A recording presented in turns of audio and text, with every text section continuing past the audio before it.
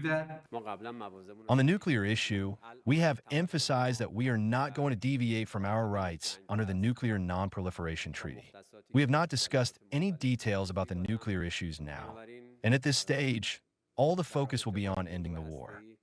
Many here have lost hope in diplomacy. Some believe that a military confrontation is becoming increasingly inevitable, raising concerns among ordinary people about what comes next.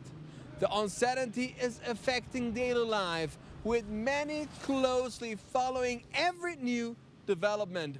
However, Iranian officials insist they are fully prepared for any scenario and will respond decisively if needed. Seper Sotomi, CGTN, Tehran. The UN has urged Israel not to harm activists on board the Global Summit flotilla after Israeli forces intercepted dozens of Gaza-bound aid boats in eastern Mediterranean. UN Deputy Spokesperson Fahad Haq said the situation should be handled peacefully. Flotilla organizers say Israeli forces have intercepted 41 vessels, where the remaining ships are continuing towards the Gaza Strip. The group says 426 people are participating in the 54-boat mission. Earlier on Monday, Israel's foreign ministry said it would not allow any breach of lawful naval blockade on Gaza. Ships from flotilla set sail for the third time from southern Turkey on Thursday. Earlier attempts to deliver aid to Gaza were intercepted by Israel in international waters. And now let's recap the headlines. Russian President Putin hails the close strategic ties with China ahead of his state visit to the country. WHO sends a team of experts to the DRC, where the Ebola virus has killed 118 people. U.S. President Donald Trump says he is postponing a planned attack on Iran, citing a request from regional leaders amid diplomatic efforts. China presented the Outstanding Diplomatic Medal to 8 current and former foreign ambassadors in Beijing to recognize their outstanding contributions for the promotion of friendship and cooperation with China. CGTN's Yu Yang has more. Former Russian Ambassador Andrei Denisov, current Pakistani Ambassador Khali Hashmi, and current Saudi Ambassador Abdullah Al-Harbi are among the first to be awarded China's Outstanding Diplomat Medal. Chinese Foreign Minister Wang Yi said these outstanding diplomats are old friends of China who know and understand China and who have dedicated themselves to the construction and development of China's relationships with their own countries. Well, I feel proud. I'm very proud. I'm very glad, and I hope that it is the recognition of the merit of not my own efforts, very modest, but of all my staff, of all my team, of all Russian diplomats, both here in China and in Moscow and all over the world. I think it's a great day for Pakistan-China friendship also, so I dedicate this award to the people of China and people of Pakistan, and ultimately what we do as diplomats and what I do as a diplomat along with my team. Another recipient, former Cambodia Ambassador Kak Kemli Sisoda, said Cambodia and China share a long-standing friendship. She reaffirmed her country's commitment in jointly working to build a Cambodia-China community with a shared future. And Saudi Ambassador Abdullah Al-Harbi noted that both Saudi Arabia and China are playing leading roles in international affairs, as he believes bilateral relations have entered a historic golden era. China has become one of the most good partner of Latin America, not only in Colombia, but the whole Latin America. And also, I think in the future, it will be better and stronger. 10 years having discovered every single corner of China, all the municipalities, all the regions, all the provinces. It's a great honor. I have learned a lot with you. I keep the Chinese people in my heart. This is the first time for China to award such a kind of medal to foreign diplomats. And Chinese Foreign Minister Wang Yi earlier said the aim is to promote friendship, cooperation, and people-to-people exchanges with the partner countries. Yu Yang, CGTN, Beijing. As China celebrates its 16th Tourism Day, the country's travel industry is rolling out the red carpet to welcome tourists from China and overseas. In Guangdong province, local governments issued 10 measures, including travel-friendly city, culture corridor, and infrastructure upgrade to promote the sector's high-quality development. Local industrial associations and representatives gather in the provincial capital, Guangzhou, reaffirming their commitment to traveler-centered services. In Nanjing, in eastern China's Jiangsu province, the city took the day to launch a variety of new itineraries to inject sustained momentum into the local tourism industry. Northern China's Shanxi province is offering discounted scenic site tickets or free entrance to tourists on Tuesday. Chinese independent film Dear You has become a sensation this season, driving culture tourism wave in southern China. Gao Yiming has more. 我已經有40年冇兩票。你一講就掂叫我係推車時。好，來咯！阿公，你最尾到底有咩個查？ A low-budget independent film has turned into an unexpected sensation in China. Dear You has captivated the hearts of audiences at Chinese cinemas, earning a rating of 9.1 out of 10 on review platform and leading daily box office charts for 9 days straight. The film was produced with a budget of just $1.5 million, but grossed $83 million domestically since its release on May the 3rd. It tells a touching story of a young man's journey from Chaoshan to Thailand to look for his grandfather, when he discovered a heartwarming secret of remittance letters sent to his grandmother. Filmed entirely in the southern Chinese dialect of Teochew, the family drama has struck an emotional chord with viewers and sparked a tourism wave in the region. After watching this movie, I truly feel that as Chaoshan people always have a spirit of forging ahead, deep nostalgia for our hometown, and a perseverance to strive and struggle far away from home. I also dressed up as a grandmother to visit the movie shooting location in person, experiencing what it's like to live in as an elderly person in this ancient mansion. I came here with my mom since she really wanted to pay a visit. So I brought her along, took photos for her, and helped her check in, acting as her personal photographer. The film's success has been fueled in part by its connection to the broader history of the 19th century Nanyang or South Seas migration, when millions of people from southern China went overseas in search of a better life. A local museum in Shantou, Guangdong, has embraced a wave of visitors following the film's success. It is the first museum in China dedicated to Qiaopi culture, which refers to the remittance letters sent by overseas Chinese to their families back home, often combining money transfers with heartfelt messages. Since the release of the film Dear You, the number of visitors coming to our museum has risen sharply. Every overseas remittance letter tells a story of overseas Chinese. These letters form a unique emotional bond connecting overseas Chinese and their families back home. They also embody the timeless virtues of overseas compatriots in those days: integrity, perseverance, enterprising spirit, and deep devotion to their hometown, which still touch people deeply to this day. The film mainly focuses on family affection, yet I've found some remittance letters donated to the nation. When the country was in trouble, overseas Chinese merchants sent funds via these letters to support national and hometown construction. This is a profound spiritual insight far beyond what the movie conveys. Across Chaoshan, travelers are following in the footsteps of Dear You. From historic streets to ancestral estates, the film's shooting locations are drawing growing crowds of visitors. Many visitors are also eager to try local cuisines. Chaoshan beef hot pot, clay pot porridge, and steamed rice rolls are adding flavors to their journeys. Cities including Shantou, Chaozhou, and Jieyang have launched themed travel routes inspired by the film, linking shooting locations with historical landmarks, food streets, and intangible cultural heritage sites. Many see the tourism and consumption waves triggered by Dear You's success as a vivid reflection of a wider shift in China's consumer market, as young people become increasingly interested in exploring and celebrating local cultures and traditions. 高一鸣 CGTN.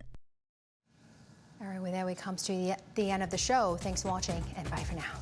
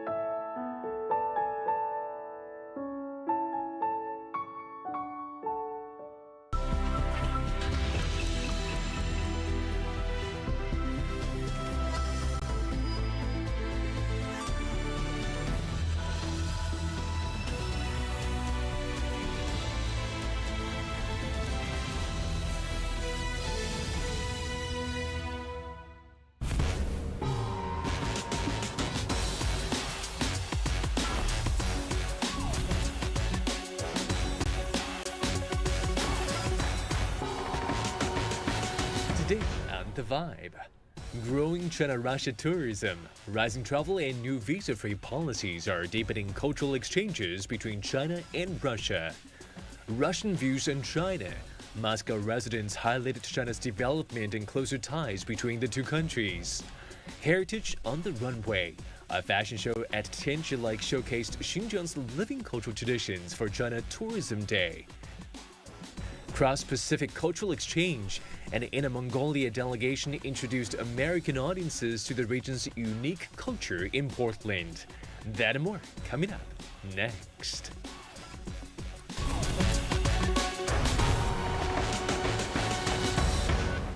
Hey guys, welcome to The Vibe on CGTN. I'm Julian Wagon in Beijing. Thank you for joining us. Here on The Vibe, we feature the latest trends in arts and culture every day, Monday through Friday. From a decades-old Russian restaurant that has never lost its appeal in Beijing to a booming two-way travel market, millions of border crossings between China and Russia each year bear witness to a profound curiosity in each other's culture. And a new mutual visa-free policy since 2025 has instilled fresh dynamism into this bilateral tourism. Take a look. The grand Russian-style interiors, the authentic recipes, and the live Russian performances on stage. For more than 7 decades, this Russian restaurant's enduring popularity in Beijing has been one clear sign of a Chinese interest in Russian culture. We came here full of curiosity. We ordered the Moscow roasted sea bass and milk and the classic capital salad. We'll definitely come again. That same cultural curiosity is now taking Chinese travelers thousands of kilometers away. In 2025, China and Russia moved to mutual visa-free entry, giving a decades-old desire for cross-cultural travel a powerful new momentum. According to the Association of Tour Operators of Russia, over 150,000 Chinese tourists visited Russia in the first quarter of 2026, up more than 44% year-on-year.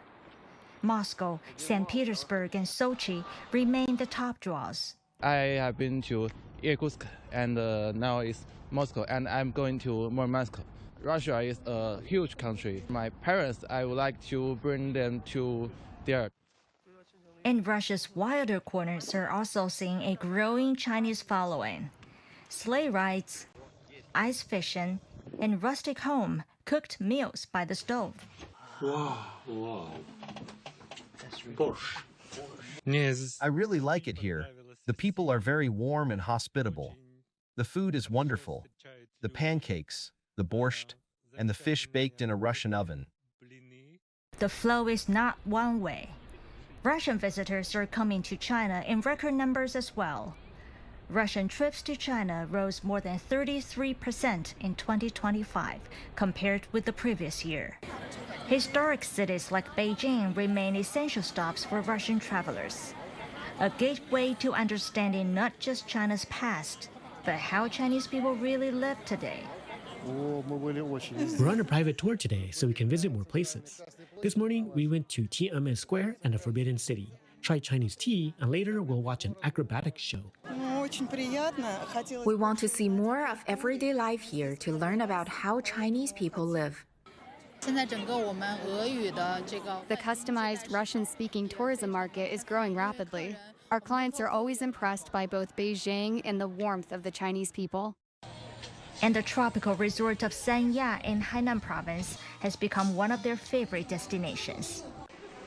Direct flights from Russia cities to Sanya have multiplied, and the welcome doesn't stop at the airport. Russian signs are now found across the city, from bus stops and beaches to hotel lobbies and restaurant menus, alongside a 24-hour Russian language hotline ready to help. We went to Sanya on Hainan Island, a beautiful place with excellent ecology, clean sea, and warm climate. My children really liked it, and so did I. We really want to go back there again. From Sanya's beaches to Moscow's Red Square, the journey is now easier than ever.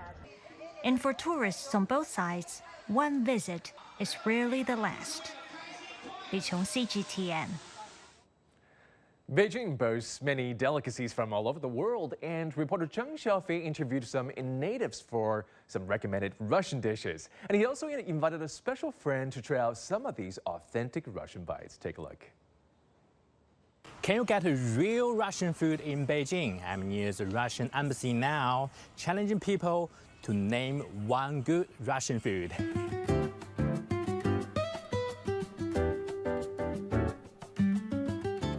My favorite Russian dish is borscht. It's kind of soup with red beet, and it's quite special, and it has a lot of ingredients inside. So if you want to try the Russian food and Russian dish, you must have it. I would say it's селедка под шубой. It's the mackerel mackerel and beetroot, like beetroot salad. I recommend everyone to try Russian blini. How you know, this is very famous traditional kind of cuisine in Russia, and not so far for the end of our winter season. We celebrate it and call it as Maslenitsa. This place has 5 stars on China's top review site. Let's go check it out.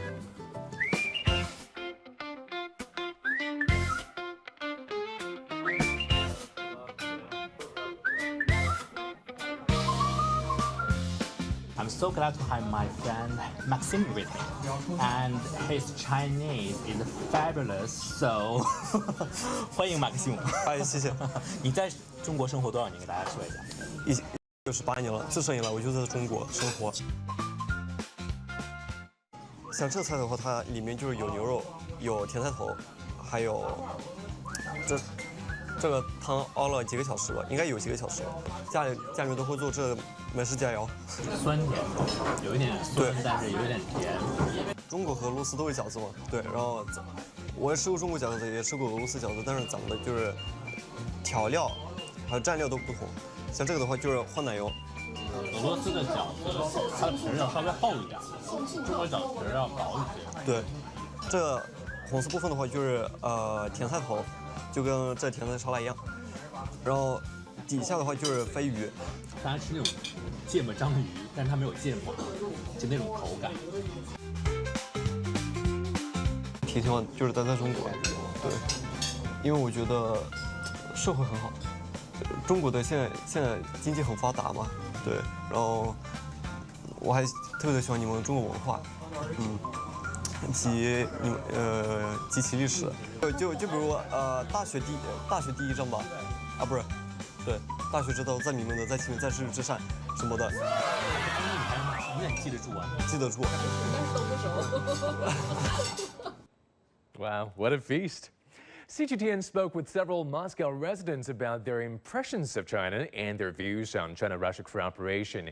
Interviewees highlighted China's long history and rapid development, while also pointing to the growing presence of Chinese brands in Russia and the increasingly close people-to-people exchanges between the two countries. Take a look. Китай шикарная, древнейшая цивилизация.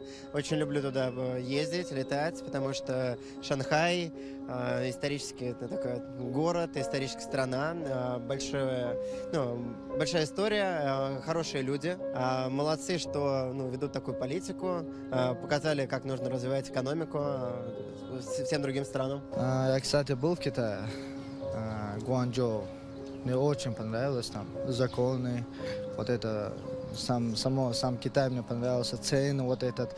Китай — это богатая страна с богатой культурой и с богатыми технологиями, так скажем. Она очень быстро развивается в плане энергетики, промышленности, образований. Я считаю, что это очень хороший партнер для России в целом. Хорошее впечатление, красивая культура, менталитет и приятные доброжелательные люди.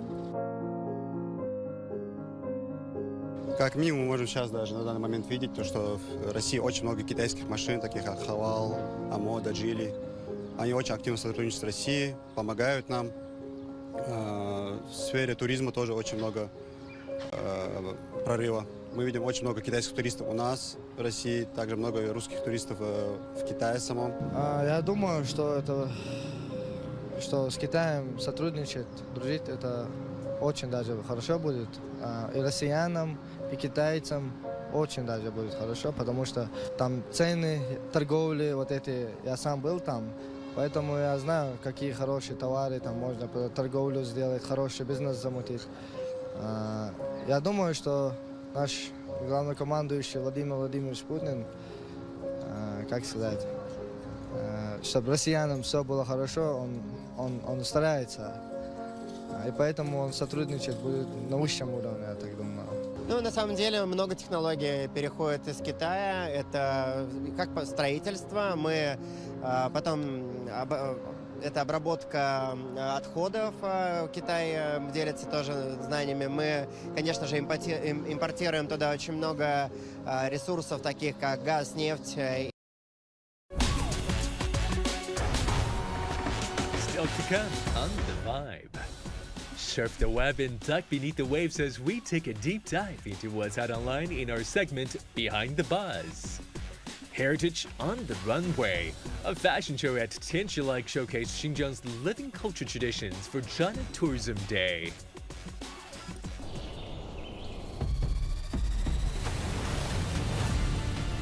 A vast land of 1.4 billion people. The world's second largest economy. Home to stories of the unexpected, the unimaginable, the breathtaking. Stories that touch the soul. Feel the speed, the passion.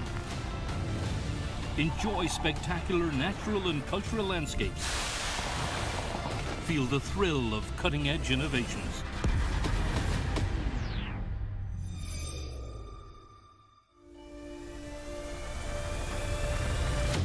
Discovering China, Global Biz, China Travel. We present to China never seen before. 24/7 at your fingertips, starting on November 6th, 2025.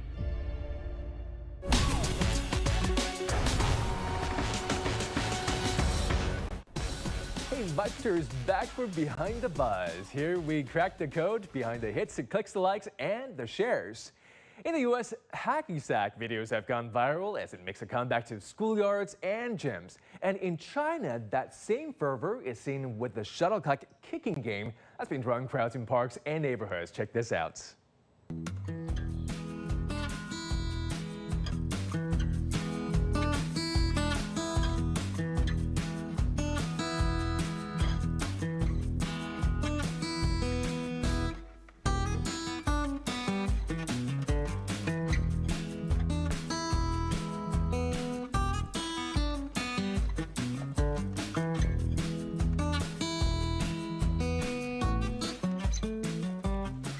I never knew that dancing could be such a whole-body workout. It's like feet ping pong meets gymnastics meets a duet dance. Speaking of dance, let's check out this underwater dance that's been making a splash online.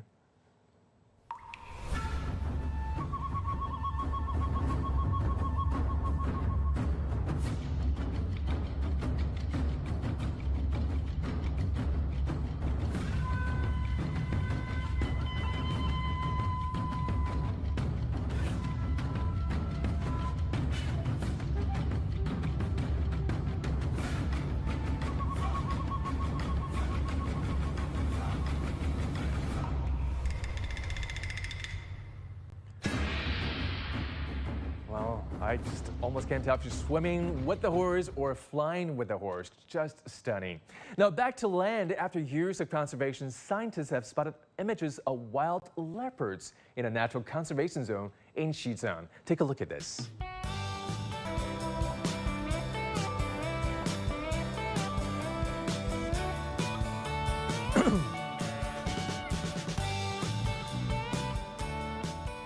A reminder that we're just one of the myriad species that share this truly wonderful planet. We'll be back with more Vibe News after the short break. Still to come on The Vibe. Heritage on the Runway, a fashion show at Tianqilai showcased Xinjiang's living culture traditions for China Tourism Day.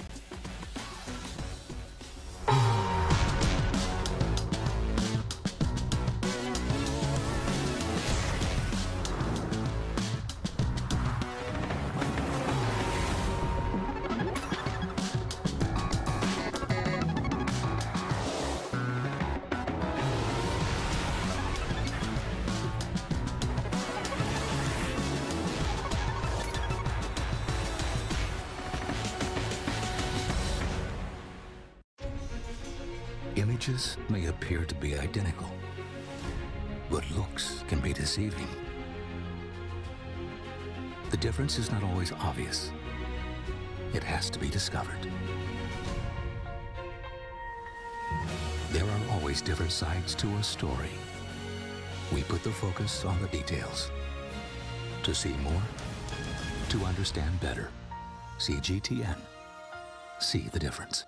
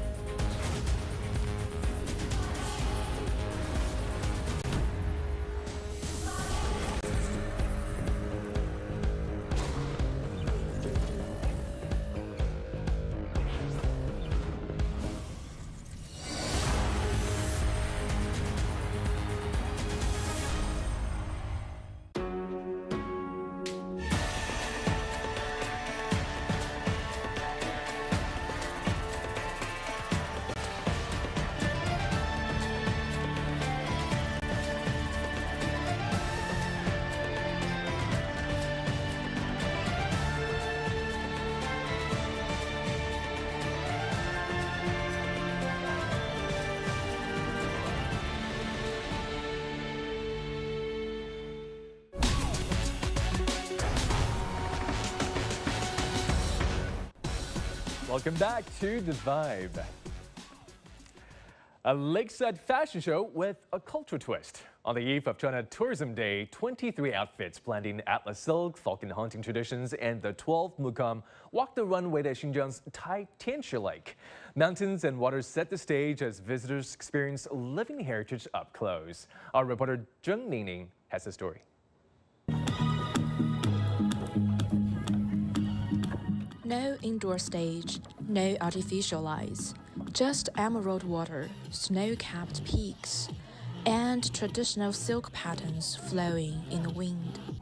23 sets of new style costumes, blending Atlas silk, falcon motifs, and the 12 mukam, graced a runway by Xinjiang's Tianchi Lake. The message is clear: heritage is alive, and it can be fashionable. We came all the way to Xinjiang. Seeing this fashion show by the lake, just stunning. The models, the people, the vibe, it is truly wonderful. This is our first time walking in such a breathtaking natural setting. With the mountain, the lake as our stage, we want more visitors to feel the unique charm of our cultural heritage. And the experience goes beyond the runway. Visitors try their hand at traditional crafts, velvet flower making, pot throwing games, and cultural stamp collecting. From sightseeing to hands-on fun, culture is no longer just shown, it is shared. This year's China Tourism Day event brings these traditional costumes out of the exhibition hall and into nature. Local culture becomes something people can see, touch, and share with others. Breathtaking views, living traditions, and a tourism model that is turning quick visits into lasting memories.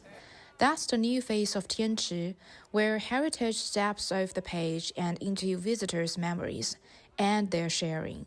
Zheng Ningning, CGTN, Xinjiang. Gorgeous landscape. Recently, a cultural delegation from Inner Mongolia brought a cross-Pacific cultural exchange event to Portland, Oregon, allowing American audiences to experience the cultural charm of Inner Mongolia up close. Check it out. The Inner Mongolia Cultural Delegation brought artistic performances, cultural and creative products, and calligraphy demonstrations to local universities, landmark gardens, and residential communities in Portland. We feel very honored. Their performance was truly wonderful. If there is an opportunity, we would also like our students to go to China and Inner Mongolia to study, visit, and engage in cultural exchanges so that students can truly understand Chinese culture. Following the performance, with guidance from the dancers, many students attempted to mimic the distinctive shoulder-shaking motion of Mongolian dance.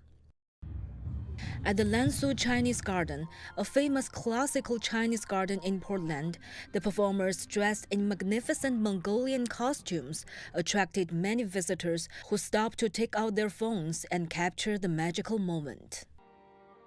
The charm of culture lies in its spread. On this trip, we brought fine traditional Chinese culture to beautiful Portland and received a warm welcome from the audience.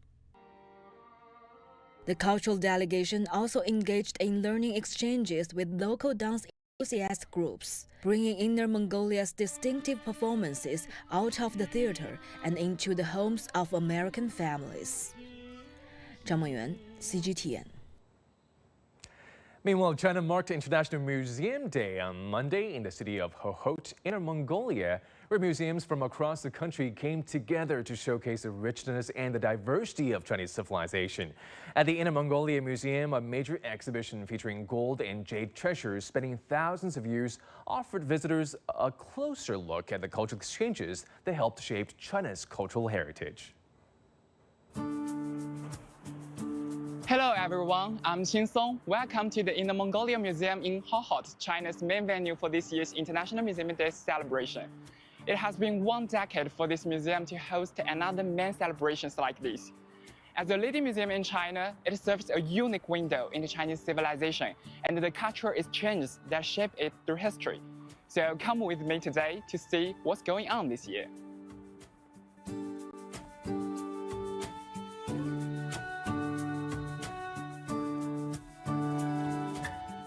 I'm right now inside one of the main exhibitions this year, Gold and Jade Brilliance, Diverse and Splendid China. In ancient China, gold symbolized the power and prestige, while jade stood for virtue and belief. Together, they reflect the richness of Chinese civilization. And these exhibitions brings more than 300 precious cultural relics from 58 museums and institutions. The timeline spans more than 9,000 years. We begin in the prehistoric era. At that time, jade was not only decoration, but also a symbol of status and power. Here we can see a jade human figure and the famous C-shaped jade dragon from Hongshan culture, often called the first dragon of China. They reveal early Chinese beliefs surrounding dragon and jade. Moving into Bronze Age, gold and jade craftsmanship became more sophisticated.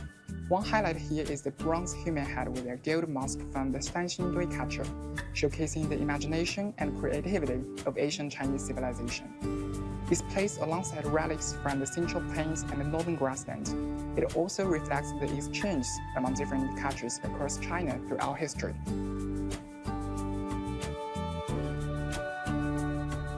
Further inside, visitors can see delicate gold ornaments, gold inlaid jade works, and elegant phoenix crowns that demonstrate the refinement of the traditional Chinese craftsmanship.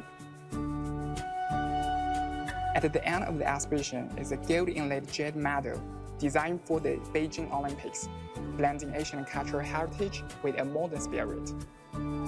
Through these gold and jade treasures, visitors can have a glimpse into the depth of Chinese civilization and the openness and inclusiveness that continue to shape it today, which is also the heart of this year's International Museum Day celebration. 20 years ago, Wenzhou King University was founded at a signing ceremony in the United States. Today, it stands as a living bridge between the two nations, where young Americans and Chinese meet, learn, and grow together. On May the 7th, as Wenzhou King University, or WKU, marked the 28th anniversary of its founding agreement, a special immersive performance of the Yuezhi opera Phoenix Crown was staged on campus. More than 200 Chinese and international students experienced the grace and beauty of traditional Chinese opera. For American exchange students, it was a window into a rich and ancient culture. Chinese culture was an amazing thing to learn about, and I think a lot of people would actually enjoy watching this. WKU has long used culture as a bridge. Thanks to the initiative to invite 50,000 young Americans to China, the university has welcomed more than 500 U.S. exchange students in just over 2 years. We design many programs, short-term exchanges, project-based experiences, and innovation activities to attract more young Americans to China. Through their eyes and lens, they can share China's changes with the world and present a multi-dimensional, comprehensive, and authentic China. Twin sisters Amira and Ashley Caballero are on their second exchange at WKU. Oh my God. It was better than the TikTok. I was like, the TikTok didn't even do it justice, even though it had like these like edits on it. But in person, it's so much bigger, and like the fact that it's on a mountain, but there's also like a bunch of skyscrapers and so many lights and lots of people. Wenzhou King University is now the largest China-U.S. cooperative university in terms of campus and academic programs. It hosts more than 5,000 students and over 300 faculty members from 46 countries. 张梦圆 CGTN. The China Pavilion is proving to be one of the most popular exhibitions at this year's Venice Art Biennale. Blending ancient artistic traditions with cutting-edge technology, the artworks explore cultural identity in the digital age. Hermione Kitson reports. The China Pavilion at the 61st Venice Art Biennale transports visitors into another world. Curated by the China Academy of Art and its president, Yu Shuhong, the exhibition is an immersive experience exploring both traditional art forms and creativity in the digital age. The title Dreamstream comes from a very famous book in China by Shen Kuo of the Northern Song dynasty. It reflects on the humanities, arts, science and technology. The 10 featured works examine how cultural heritage can be renewed through innovation. This calligraphy work is 4.6 meters high and 16 meters long, and it is created by a very famous calligrapher in China called Wang Dongling. And this robot, also created by the China Academy of Art, can reproduce Wang Dongling's writing. Also challenging conventional definitions of art is this video game created by a group of CAA graduates. This work, called Black Myth Wukong, is actually a video game designed by Game Science, and the concept design is rooted in Chinese mythology. Meanwhile, renowned contemporary artist Yang Fudong presents a 20-panel piece that pays tribute to the literary traditions of the Song dynasty through contemporary techniques. Chinese artists are also on display beyond the pavilion. One example is Wallace Chan's Jewel City exhibition, Vessels of Other Worlds, which explores the cycle of life. And what we are seeing here is the live screening from Shanghai. So we see them, they see us. China always played an important role in the Biennale, like all the other national pavilions. Now we have a direct Venice-Shanghai flight, and within the next year also Venice-Beijing. So Venice remains an important reference point for the East. A bridge between East and West where art becomes cultural dialogue. Hermione Kitson, CGTN, Venice. And with that, we wrap up this edition of The Vibe. Before we go, I'll leave you with highlights from the 6th Typhoon Jazz Festival held in early May. I'm Julian Walken in Beijing. Thank you for joining us, and stay tuned for more CGTN news coming up next.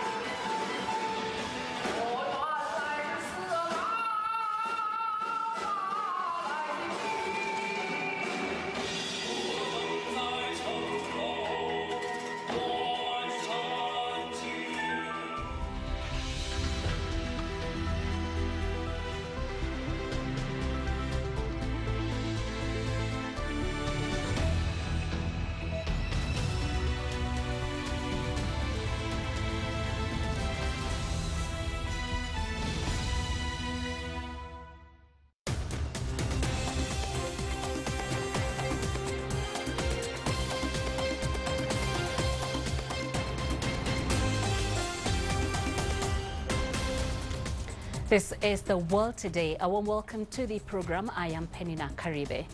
Russian President Vladimir Putin will pay a state visit to China from Tuesday to Wednesday at the invitation of Chinese President Xi Jinping. Putin's upcoming visit will be his 25th to China. Our reporter Wang Mengjie has more from Beijing. During the visit, Chinese President Xi Jinping and President Putin will exchange views on bilateral ties, cooperation in various fields, as well as international and regional issues of common interests. For more details, let's take a listen.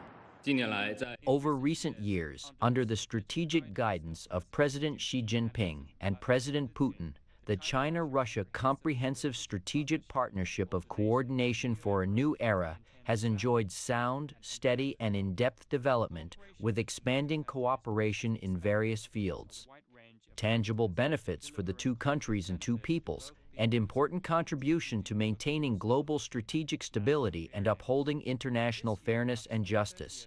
This year marks the 30th anniversary of the establishment of China-Russia Strategic Partnership of Coordination, the 25th anniversary of the signing of the China-Russia Treaty of Good Neighborliness and Friendly Cooperation, and the year to kick-start events of the China-Russia Years of Education.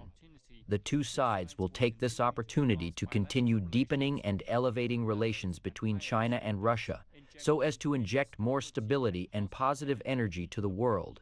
Bilateral trade accounted for about $228 billion in 2025. And the ongoing China-Russia Expo, which is held in northeast China's Heilongjiang province, is another example that witnesses bilateral trade and economic cooperation. Meanwhile, mutual visa-free policies has also boosted bilateral exchanges.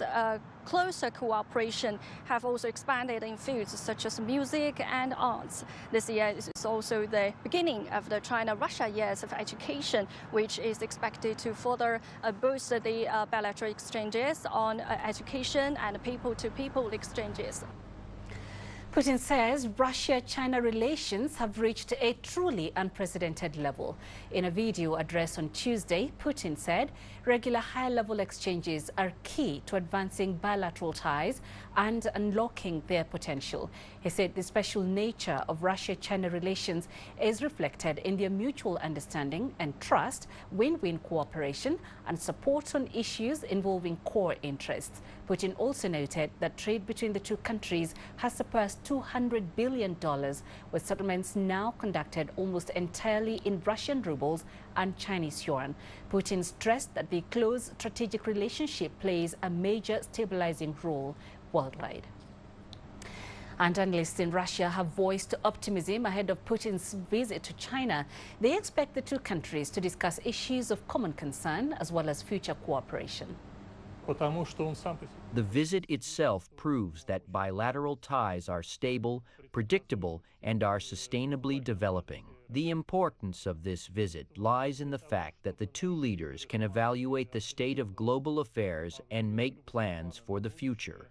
Overall, China's series of global initiatives are becoming increasingly attractive. Most importantly, they provide an appealing roadmap with great clarity.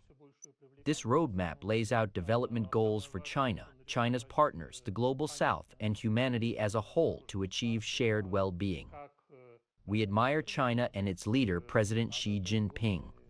President Xi took the first step forward to advance this development, bringing Global South countries to the table to concentrate on current problems and come up with solutions.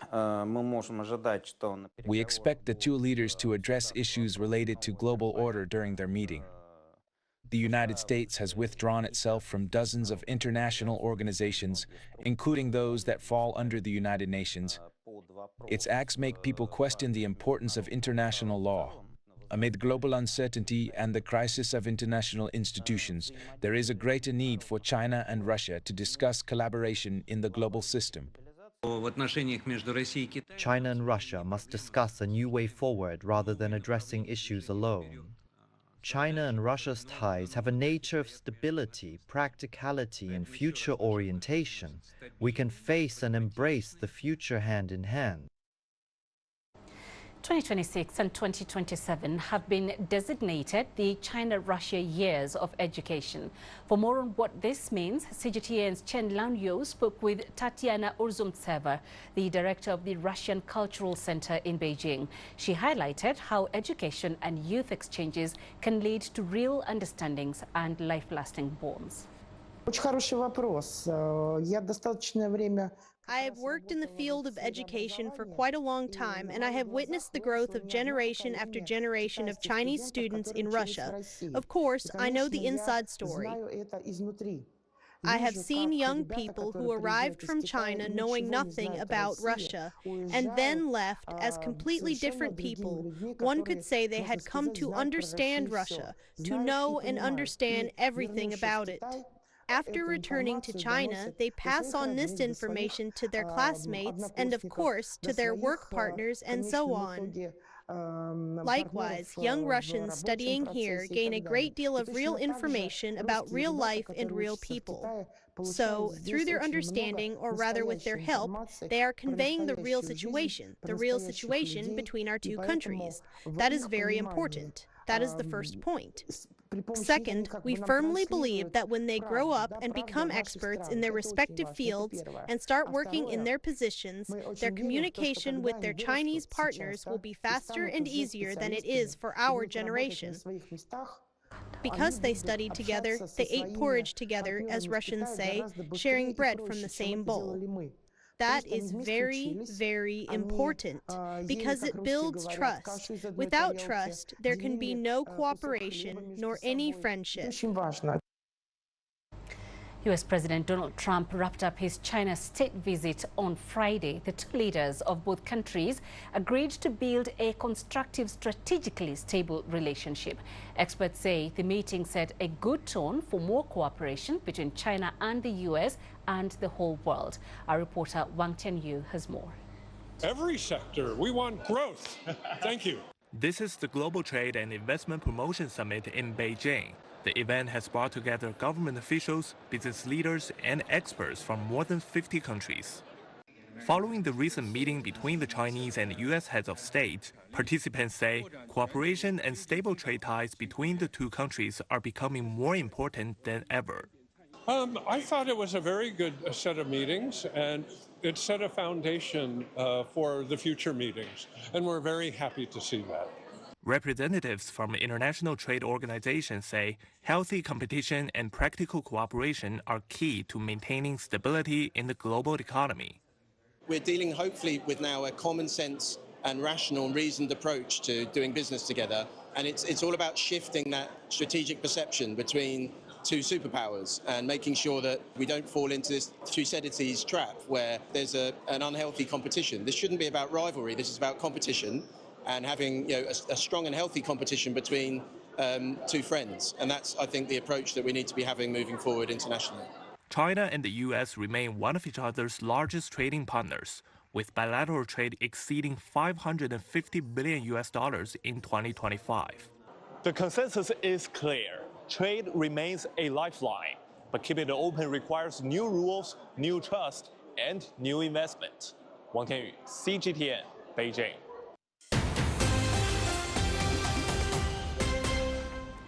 The 79th World Health Assembly has rejected a proposal on Taiwan's participation as an observer. It's the 10th consecutive year that the WHO has rejected such a proposal. China's permanent representative and ambassador to the United Nations office at Geneva says the issue must be handled in accordance with the One China principle. Jia Guide also rejected claims of a gap in the international epidemic prevention system. He says the proposal severely violates the basic norms of international relations based on the UN Charter, adding that such acts are doomed to fail. The Chinese Foreign Ministry says Taiwan has no basis, reason or right to participate in the World Health Assembly unless approved by the central government. It says the political foundation for Taiwan to participate in the WHO no longer exists due to the Democratic Progressive Party's persistent separatist stance. It adds that Beijing's decision to reject Taiwan's participation has gained wide support and understanding from the international community. The Taiwan Affairs Office of the State Council says the DPP's attempts to seek a breakthrough on Taiwan's participation in the WHO through underhanded maneuvers are doomed to fail. It says under the framework of the international health regulations, Taiwan can promptly access and report on health emergencies to the World Health Organization. The ministry noted that the Chinese mainland and Taiwan have an unimpeded information sharing mechanism for infectious disease outbreaks. The authority of General Assembly Resolution 2758 is beyond any doubt. After the 10th rejection in 10 years, the Democratic Progressive Party authority's separatist stance of Taiwan independence is doomed to fail. This political farce of seeking independence and provocation should cease now. China will ultimately achieve national reunification, and Taiwan is destined to return to the embrace of the motherland. Trump has said he is postponing a planned attack on Iran as diplomatic efforts continue. He says serious negotiations are taking place after Middle East leaders urged him to delay military action. Walter Morris reports from Washington. Donald Trump says serious negotiations are taking place, and he's holding off on attacking Iran while those diplomatic efforts play out. Trump said in a social media post that he had scheduled a large-scale assault for Tuesday, and that warning comes a day after he issued an ultimatum saying Iran better move fast to make a deal soon or there won't be anything left. Over the weekend, the U.S. and Iran failed to move forward in negotiations after both countries rejected the other's offer to resume talks. Monday, Iran submitted a new peace proposal to the White House through mediators in Pakistan. And according to Reuters, the latest proposal has very similar terms to the plan Trump rejected last week. Iran is reportedly focused on permanently ending the war and reopening the Strait of Hormuz. The more controversial issues related to Iran's nuclear program and enriched uranium would be addressed in a later round of negotiations. Iranian officials are also looking for compensation for war damages and guarantees against future strikes. For weeks, the White House has demanded Tehran dismantle its nuclear program and allow free shipping through the Strait of Hormuz. About 20% of the world's oil and liquefied natural gas travel through the waterway. The strait has effectively been shut down since the war began in February, leading to a global energy crisis. Here in the U.S., the Trump administration is facing growing pressure over rising gas prices. Experts say the national average could climb to $5 a gallon in the coming weeks. The average for crude oil is forecast to hit $130 a barrel in the next quarter, and it could reach $150. Trump has taken steps to address the rising prices by easing sanctions on Russia and Venezuela, but energy analysts say reopening the Strait of Hormuz is the only way to address the crisis. And new polling shows Trump's approval rating has hit a new second-term low of 37%. According to the latest New York Times Siena poll, 60% of Americans do not approve of Trump's job as president, and more than two-thirds disapprove of the way he's handled the economy and the decision to go to war. On Monday, Trump wrote on social media that the U.S. is ready to carry out a large-scale attack at a moment's notice if they can't strike a deal with Iran. Walter Moore, CGTN, Washington. And that's it for this edition of The World Today. I'll be back shortly with more news from around the continent and Africa Live. I'll see you shortly. Thanks for watching.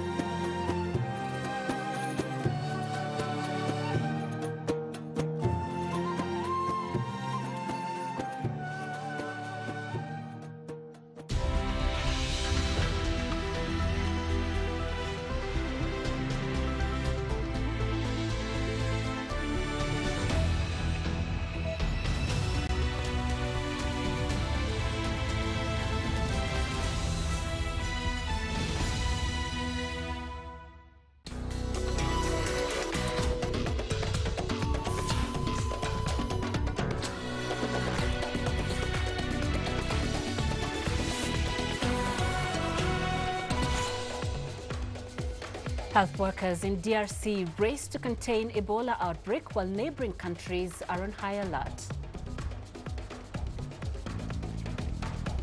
Kenya's nationwide fuel strike suspended after bringing businesses and transport to a halt.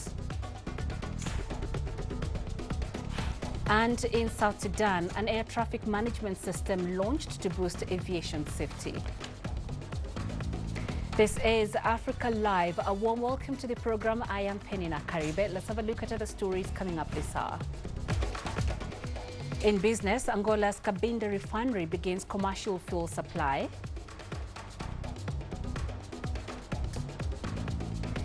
And in sports, the draw for the 2027 Africa Cup of Nations to be conducted today in Cairo. We begin in the Eastern Democratic Republic of Congo, where health workers are racing to contain an Ebola outbreak. Local officials say at least 131 deaths and more than 513 suspected cases have been reported. The suspected cases cover a wider area than the 9 health zones initially reported in Ituri province. The Congo Health Cluster said on Monday that 8 cases were confirmed by laboratory testing. Another case was confirmed in neighboring North Kivu province's capital, Goma, according to the M23 rebels who control the city.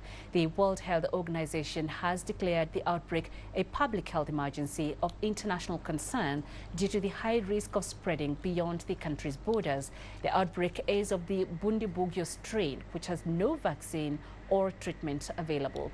2 cases were confirmed in Ugandan capital Kampala, with 1 death reported, according to the U.S. Centers for Disease Control and Prevention. Meanwhile, 2 cargo planes chartered by UN health and food agencies have landed in Bunia in Ituri with 10 tons of emergency medical supplies and nutritional aid. So we're sending 4 tons of cargo here, and we're going to keep sending. We just had 1 shipment delivered this morning from Kinshasa to Bunia, which is the closest airport to the epicenter. And we'll be sending supplies from different regional warehouses and national stockpiles that had been established in preparation for events like this. What makes this extremely critical is that this is mostly personal protective equipment, which helps us in making sure that this infection does not spread, especially with the frontline health workers. Meanwhile, DRC's neighbors have heightened their alert levels following the Ebola outbreak. Uganda has closed the Isha and Cheshire border posts in a bid to contain the spread. The country has confirmed 2 cases in the capital, Kampala. 1 person has died and another remains in isolation, both Congolese nationals who had recently traveled from eastern DRC. Isabel Nakiria reports. Uganda has stepped up surveillance and tightened border screening to prevent further spread of the virus. The government has also cancelled this year's Martyrs' Day celebrations, the country's biggest annual religious gathering that attracts millions of pilgrims from across Africa.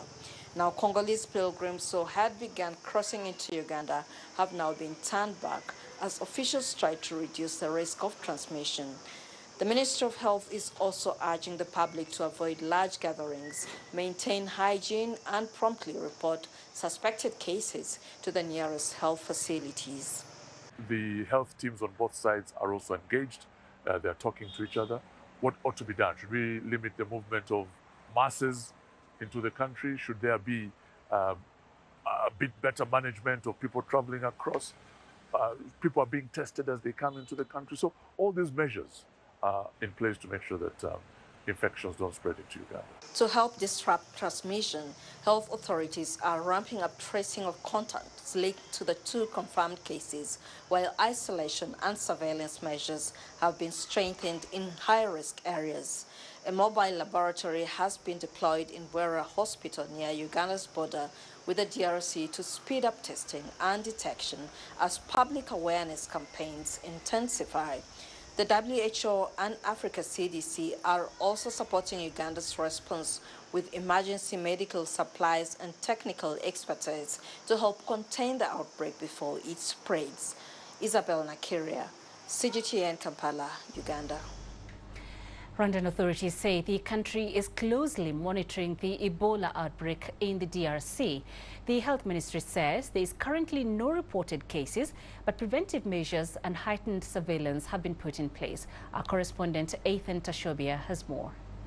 Rwanda's health ministry says surveillance and screening measures have been reinforced at the border entry points following reports of an Ebola outbreak in Eastern Democratic Republic of Congo.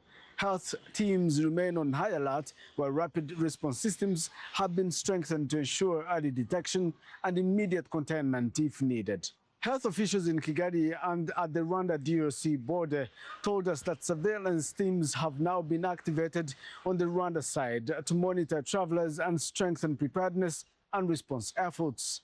Authorities say monitoring has also been intensified along major crossing points due to continuous movements between Rwanda and Eastern DRC.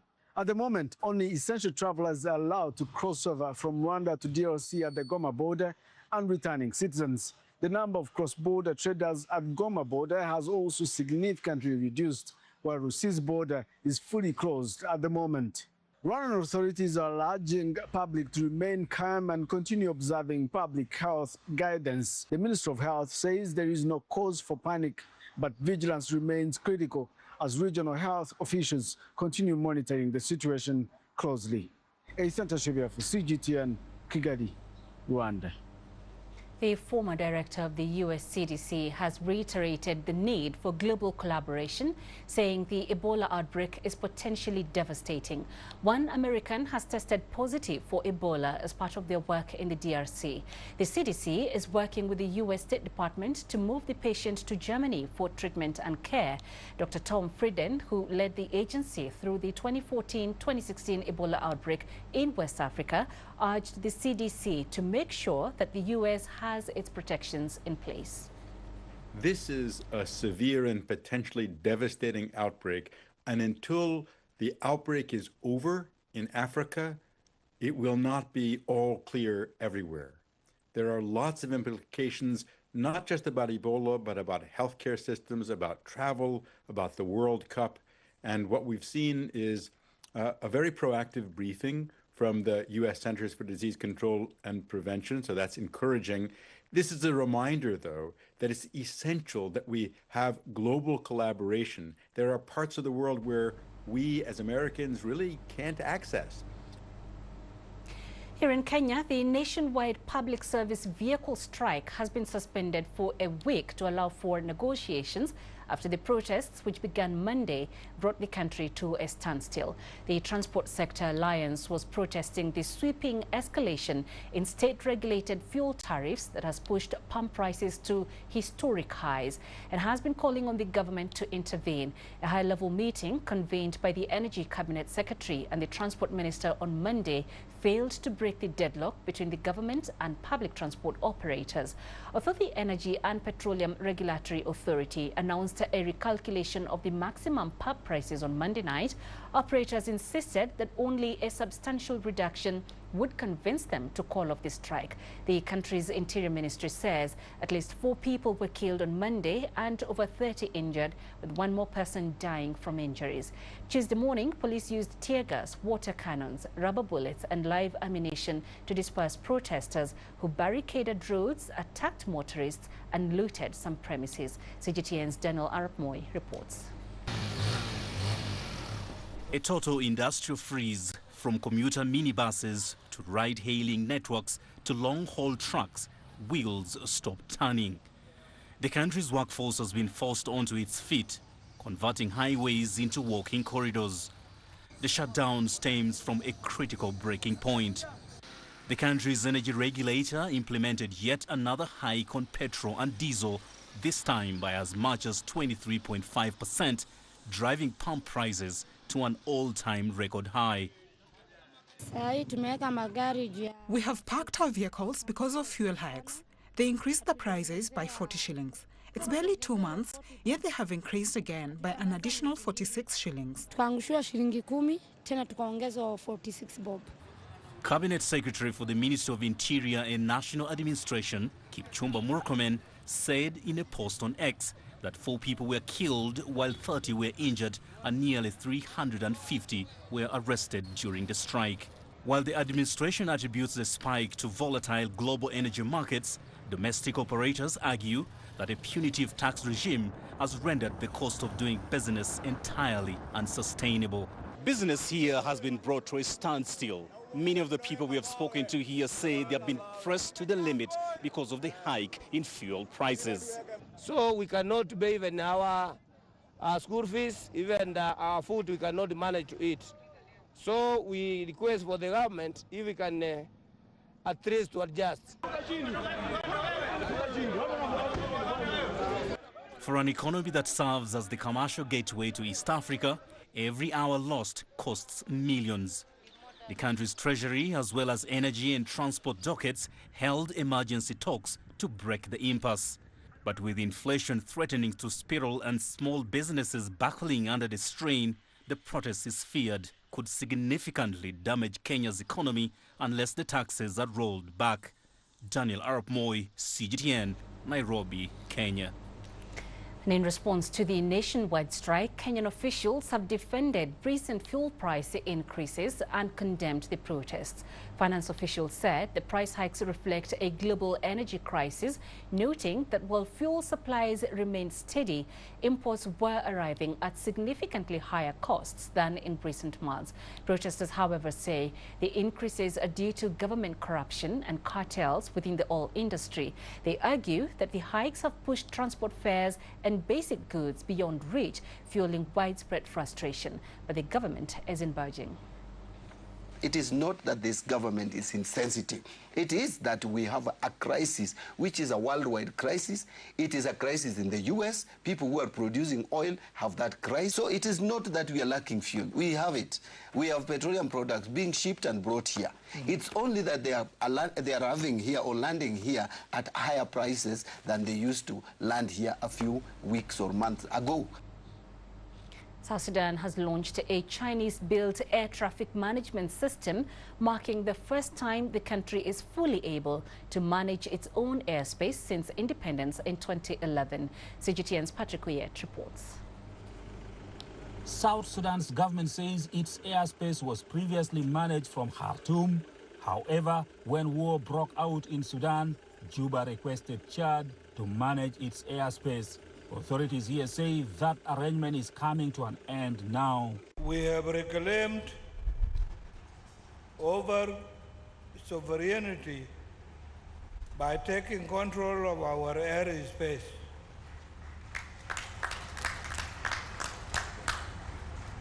From today onwards, our airspace is in our hands. The facility was built by China Harbour Engineering Company. The project was financed with a concessional loan of $200 million from China. The management system covers both upper and lower airspace above 6,000. The new system is equipped with advanced radar technology, automated flight data processing, and upgraded communication networks. Looking ahead, we expect to take this project as a new starting point, work with South Sudanese partners to continuously expand and deepen practical cooperation in various fields such as energy and mineral development, agricultural production, infrastructure, capacity building, technology transfer, and jointly write a new chapter of win-win cooperation between China and South Sudan. Due to the changes, airlines are now being advised to coordinate schedule updates directly with the South Sudan Civil Aviation Authority. Patrick Oyet, CGTN, Juba, South Sudan. Let's revisit our top story. Ebola outbreak in the DRC, and local officials say at least 131 deaths and more than 513 suspected cases have been reported. Chris Ochamringa is in Kinshasa with the latest. Chris, what is the Congolese government saying about ongoing intervention efforts in the affected areas?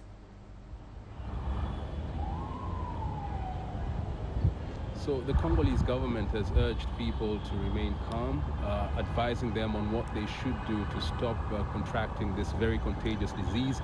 They have been advising people to keep a distance from anyone who has symptoms of Ebola, which is fever, headache, vomiting, diarrhea. They've also been telling people to report any cases to health authorities so that they can be given the treatment very fast. And they're also working very closely with the World Health Organization and other global partners. We have been told that 5 metric tons of medical supplies are being sent to Ituri province, the hotspot of this outbreak. But authorities in the DRC are very worried about the rapid spread of the disease. Penina, like you just mentioned, more than 130 people have died in just a space of 4 days. When this outbreak was reported by the Africa Centers for Disease Control on Friday, they mentioned 65 deaths. So just within this short period, very many people have died. And health experts are saying it's likely that the number is much higher because of this very large number of people. And so they're working also closely with neighboring countries to strengthen surveillance at the borders to stop this disease from crossing to other nations. Penina? Chris, Jean-Jacques Muyembe Tamfom is one of the DRC's top experts on Ebola. What is he saying about this outbreak of the Bundibugyo strain, which has no vaccine or treatment? Well, Professor Muyembe has expressed concern about the rapid spread of this disease in northeast of the DRC. You know, he said there were problems dealing about immediately identifying the cases. That disease has broken out in northeast of the DRC, a remote area that does not have good health facilities.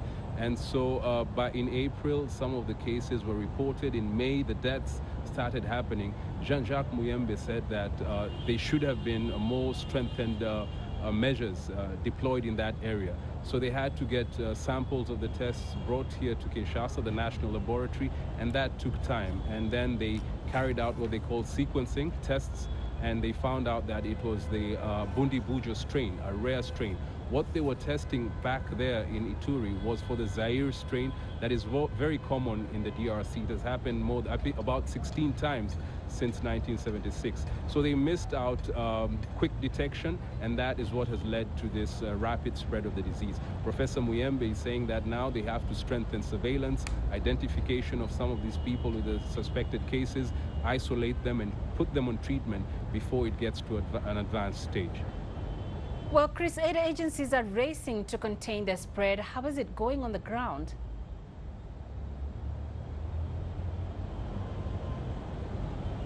Yeah, the international partners like the Africa Centers for Disease Control, World Health Organization, UNICEF, and very many others have been holding a series of meetings with Congolese authorities, and they've agreed to support them.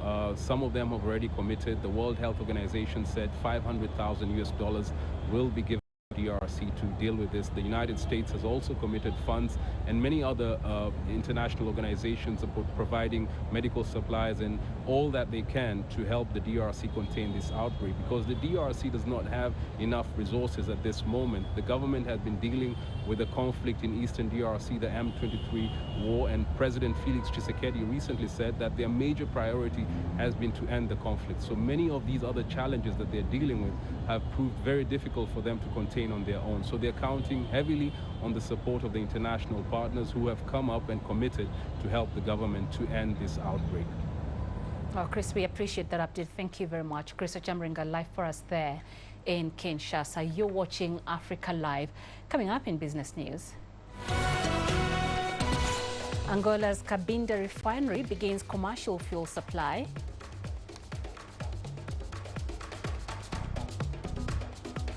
And Nigeria billionaire Aliko Dangote pitches regional partnership for an oil refinery project during a visit to Tanzania.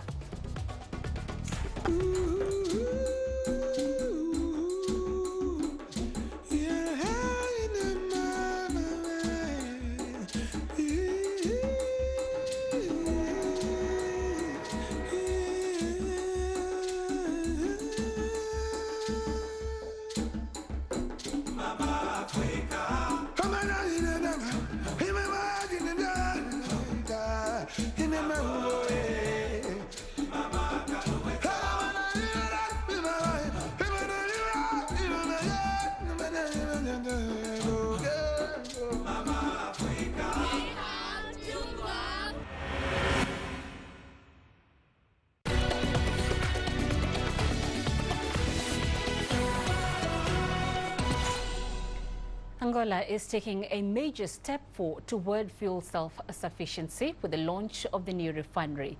The multi-million-dollar plant at Cabinda marks a significant shift for one of Africa's top crude producers. For decades, African producers exported raw crude only to import refined fuel back at a premium. It was a dependency that has cost the continent billions and left economies vulnerable to geopolitical shocks far beyond their borders. CGTN's Julie Shire reports. Angola has done something few African countries have managed in decades, built a new refinery from scratch. The $470 million Cabinda plant, 90% owned by investment firm Gemcorp Capital, is being seen as the beginning of a new era for the country's energy sector and the first real test of its refining strategy. The Cabinda refinery is a strategic asset that strengthens our energy security, creates jobs and adds value to the province more than a capital partnership. It is a demonstration that the Angolan state continues to firmly guide the destiny of our mineral resources in the service of the entire Angolan people. The wheels are already turning. The plant is supplying diesel to the domestic market while exporting heavy fuel oil and naphtha, a key petrochemical ingredient, to international buyers. Com essa inauguração, damos por concluída a primeira fase. We are starting refining operations to reach the parameters needed for commercialization. We are now in the processing test phase, which is a standard industry procedure. Testes de processamento, o que é procedimento padrão na indústria. Despite being Africa's second largest crude producer, Angola still relies heavily on imported refined fuel. Now it is betting heavily on domestic refining capacity in an effort to keep more value on the continent and break that dependency. Angola is having refinery, like for example, Dangote in Nigeria, full capacity, and is exporting to other African countries because of the crisis that has happened. And therefore, this refinery will fuel our energy needs in Africa. Africa is a market of 1.4 billion people. We need energy. The timing is significant. Escalating tensions involving Iran have disrupted fuel supply chains and driven up energy prices across the continent, making Angola's move strategically urgent and closely watched. Cabinda is only one piece of a broader refining strategy that includes the planned Lubito and Soyo refineries. Our great hope is this large Lobito refinery, which, together with the other two that we consider relatively small, the Cabinda and Soyo, will deliver the long-awaited self-sufficiency in refined petroleum products.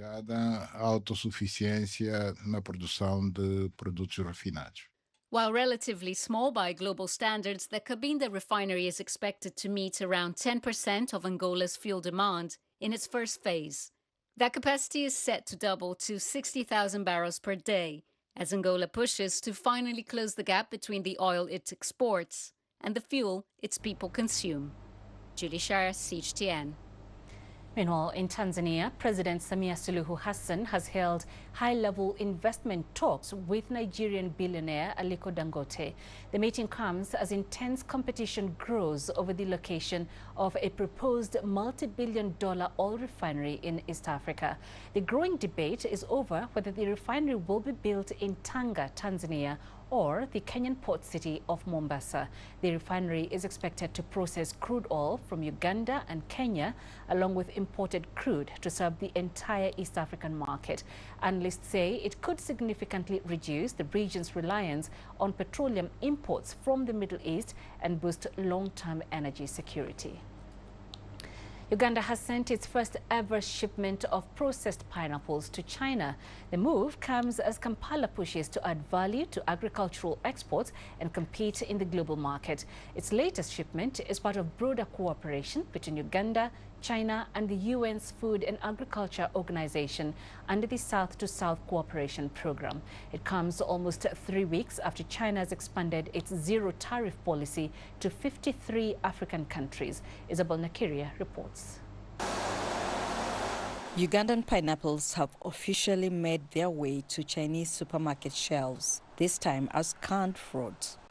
At the Deshibak Fruit Factory in Luwero District, 104 metric tons of canned pineapple were shipped to China. It says the move is creating a more reliable market for farmers while helping reduce post-harvest losses. Before 3 years, he do research here. Find here the pineapple is smooth cayenne. Smooth cayenne is the most suitable for canned pineapples. This is a good smell and good taste, and also more sweet than others, than other countries. And also, especially here, the pineapple is organic. It don't have any chemical inside. The company says it can process up to 500 tons of locally sourced pineapple a day at full capacity. It's part of Uganda's wider effort to move from exporting raw produce to higher value finished products. This processing plant is among many across the country, scaling up agriculture exports and creating jobs for hundreds of young people in the process. Demand for ready-to-eat canned fruit is growing in China, creating fresh opportunities for countries like Uganda to expand exports. For farmers like Jen Nakandi, the processing plant means fewer losses and more dependable buyers. In the past, much of the harvest went to waste when pineapples ripened at the same time and traders failed to buy enough produce. The problem with pineapple is that even if you plant some in January and another in December, it all gets ready for harvest at the same time. So when traders buy some and other local business people around here take more, much of it rots. China relies heavily on imports to meet the growing demand for processed fruit, but officials say they won't compromise on standards. The Food and Agriculture Organization says Uganda will need to scale up production and maintain international quality standards to compete in the market. This inaugural export signals that Uganda is not only producing, but is increasingly ready to compete in demanding global markets. Export readiness, however, requires more than production capacity. It depends on compliance with international standards, that is food safety and quality standards. Uganda produces roughly 8,000 tons of fresh pineapple annually, accounting for just 0.2% of the global fresh pineapple trade. Officials and development partners say investment in processing, technology and quality control will be key if the country is to earn more from agriculture and strengthen its position in global food markets. So with companies like Deshibak Fruits coming on board with their huge processing capacity, there's certainly huge potential here. Isabel Nakiria, CGTN Luwero, Uganda. Russian President Vladimir Putin is set to begin a state visit to China today as the sides look to take their relationship to a new level. One of the areas with room for growth is cultural tourism and cross-border travel. The sides have been implementing policies aimed at encouraging more people to make the trip, including a mutual visa-free policy. Take a look. The grand Russian-style interiors, the authentic recipes, and the live Russian performances on stage. For more than 7 decades, this Russian restaurant's enduring popularity in Beijing has been one clear sign of a Chinese interest in Russian culture. We came here full of curiosity. We ordered the Moscow roasted sea bass in milk and the classic capital salad. We will definitely come again. That same cultural curiosity is now taking Chinese travelers thousands of kilometers away. In 2025, China and Russia moved to mutual visa-free entry, giving a decades-old desire for cross-cultural travel a powerful new momentum. According to the Association of Tour Operators of Russia, over 150,000 Chinese tourists visited Russia in the first quarter of 2026. Up more than 44% year-on-year. Moscow, St. Petersburg, and Sochi remain the top draws. I have been to Irkutsk and now it's Moscow, and I'm going to Murmansk. Russia is a huge country. My parents, I would like to bring them to there. And Russia's wilder corners are also seeing a growing Chinese following. Sleigh rides, ice fishing, and rustic home cooked meals by the stove. Wow. That's borscht. Yes. I really like it here. The people are very warm and hospitable. The food is wonderful. The pancakes, the borscht, and the fish baked in a Russian oven. The flow is not one way. Russian visitors are coming to China in record numbers as well. Russian trips to China rose more than 33% in 2025 compared with the previous year. Historic cities like Beijing remain essential stops for Russian travelers, a gateway to understanding not just China's past, but how Chinese people really live today. We're on a private tour today, so we can visit more places. This morning, we went to Tiananmen Square and the Forbidden City, tried Chinese tea, and later we'll watch an acrobatics show. We want to see more of everyday life here to learn about how Chinese people live. The customized Russian-speaking tourism market is growing rapidly. Our clients are always impressed by both Beijing and the warmth of the Chinese people. And the tropical resort of Sanya in Hainan province has become one of their favorite destinations. Direct flights from Russian cities to Sanya have multiplied, and the welcome doesn't stop at the airport.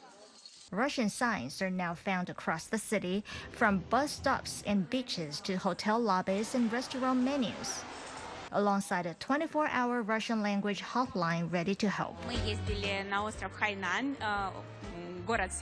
We went to Sanya on Hainan Island, a beautiful place with excellent ecology, clean sea, and warm climate. My children really liked it, and so did I. We really want to go back there again. From Sanya's beaches to Moscow's Red Square, the journey is now easier than ever. And for tourist sites, one visit is rarely the last. Li Qiong, CGTN. You're watching Africa Live. Coming up in sports.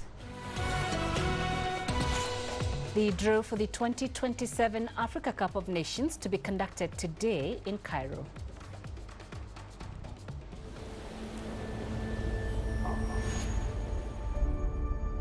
How would you create your legend? On the fields, on the tracks, in the arenas of Africa. Were you born to be a player? Could this moment be yours?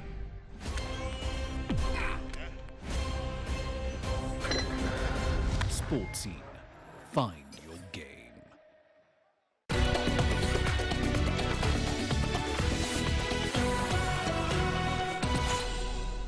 We start your sports with football and a look ahead to today's draw for next year's Africa Cup of Nations.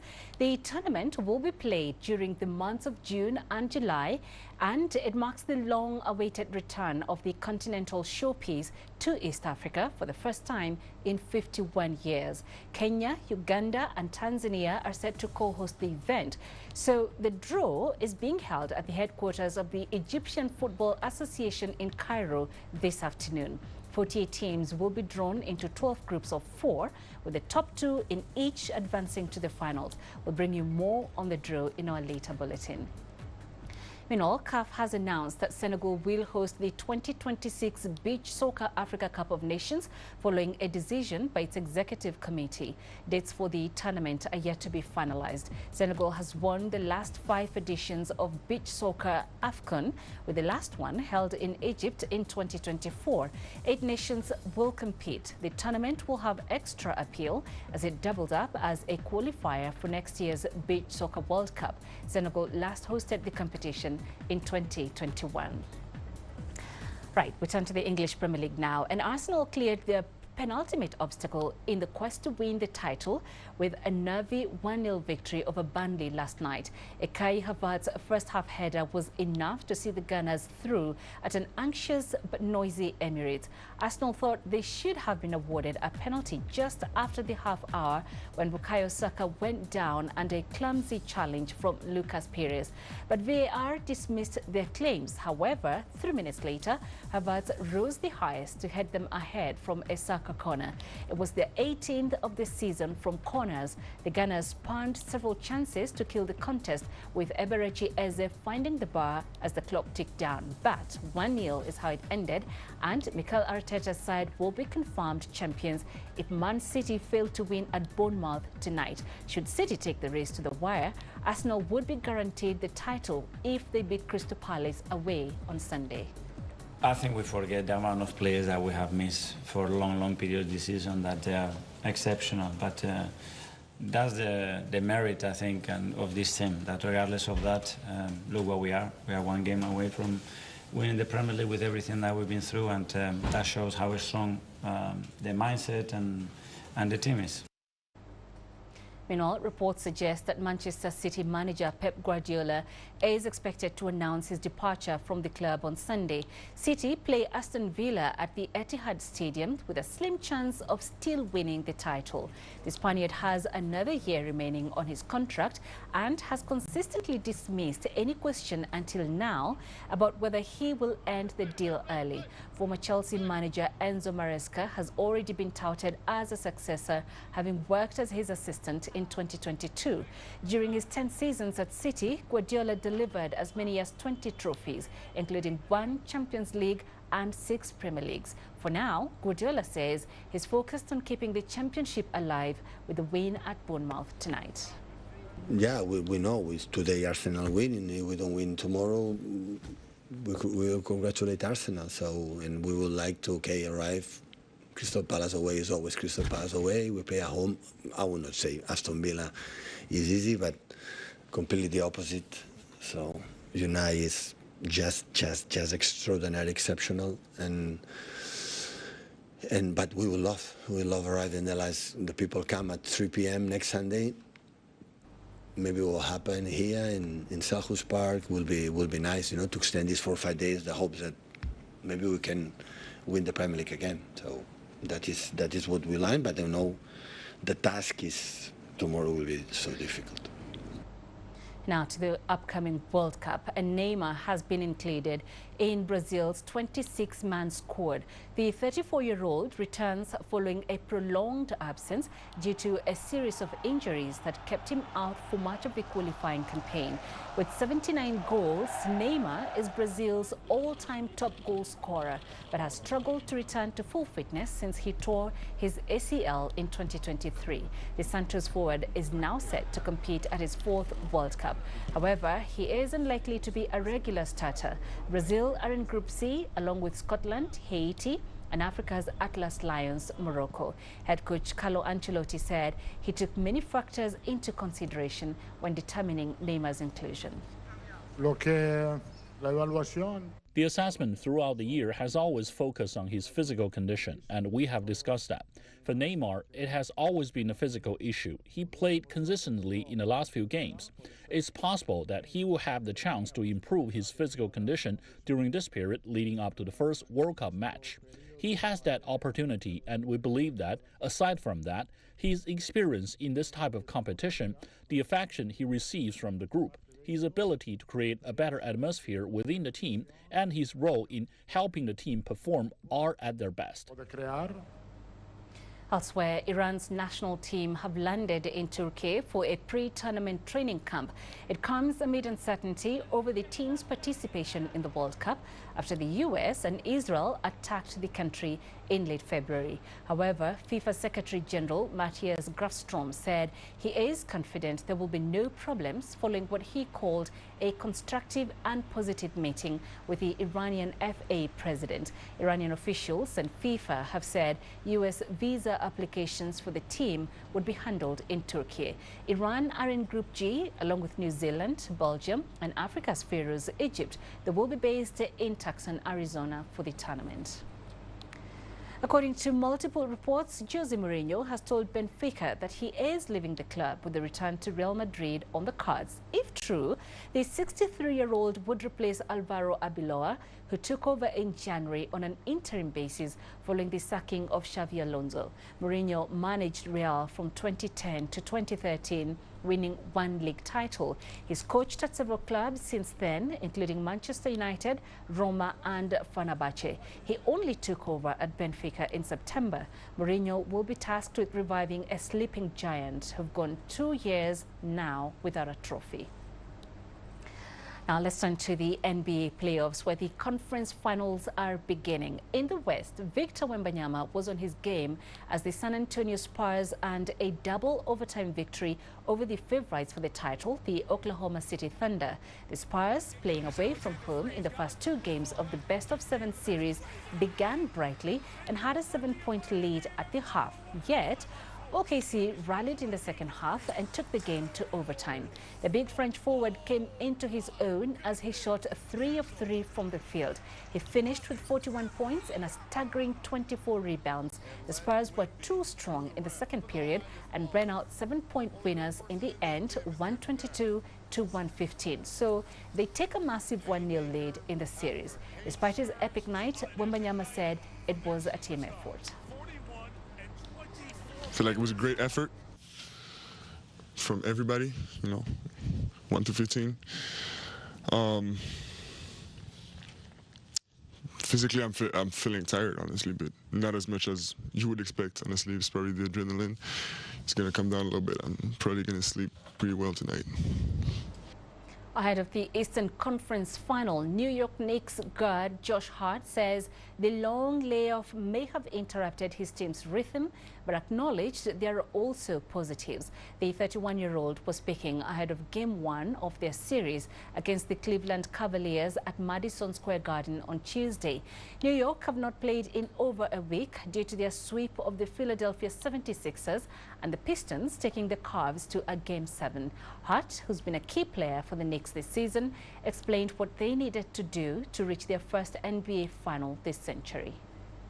That we got to come in with toughness, physicality, energy from the jump. Obviously, that's a very tough team. 2 really good bigs, 2 really good ball handlers, playmakers, scorers. Then you're surrounded with shooters. So I expect us to have a good attention to detail and effort level. And that's it for this edition of Africa Live. Do send your feedback to the contacts on the screen and follow us on our digital media platforms. I'm Penny Nakaribe. Thanks for watching.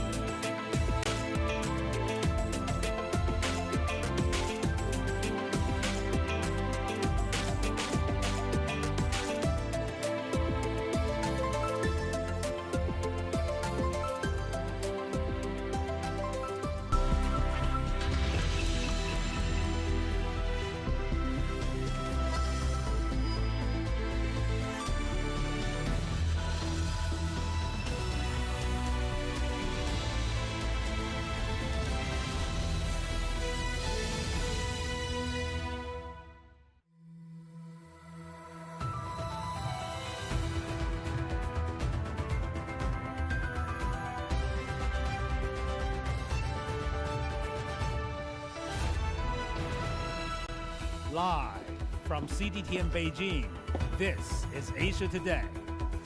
Hello and welcome. I'm Su Yuting. It's 7 p.m. in the Chinese capital. Coming up on Asia Today. Russian President Vladimir Putin has a close strategic relationship with China ahead of his state visit to the country. Gaza Aid Flotilla says Israeli forces have intercepted 41 vessels, with 10 still sailing toward the Gaza Strip. And Iran says its peace proposal includes preparations for war damage, as US President Donald Trump says he's postponing a planned attack on Iran.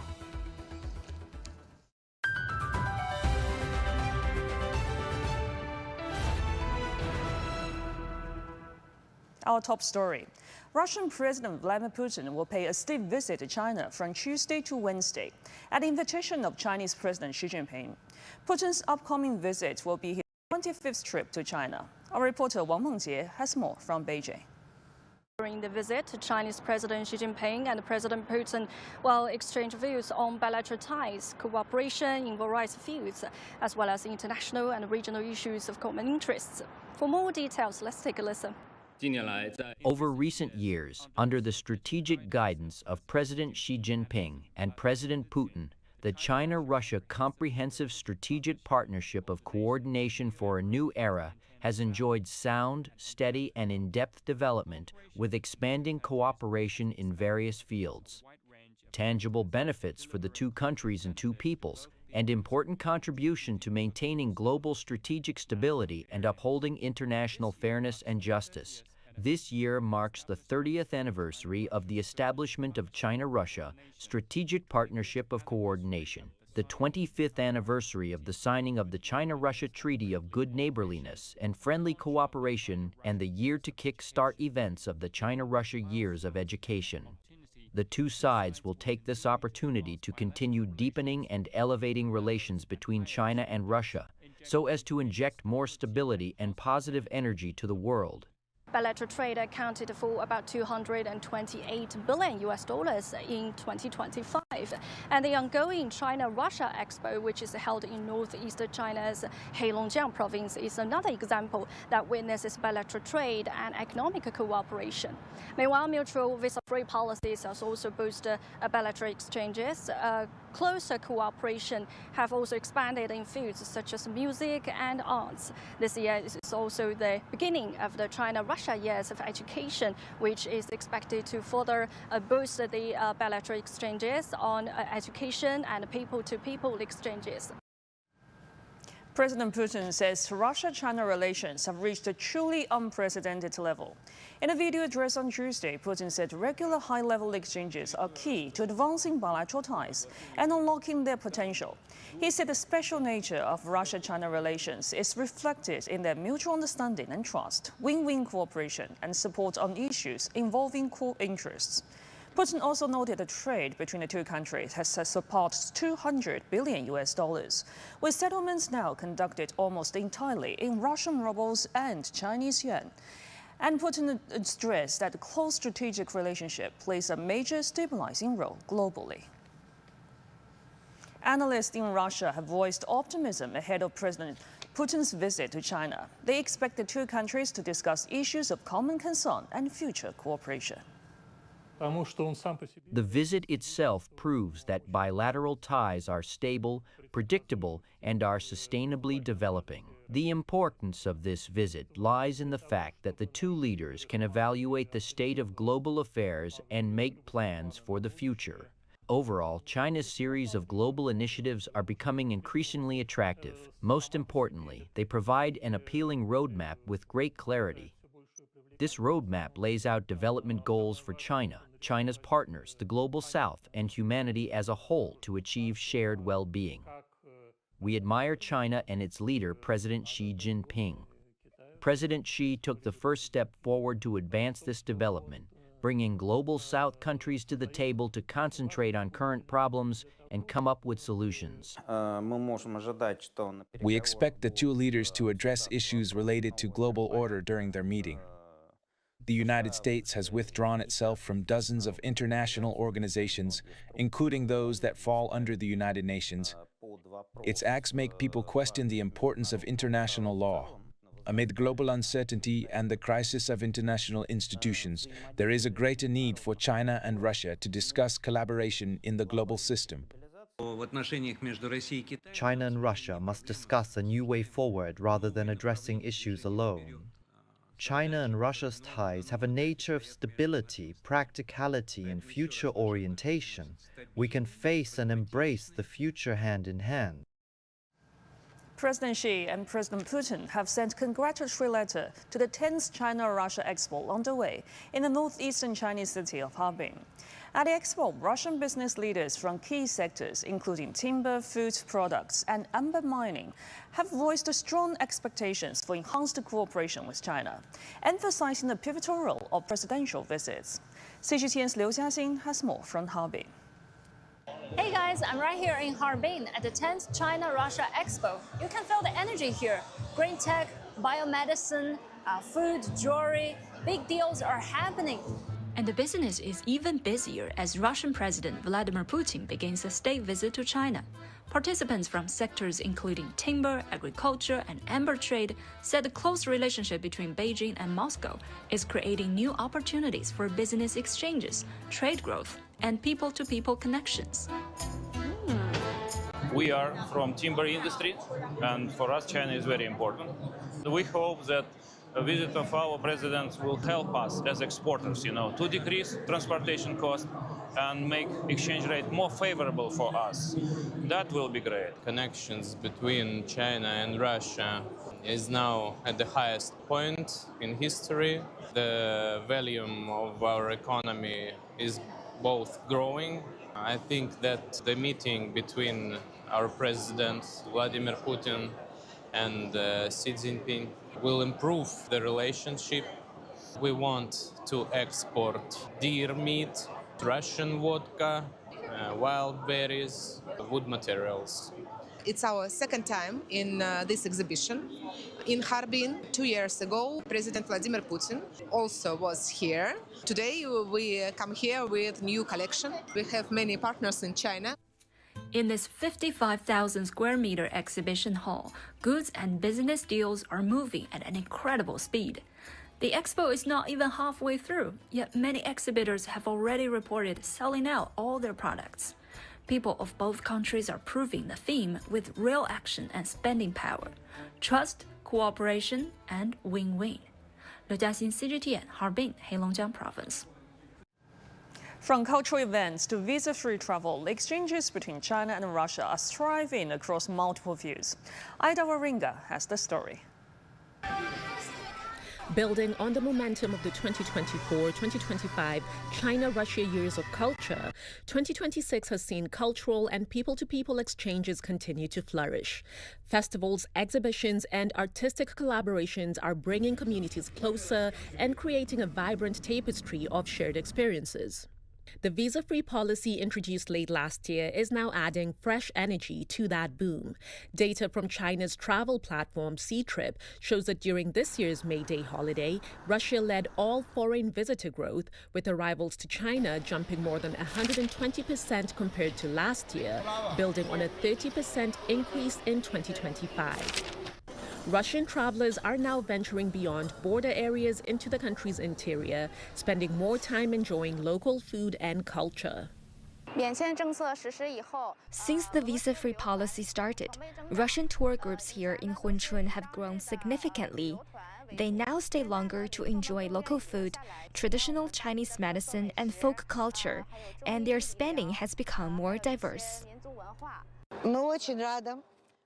With the visa-free policy, it's so convenient. We don't need to apply for a visa in advance. Once we cross the border, we can head to Bohai Asian Town, enjoy the beautiful views, try delicious local food, and share the experience with our families. We felt such a warm welcome here. The bond is also growing in the classroom. 2026 to 2027 marks the China-Russia Year of Education. Right now, more than 80,000 students are studying in each other's countries, supported by over 150 cooperative institutions and projects. Young people from over 140 schools are taking part in dynamic academic and sports exchanges. From culture and tourism to education, exchanges between the two nations are building lasting connections and deeper understanding across generations. Friendship is not just a slogan. It's lived, shared, and experienced. Ida Waringa, CGTN. The unveiling ceremony for the Sino-Russia Consortium for Innovation in Forestry Education, Science and Industry took place in Harbin, capital of northeast China's Heilongjiang province. Jointly initiated by Northeast Forestry University and St. Petersburg State Forest Technical University, the consortium includes 48 universities, research institutes, and enterprises from both countries.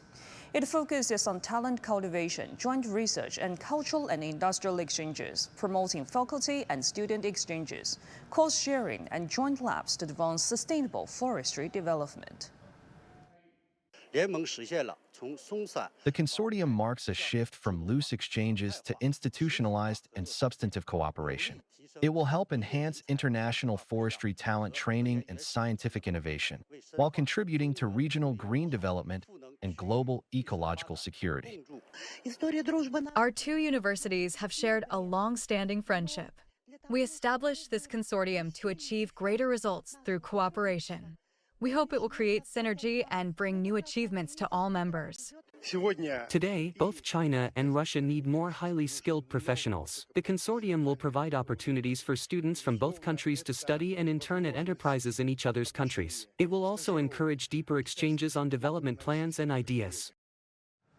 For more insight, we're now joined by Xu Jing, Assistant Professor at the Institute for International and Area Studies at Tsinghua University. Great to have you with us, Professor Xu. As China-Russia Strategic Partnership of Coordination marks its 30th anniversary, President Putin and bilateral ties have hit unprecedented height. What's your take on that? The China-Russia Strategic Partnership has developed for about 30 years and keeps moving to a higher level. Today, it has grown into one of the most important relationships globally.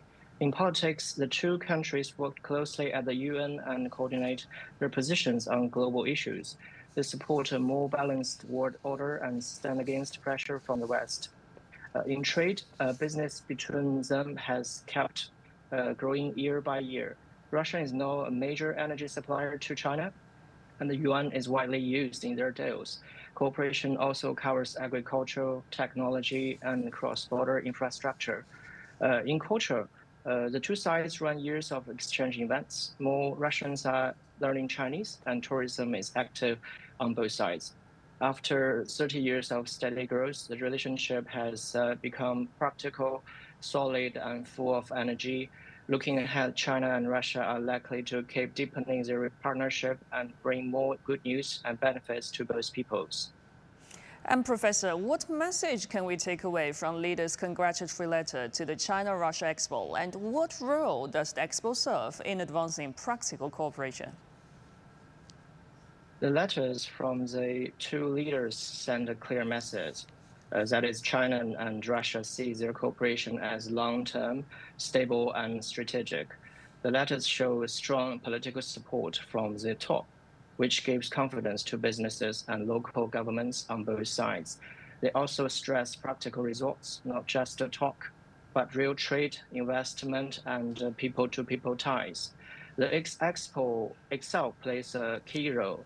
It is a main platform for Chinese and Russian companies to meet, sign deals, and explore new areas like the digital economy, new energy vehicles, AI, biomedicine, and so on. It also helps regions far from the capitals of both countries take part in cooperation.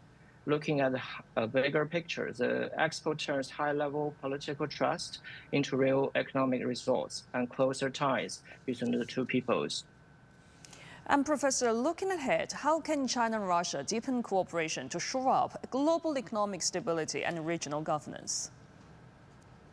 The China-Russia relationship matters far beyond the two countries. As two major economies and permanent members of the UN Security Council, their steady cooperation brings positive energy to the world.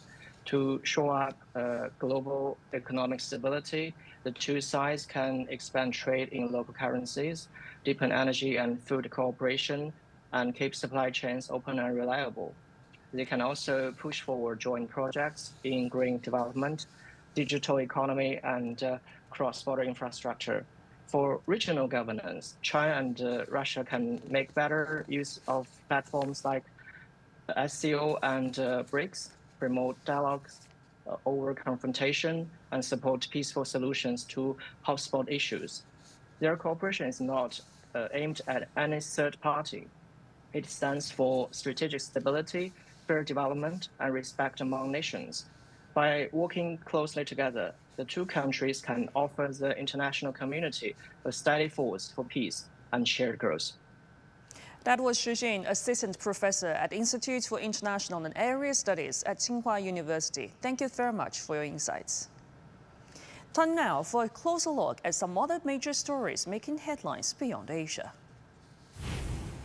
Law enforcement agencies in the U.S. state of California and FBI are investigating a shooting in San Diego as a hate crime. Two teenager gunmen opened fire at Islamic Center on Monday, killing a security guard and two men outside the mosque. The suspects were also found dead. Authorities say they have not identified a precise motive for the attack. 4 people have been killed in Kenya in protest against the fuel price hikes prompted by the Iran war.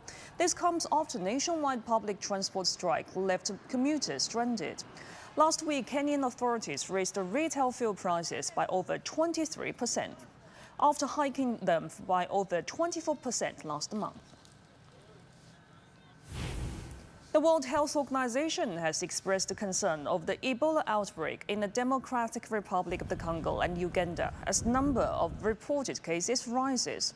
And there are at least 500 suspected cases and 130 suspected deaths from Ebola since the start of the latest outbreak. It caused by the Bundibugyo virus, which has no approved virus-specific vaccine. You're watching Asia Today, still to come. Organizers of the Gaza Aid Flotilla say Israeli forces have intercepted 41 vessels, with 10 still en route to the Gaza Strip. And Iran says its peace proposal includes preparations for war damages, as US President Donald Trump says he's postponing a planned attack. Stay with us.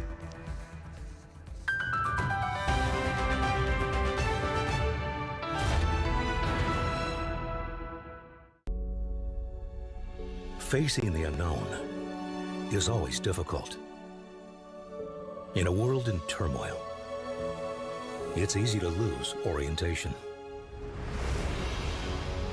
But when the storms come, we have to see the possibilities, reinvent, find new opportunities, discover a path forward. CGTN, see the difference.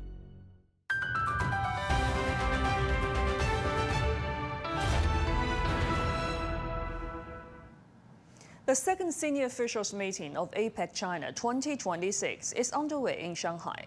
Known as SOM, the meeting will affect the outcomes of the leaders' meeting and other events throughout this year. Biran reports from Shanghai. Unlike leaders' meetings, political messaging often takes the center stage. Senior officials focus on technical negotiations. That means negotiation over wording standards and frameworks, sometimes long discussions over a single phrase in a joint statement. Because in a region as diverse as APEC, building consensus is rarely easy. We are facing some challenges, but I trust that the spirit of cooperation inside APEC will help us in finding the way to find consensus. We're on the way to get there, yeah. SOM is where the real negotiation begins. APEC senior officials meeting is one of the most important coordination platforms within the entire APEC system.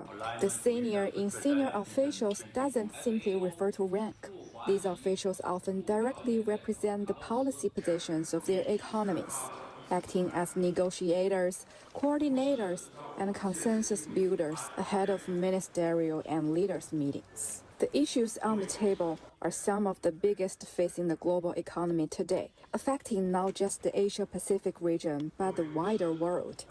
Energy has become one of the top priorities for the Asia-Pacific region this year. In the past, discussions often focused on issues like food security. But this year, against the backdrop of tensions in the Middle East, energy security has emerged as an unexpected but urgent concern. Economies from the governments, it's important for us to listen that the private sector, the concerns and all the objectives that they have, because at the end of the day, we are doing all of these efforts in order to guarantee the development and the well-being of our societies. Different economies often have different priorities, especially on sensitive issues like trade security or data governance. Experts say that the SOM process is critical to whether larger APEC meetings can eventually deliver meaningful outcomes. Senior officials help turn political differences into technical discussions, lowering tensions and searching for practical common ground. Mostly, the hosting cities provide a fitting backdrop for discussions shaping the future of Asia-Pacific cooperation. This year's meetings in Shanghai also reflect China's broader push for openness, innovation, and connectivity. I think for one of the things that we've seen China's commitment towards strengthening the multilateral trading system. And of course, in this regard, Indonesia is very much in support of China as the host of APEC, and also our common eagerness to continue supporting this vision of stronger and freer trade cooperation in the region. Leaders may take the spotlight, but inside APEC, senior officials are often the ones laying the backwork behind the scenes. And in many ways, what happens here helps determine what the region can agree on next. Yan, CGTN, Shanghai. The United Nations has urged Israel not to harm activists aboard the Global Summit flotilla after Israeli forces intercepted dozens of Gaza-bound aid boats in the eastern Mediterranean. UN Deputy Spokesperson Farhan Haq says the situation should be handled peacefully. Flotilla organizers say Israeli forces have intercepted 41 vessels, while the remaining ships are continuing toward the Gaza Strip. The group says 426 people are participating in the 54-boat mission. Early on Monday, Israel's foreign ministry said it will not allow any breach of the lawful naval blockade on Gaza. Ships from the flotilla set sail from the third time from southern Turkey on Thursday. All the attempts to deliver aid to Gaza were intercepted by Israel in international waters. U.S. President Donald Trump is postponing planned strikes on Iran as Tehran put forward a new peace proposal. Tehran demands immediate end to hostilities across all fronts, including Lebanon, and the withdrawal of U.S. forces from regions close to Iran's borders. Trump says there is a very good chance of a nuclear deal. The shift comes amid pressure from Gulf allies, with Qatar, Saudi Arabia, and the UAE urging restraint to avoid disrupting global oil flows through the Strait of Hormuz. Walter Morris reports from Washington. Donald Trump says serious negotiations are taking place, and he's holding off on attacking Iran while those diplomatic efforts play out. Trump said in a social media post that he had scheduled a large-scale assault for Tuesday, and that warning comes a day after he issued an ultimatum saying Iran better move fast to make a deal soon or there won't be anything left. Over the weekend, the U.S. and Iran failed to move forward in negotiations after both countries rejected the other's offer to resume talks. Monday, Iran submitted a new peace proposal to the White House through mediators in Pakistan. And according to Reuters, the latest proposal has very similar terms to the plan Trump rejected last week. Iran is reportedly focused on permanently ending the war and reopening the Strait of Hormuz. The more controversial issues related to Iran's nuclear program and enriched uranium would be addressed in a later round of negotiations. Iranian officials are also looking for compensation for war damages and guarantees against future strikes. For weeks, the White House has demanded Tehran dismantle its nuclear program and allow free shipping through the Strait of Hormuz. About 20% of the world's oil and liquefied natural gas travel through the waterway. The strait has effectively been shut down since the war began in February, leading to a global energy crisis. Here in the U.S., the Trump administration is facing growing pressure over rising gas prices. Experts say the national average could climb to $5 a gallon in the coming weeks. The average for crude oil is forecast to hit $130 a barrel in the next quarter, and it could reach $150. Trump has taken steps to address the rising prices by easing sanctions on Russia and Venezuela, but energy analysts say reopening the Strait of Hormuz is the only way to address the crisis. And new polling shows Trump's approval rating has hit a new second-term low of 37%. According to the latest New York Times Siena poll, 60% of Americans do not approve of Trump's job as president, and more than two-thirds disapprove of the way he's handled the economy and the decision to go to war. On Monday, Trump wrote on social media that the U.S. is ready to carry out a large-scale attack at a moment's notice if they can't strike a deal with Iran. Walter Moore, CGTN, Washington. As the world marks International Museum Day with a focus on global unity, many museums in Iran remain closed or otherwise affected by the current conflict. Sepa Sarami reports from Tehran. International Museum Day celebrates culture and connection. In Tehran, the National Museum of Iran is home to the country's largest collection of archaeological artifacts spanning more than 1 million years of history, and it stands as a symbol of that mission.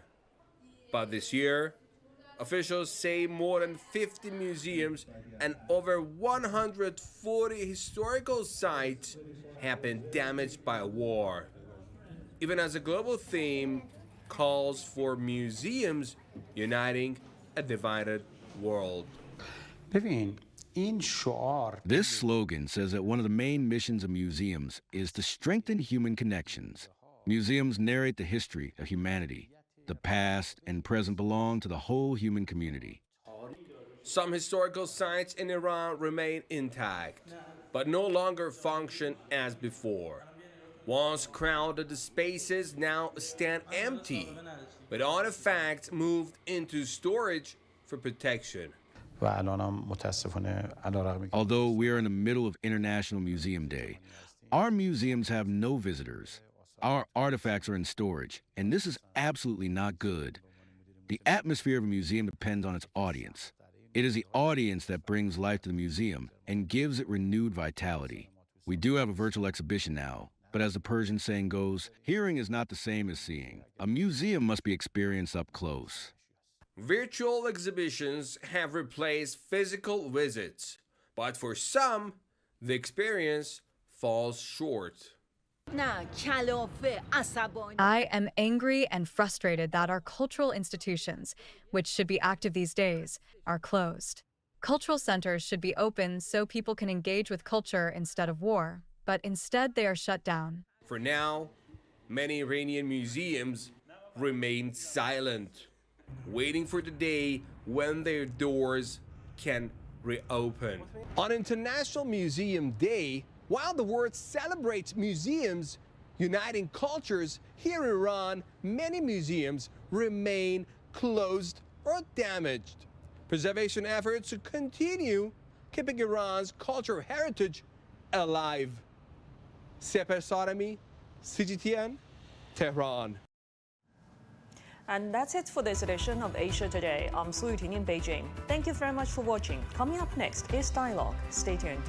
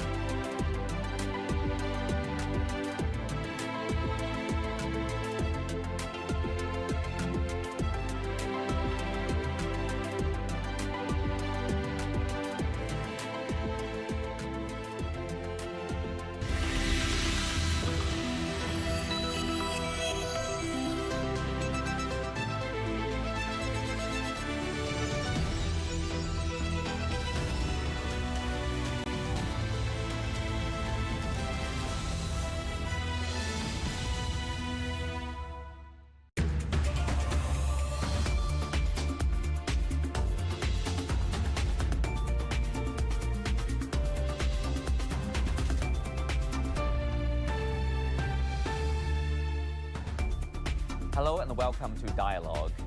Russian President Vladimir Putin's state visit to China comes as the two countries mark 30 years of a strategic partnership and 25 years of a good neighborliness. So, what is the current state of China-Russia economic and trade cooperation? Where are the new opportunities for growth? And how could closer China-Russia ties give a fresh momentum to BRICS and broader global South cooperation? To discuss these issues and more, I'm pleased to be joined by Dr. Yaroslav Lisovnik, CEO and founder of BRICS Plus Analytics. Great to have you. Well, President Putin's visit comes, as I said, at a symbolic moment, 30 years of comprehensive strategic partnership of coordination and also 25 years of a treaty of a good neighborliness and friendly cooperation between the two countries. We know that bilateral trade has grown significantly over the past decade, though it also faced some pressure in 2025 before rebounding in early 2026 this year. How do you assess the current state of China-Russia economic and trade work here? Well, clearly the trade relations between China and Russia are at a very positive stage, at an upswing, I would say, in terms of the phase of their development. We're seeing that throughout the past years, both countries have set increasingly ambitious targets for bilateral trade. And there was a time some years ago when $200 billion in mutual turnover was deemed as something that was hard to attain. Well, now this level is well surpassed. And we're seeing that in the past several years, the level of bilateral trade was well above that level. And now is the time perhaps to set even more ambitious targets further. Currently, the Russia-China trade is the largest trade turnover amongst BRICS countries. And we're seeing that even despite the moderate slip that we saw in the trade turnover last year, now the trade turnover is coming back in even greater force and greater momentum. And the growth in the first quarter of 2026 was around 15%. And all of that, of course, all of that growth is despite the tremendous trade pressure exercised with regard to both China and Russia. And I would say overall the global economy, we're seeing tremendous protectionist headwinds. And despite that, the ability to forge ahead with these trade increases, I think, is a great achievement. Mm-hmm. The 10th China-Russia Expo in Harbin in northeast China has brought together more than 1,500 enterprises from both sides, including hundreds of Russian companies, covering areas from agriculture and food products to technology, machinery, and services. Russian Deputy Prime Minister Yuri Trutnev emphasized the importance of technology exchanges, as a driver of development. In practical terms, what kinds of technology cooperation between China and Russia are most promising? There are people talking about the Russian algorithm, together with the Chinese application. Sort of the idea of working together, even in the frontier of technologies, AI, artificial intelligence. That's a great observation, because I think there's tremendous scope for strategic complementarity in the economic relations between Russia and China in various fields, but especially, I would say, in the digital sphere, in the sphere of artificial intelligence. This is, of course, the growth frontier right now.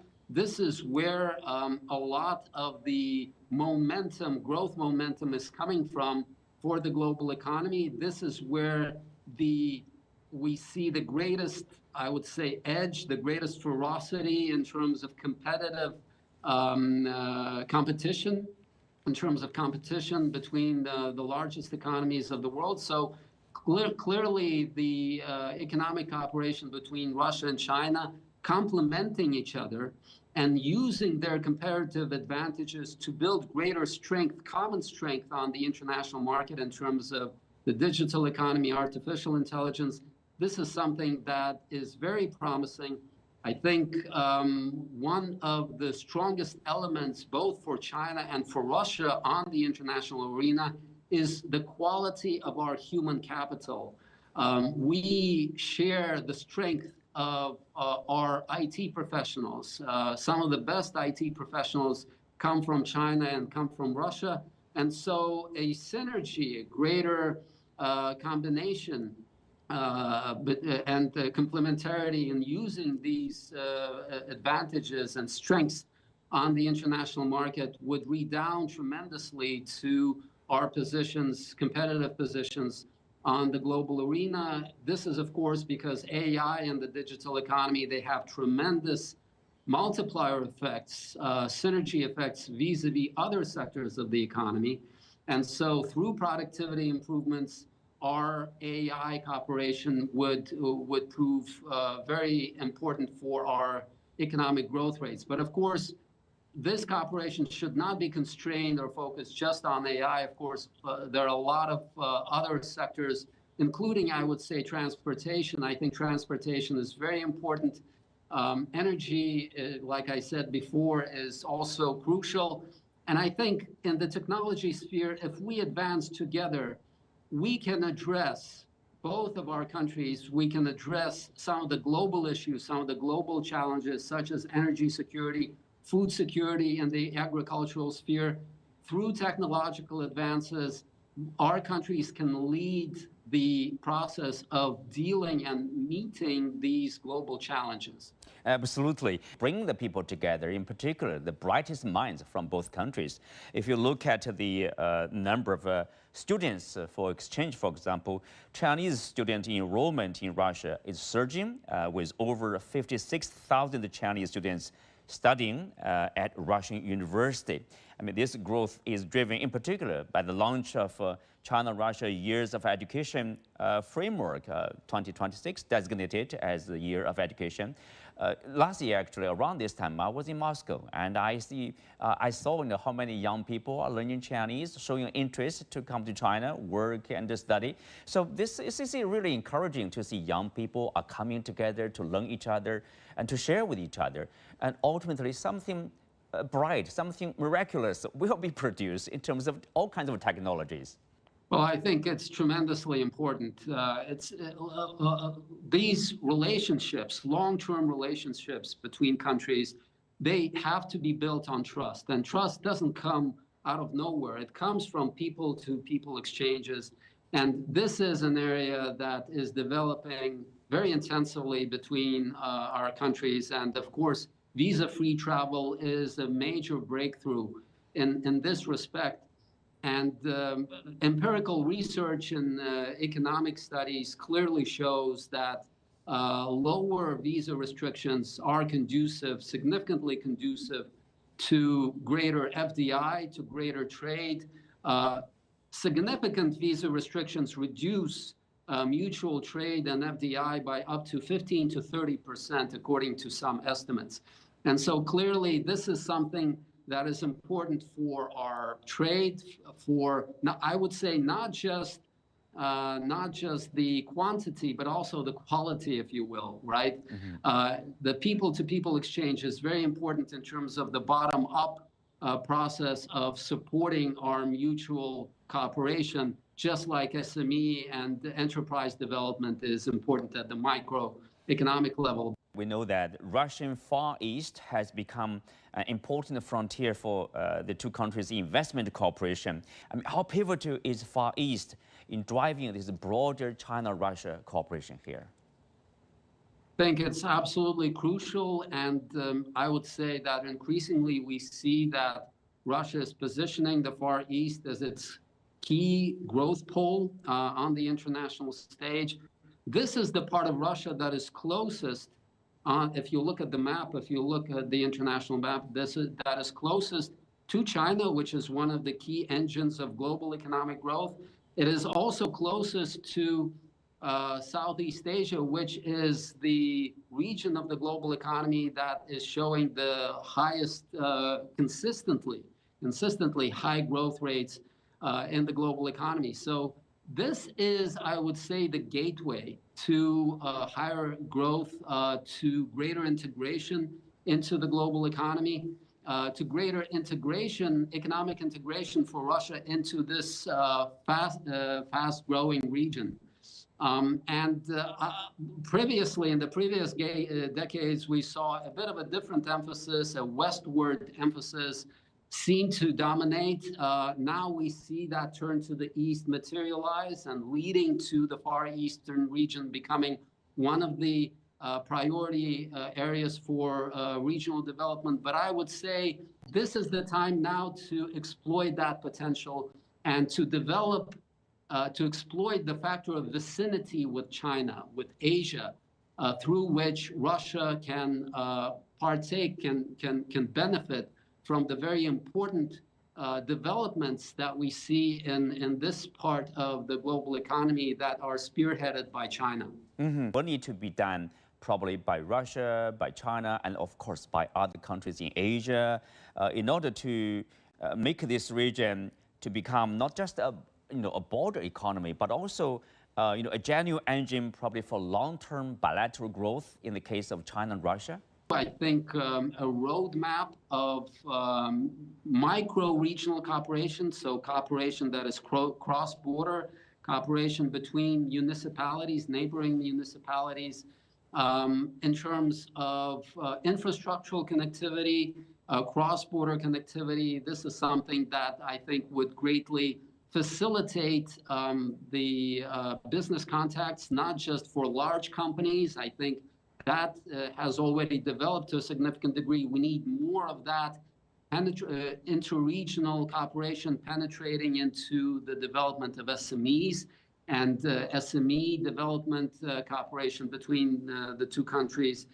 And of course, we need expos, we need platforms that are digital economic cooperation that facilitates this greater cooperation at the regional level. I think also the measures that we mentioned with regard to tourism, those factors, of course, will also greatly facilitate this cross-border and regional cooperation in the Far East. So yes, I think a lot, like I said, a lot of the things that are being done already address some of these issues, including the need to boost regional cooperation and cross-border cooperation that is still, I think, well below potential. There's tremendous potential for it to grow in the coming years. Now let's move beyond China and Russia. The concept of BRICS Plus, aiming to enhance economic integration between BRICS nations and other emerging economies.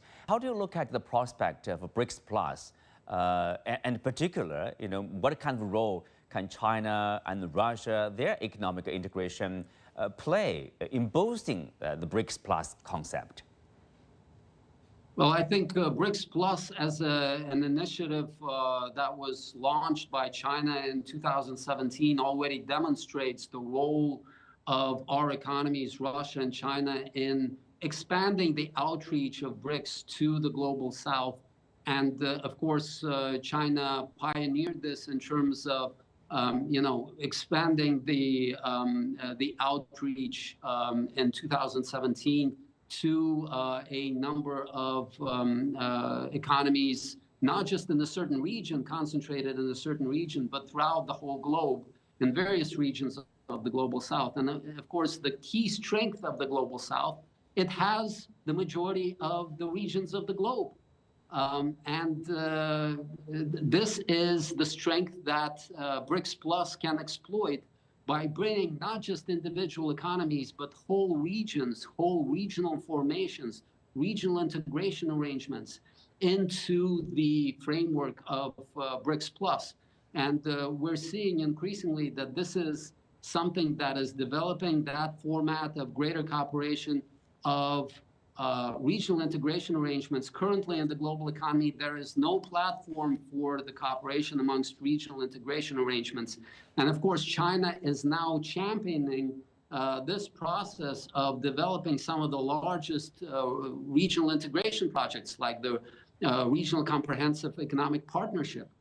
ASEAN is a very important player in this, and BRICS Plus could be an important platform through which ASEAN could become part of the BRICS Plus format. So I think a lot of hopes are set on China's chairmanship in BRICS that is coming next year. And certainly, as was the case before, invariably with China's presidency, BRICS Plus is going to shine and is going to, BRICS is going to open its arms even more to the global community and to the global South. Well, thank you, Doctor. Thank you for speaking with us. That's the end of our interview with Dr. Lisovlik. As China continues to develop, a growing number of Western scholars and policymakers are calling for a reassessment of how the country is understood, urging a move beyond long-held stereotypes and ideological bias. What's driving this shift? Is the West beginning to rethink its approach to China? To discuss this, I'll be joined by Jostein Haug, political economist and assistant professor at the University of Cambridge.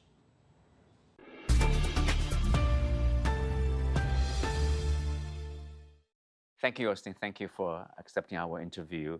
And you have drawn attention for being, the intellectual professor who basically have been against this, anti-China biases in narratives, mostly from, we can see, the West.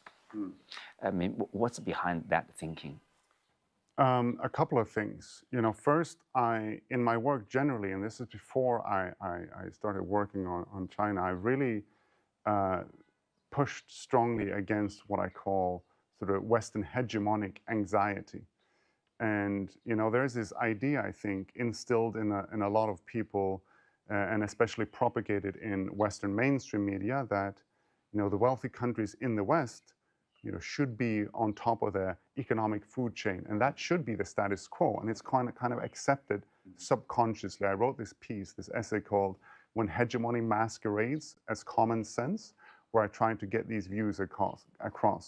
And I think China is really challenging that. China is emerging as, an economic superpower, and it's doing it on its own terms.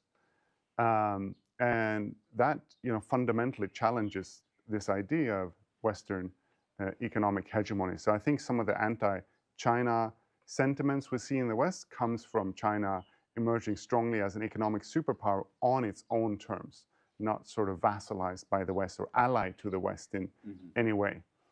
I think another element of the sort of the hesitation to align with China, or the anti-China bias that we see in the West, comes from China being a model that's very different politically, and that's really difficult for, I guess, people who live in Western liberal democracies to understand. It is a model where there are no competitive elections at the national level. It's a model that's more authoritarian, and I think that's hard to grapple with. I think that's something that is often demonized. Now, I think there are pros and cons of this model, right? There's strong state power here, and that can bring some issues. At the same time, there's also strong state legitimacy in China. People are generally happy with the government, and I think in large part because the state has delivered on economic development, that is the case. So I try to especially get people in the West to just automatically demonize different political models, to try and go inside and see, okay, why does this work in some ways? Why is it popular? In what ways does it have shortcomings? I think mainly, want to touch upon this economic issue here. The first quarter numbers, they are out recently. You see the strong export, in particular in this high-end manufactured products, high-tech products there. But of course, inside China, China is dealing with this, people may call it like a vicious competition, in different sectors. The government is trying to deal with that. But outside China, people call that, there's overcapacity. That's why China is exporting so much. What, economically, what does that mean? What's the definition of overcapacity? It depends on who you ask, but I guess one way to understand it is when there is overproduction and when there is simply much more supply than demand. That's kind of the logical way to think about it. I have a twofold view on this, one relating to the use of the term internationally and one domestically. And internationally, I think this term is being weaponized a lot. So we often see headlines that sort of accuse China of flooding foreign markets with too many goods. Or if they don't accuse it, they sort of have a framing there that somewhat demonizes China for exporting too much or having industrial overcapacity abroad.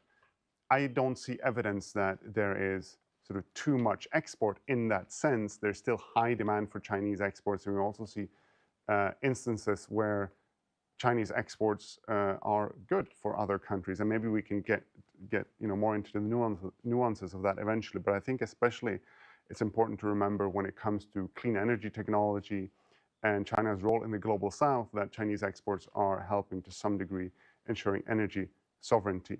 So I do think while China is outcompeting many countries and it's showing tremendous sort of competitive drive internationally, and you can make the case that China's competition or China's competitiveness is causing problems in terms of competing with China. That is a phrasing that I'm much more comfortable with than saying that China is unfairly flooding markets with foreign goods or that there is overcapacity. Yeah, on that point, you do hear this also like accusation, saying China adopted this industrial policy, like you should still remember like 2025 made in China, right? That was basically criticized by Washington, saying that industrial policy, the government industrial policy in particular, that's not almost like an unacceptable. What is industrial policy? Why is it so controversial? I mean, should like a developing country like China, or a developing country in Africa, in Asia, in Latin America, should they also have their own industrial policy so they can, say, get industrialized, so to overcome this so-called middle income, trap? Yeah. Well, at the very basic level, when we talk about industrial policy, we're talking about state intervention with the purpose of transforming the economy, often towards more manufacturing or more productive sectors, so that you can achieve more productivity growth, economic development, and so on. But it is about the state intervening. When it comes to accusing China or other developing countries of unfairly using industrial policy, I have zero sympathy for that. All nations in the world have actively used industrial policy to catch up or to develop. So, for example, the United States actively used industrial policy in the 1800s to catch up with Great Britain. They have some of the founding thinkers behind the whole idea of industrial policy come from the United States from that time period. Alexander Hamilton, one of the founding fathers of the United States, being a central scholar behind the idea of using industrial policy, using state measures, state intervention, protectionism, and so on. It's very clear that the accusations that China is sort of unfairly using, subsidies comes from the simple fact that China is now competing with the West directly. There was no complaints about China using industrial policy as long as they were producing the low-value goods and low-quality goods. So this is something that I want to be very clear about, that all sovereign states should have the right to use industrial policy to support their industries. Okay, to wrap up, of course, now you are increasingly, let's say, focus more in terms of development economy, global economy. What do you would say, for a lot of people overseas, they have this question like, what does China want? Say in the U.S., people would say, there's a concern, China is going to replace us. China is going to become number one. So people are very much concerned about it. Whatever development in China, people tend to view that, somehow negatively. It's a challenge to us, it's a threat to us. What do you see? What does China want? There's an interesting academic article that's gotten a lot of attention that has that exact title. It's called "What Does China Want?" And it looks specifically at this question, and it finds, based on text-based analysis of thousands of articles and hundreds of speeches, that actually China does not have the desire to replace the U.S. as a hegemonic power, and that they do not have the same imperialist ambitions that the U.S. has had. And I think that's undeniable when you look at, say, the number of military interventions or the number of coups that the U.S. has led across the world. It's very clearly been an imperialist power in the post-World War II era, and even to some degree before that. But I think it's important to go a bit into the complexity here. So this article highlights that China does have geopolitical strategy within its region. It has a view on, for example, which direction the Taiwan province of China goes in the next few years, and this is a very important topic to follow. So whereas China has very clear, I think, strategies within its region, it does not have these ambitions of, say, undermining sovereignty or military strikes in other countries. Being here in China, I've noticed that there are a lot of subjects of disagreement among people on, overcapacity, on, how many people here are poor or precarious jobs and unemployment, on issues of censorship. People have different views. There's one thing where I've noticed there's quite strong agreement, and that is that China is, for the most part, a peaceful nation that works towards multilateralism.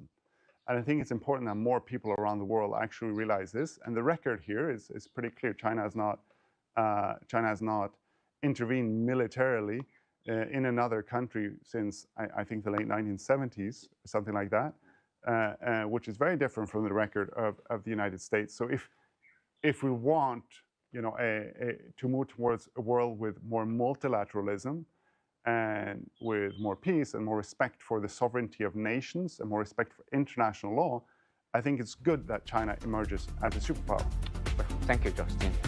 Thank you, Justin. Thank you for joining us. Thank you very much. Nice talk. Pleasure to see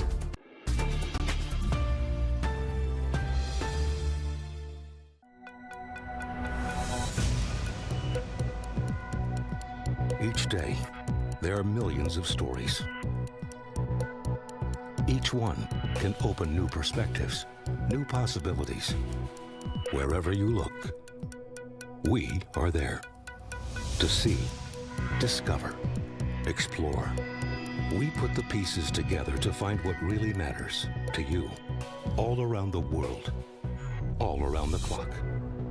Our reporters are at home across the globe. From our headquarters in Beijing and production centers in Washington, Nairobi, and London.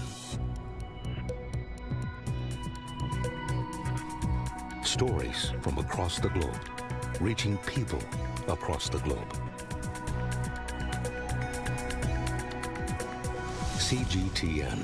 See the difference.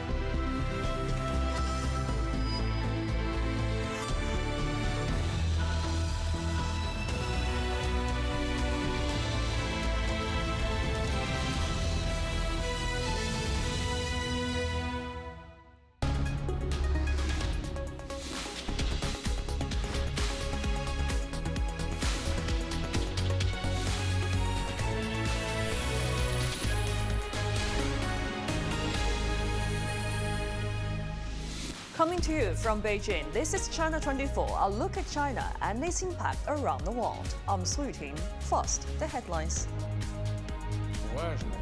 President Vladimir Putin hails Russia's close strategic relationship with China ahead of his state visit to the country. And as China celebrates its 16th Tourism Day, we look at the boom in rural tourism as urban residents seek to connect with nature.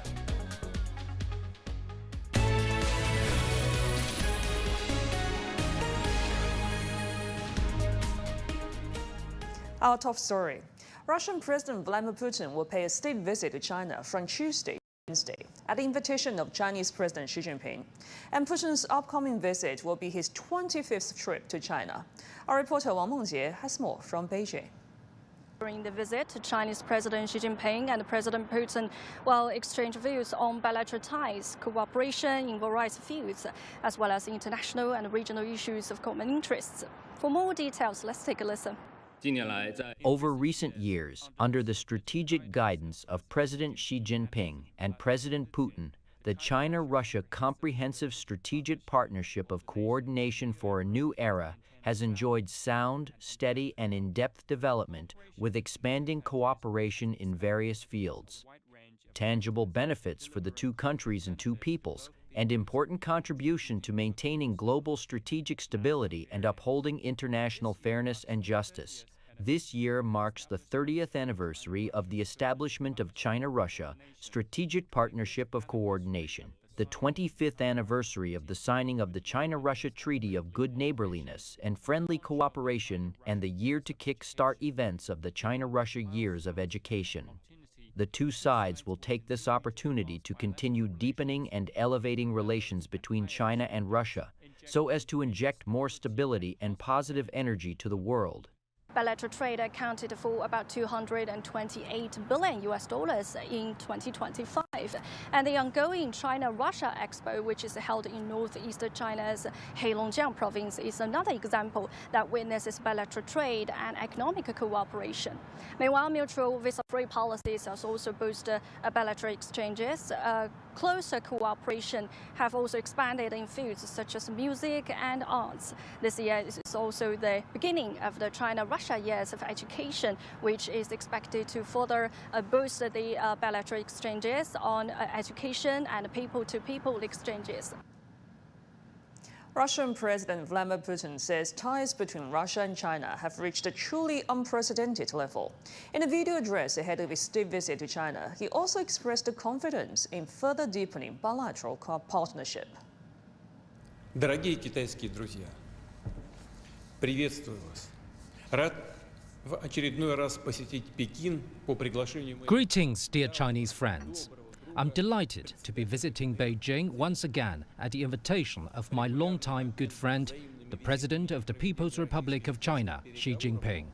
Regular mutual visits and Russia-China top-level talks are an important and integral part of our joint efforts to promote the entire range of relations between our two countries and unlock their truly limitless potential. I would like to remind you that 25 years ago, Russia and China signed a Treaty of Good Neighborliness and Friendly Cooperation, which laid a solid foundation for a genuinely strategic relationship and comprehensive partnership for the benefit of our countries and our peoples. Today, Russia-China relations have reached a truly unprecedented level. The special nature is reflected in the atmosphere of mutual understanding and trust, a commitment to pursuing win-win and equitable cooperation, conducting respectful dialogue, and supporting each other on matters affecting the core interests of both countries, including protection of sovereignty and state unity. Looking confidently to the future, Russia and China are actively expanding their contacts in politics, the economy, and defense, while broadening humanitarian exchanges and encouraging person-to-person interaction. It means that together we're doing everything that can further deepen bilateral collaboration and advance the comprehensive development of our countries. It is important that these are the issues that will shape the agenda of the upcoming talks in Beijing. Putin says that the close strategic relationship between Russia and China plays a major stabilizing role globally. He said without allying against anyone, both countries seek peace and universal prosperity. And 2026 is the first year of China-Russia Years of Education initiative set to run through 2027. Learning Chinese is increasingly popular in Russia, and more kindergartens are teaching children their first words in Mandarin. Dasha Chernyshova reports from one in Moscow. From songs to games, even snack time, everything here is designed to immerse toddlers in two languages at once. Teachers, only native speakers, use play-based learning to introduce vocabulary naturally through repetition and daily routines. It's very challenging, but because we're all native Chinese speakers, so we just keep talking Chinese to them. And it's very difficult at first because this case, they didn't know anything about Chinese in Chinese. So you have to be very expressive and physical when you talk to them. Like, no, you can't do this. Or like, good job. Like you have to let them see, actually see what you're talking about and what you're saying. I think I can see the results in 1 week, just 1 week, 5 days after I got a new bunch of kids. They'll say 上厕所, that means go to the bathroom in Chinese to us. And they'll say 喝水, that means drink water to us in Chinese. Across Russia, demand for Asian languages, especially Chinese, is rising fast. As ties between Moscow and Beijing deepen, many parents see bilingualism not as a bonus, but as a necessity. Initially, we thought that the demand would only be for English, but over time we learned that people bring children to us from afar, not only from the nearest homes, because of Chinese. Perhaps such parents expect that it will help their children in the future. And that should help, because teaching a child from early age to use brain intensively, giving them Chinese, we open a whole universe. Learning one thing, they get interest in another. Culture, cuisine, places in China. Our magical teachers begin to talk about places, events, holidays in China, even fairy tales. All this develops interest and clings the child to the future. Such children don't have time to be bored or wasted on their phones. Programs like these are also preparing children for a future where academic exchanges and professional links with China are more common. In a city thousands of kilometers from Beijing, these children are growing up with China already part of their everyday lives. And from classrooms like this, that connection could shape their future, one word at a time. Dasha Chernyshova, CGTN, Moscow. The 10th China-Russia Expo is underway in the city of Harbin in northeast China's Heilongjiang province. And Russian business leaders from key sectors have voiced strong expectations for enhanced cooperation with China, emphasizing the pivotal role of presidential visits. CGTN's Liu Jiaxing has more from Harbin. Hey guys, I'm right here in Harbin at the 10th China-Russia Expo. You can feel the energy here. Green tech, biomedicine, food, jewelry, big deals are happening. And the business is even busier as Russian President Vladimir Putin begins a state visit to China. Participants from sectors including timber, agriculture, and amber trade said the close relationship between Beijing and Moscow is creating new opportunities for business exchanges, trade growth, and people-to-people connections. We are from timber industry, and for us China is very important. We hope that a visit of our president will help us as exporters, to decrease transportation costs and make exchange rate more favorable for us. That will be great. Connections between China and Russia is now at the highest point in history. The volume of our economy is both growing. I think that the meeting between our president Vladimir Putin and Xi Jinping will improve the relationship. We want to export deer meat, Russian vodka, wild berries, wood materials. It's our second time in this exhibition. In Harbin 2 years ago, President Vladimir Putin also was here. Today we come here with new collection. We have many partners in China. In this 55,000 square meter exhibition hall, goods and business deals are moving at an incredible speed. The expo is not even halfway through, yet many exhibitors have already reported selling out all their products. People of both countries are proving the theme with real action and spending power, trust, cooperation, and win-win. 刘嘉欣 CGTN Harbin, Heilongjiang Province. For more analysis, we're now very pleased to be joined by Ms. Su Xiaohui. She is Associate Research Fellow with the China Institute of International Studies. Well, thank you very much for joining us on China 24, Ms. Su. China and Russia have maintained very close and regular high-level exchanges between their leaders. So how significant are these top-level exchanges in shaping bilateral ties? Well, Yuqing, actually, it is always difficult for the two major powers as well as two neighboring countries to get along with each other.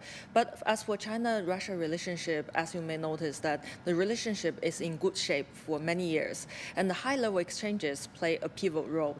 The high-level exchanges not only show the willingness for communication from the leaders of the both sides, but it also plays as a platform for the two countries to try to talk about some sensitive issues and to boost the relationship. And as for the two neighbors, security issue for is quite important. For many years, the two countries view each other as partner instead of a threat. So we don't target at each other, and we don't try to make wrong signals. So it is quite important. And at the same time, for the high-level exchanges, a lot of enterprises from both sides would look into this opportunity to try to sign a deal and to carry out cooperation. So it's always a critical moment for the bilateral ties. And there are some very important statistics. Bilateral trade accounted for about 228 billion US dollars in 2025. And also, as we mentioned before, a China-Russia Expo is underway in Heilongjiang Province. So how do you assess the current state of economic cooperation between the two countries? Well, some Western scholars describe China-Russia relationship as more strategic than pragmatic or realistic. Well, it is not accurate. From my observation that the two countries have the willingness as well as potential for economic cooperation. And for the regional development, both sides have made efforts in the past few years. And as for the economic cooperation, currently, energy supply may be a very hot topic for the two countries. And at the same time, as you may notice, that the two countries talked about cooperation in other fields, including aerospace as well as advanced technology. So there has been a lot of areas that both countries are working on. And we've seen that this year also marks a very significant launch of China-Russia Years of Education, aimed at strengthening cooperation, especially in student exchanges and also language education. And the two countries, China and Russia, have also expanded visa-free policies mutually. So how can these people-to-people exchanges contribute to stronger economic ties and also bilateral ties in the near future? We're talking about people-to-people exchange and education cooperation. We have witnessed some progress, but this year, when the year for education started, it is an opportunity for both sides to talk about the policies that will benefit people's exchanges, as well as to provide more platforms or opportunity for both sides. And talking about people-to-people exchange, mutual trust is based on the people's understanding. I noticed that young people have a very positive image or very positive understanding on the other side. So it is the foundation for the two countries to move forward. As I talked about that, it's difficult for the two neighboring countries to build up mutual trust. So education and people-to-people exchange are of great importance. Well, thank you very much indeed for your insights, Ms. Su Xiaohui, as always. And Russian Minister of Culture, Olga Lyubimova, has held a meeting with China Film Administration to discuss in-depth cooperation.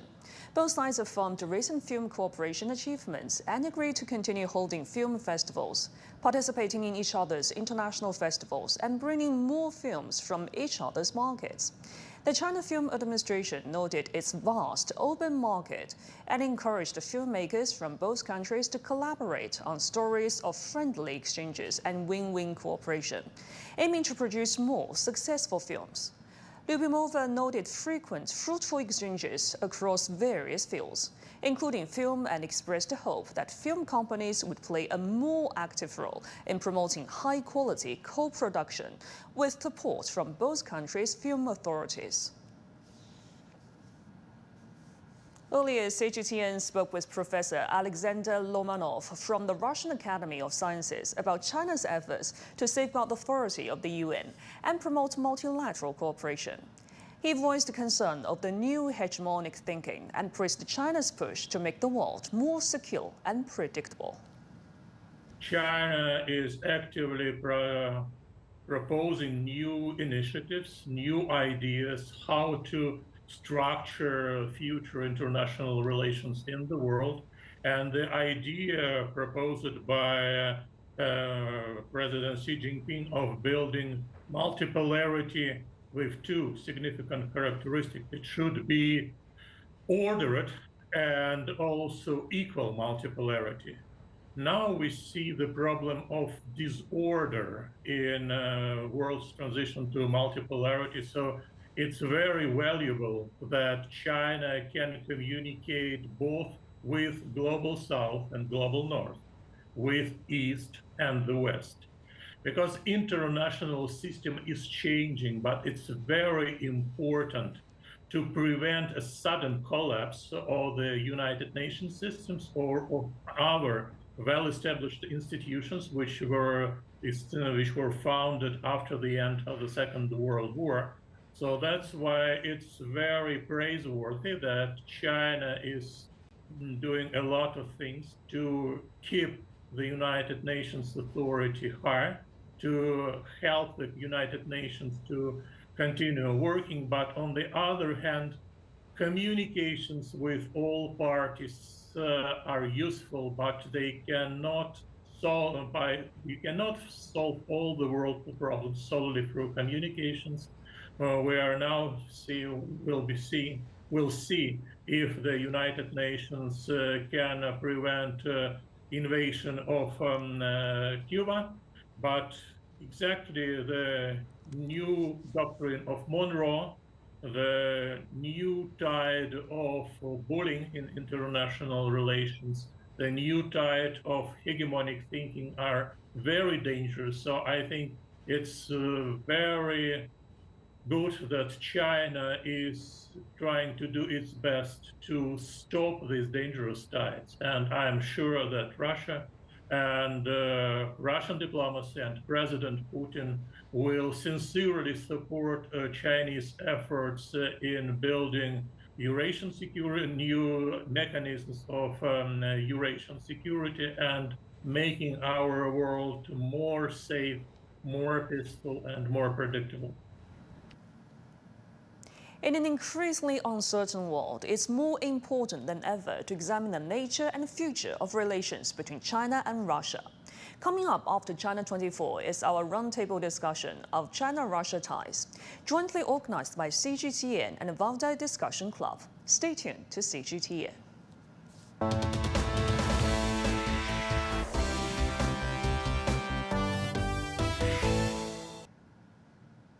As China celebrates its 16th Tourism Day, the country's travel industry is rolling out the red carpet to welcome tourists from China and overseas. In Guangdong Province, local governments issued 10 measures, including travel-friendly city, cultural corridor, and infrastructure upgrade to promote the sector's high-quality development. And local industrial associations and representatives gathered in the provincial capital, Guangzhou, reaffirming their commitment to traveler-centered services. And in Nanjing, in eastern China's Jiangsu Province, the city took the day to launch a variety of new itineraries to inject a sustained momentum into the local tourism industry. And northern China's Shanxi Province is offering discounted scenic site tickets or free entrance to tourists on Tuesday. Rural tourism is increasingly popular in China as urban residents seek to connect with nature and immerse themselves in local culture. In eastern China's Jiangsu Province, urban Families travel to rural villages to pick fresh mulberries and learn how to make silk fans. In Lijiang, just an hour drive from the eastern city of Nanjing, visitors are transforming their homes into workshops where tourists can do wood carving, oil painting, and pastry cooking and knitting. And travelers can also enjoy horse riding excursions near the village. And in China's southern island of Hainan, tourists from across the nation come to watch village volleyball competitions. Outside the venue, food and grocery markets offer audiences authentic local flavors and products. Local people are very hospitable. I tried the famous coffee in Chiang Mai, had barbecue and watched good scenery to feel a slow-paced lifestyle. I can watch games and taste different kinds of local cuisine here, such as coffee and pork zongzi. I also bought gifts and local products for my family and friends. Chinese independent film Dear You has become an unexpected hit this spring, driving a cultural tourism wave in southern China. Gao Yimin explains why the story is charming audiences.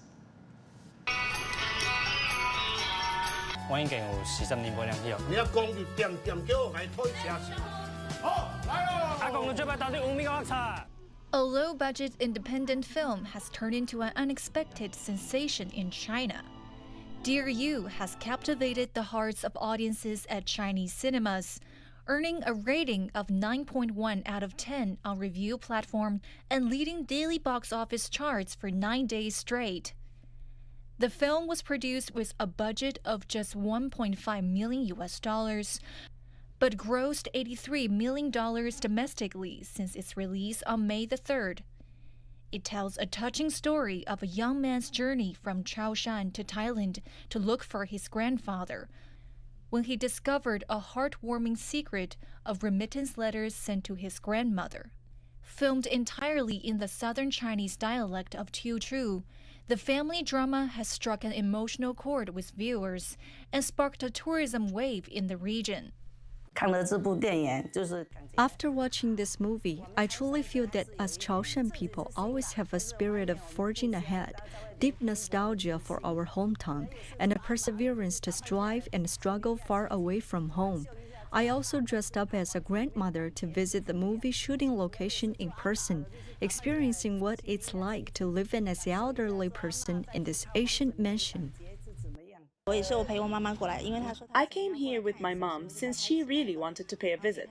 So I brought her along, took photos for her, and helped her check in, acting as her personal photographer.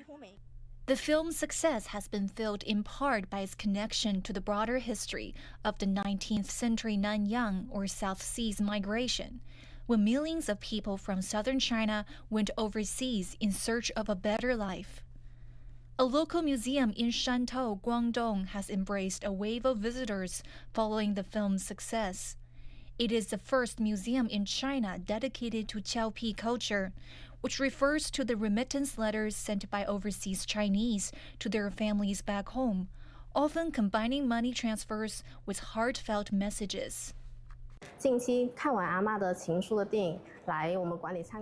the release of the film Dear You, the number of visitors coming to our museum has risen sharply. Every overseas remittance letter tells a story of overseas Chinese. These letters form a unique emotional bond connecting overseas Chinese and their families back home. They also embody the timeless virtues of overseas compatriots in those days: integrity, perseverance, enterprising spirit, and deep devotion to their hometown, which still touch people deeply to this day. The film mainly focuses on family affection, yet I've found some remittance letters donated to the nation.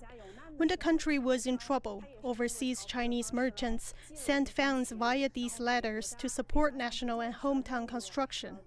This is a profound spiritual insight far beyond what the movie conveys.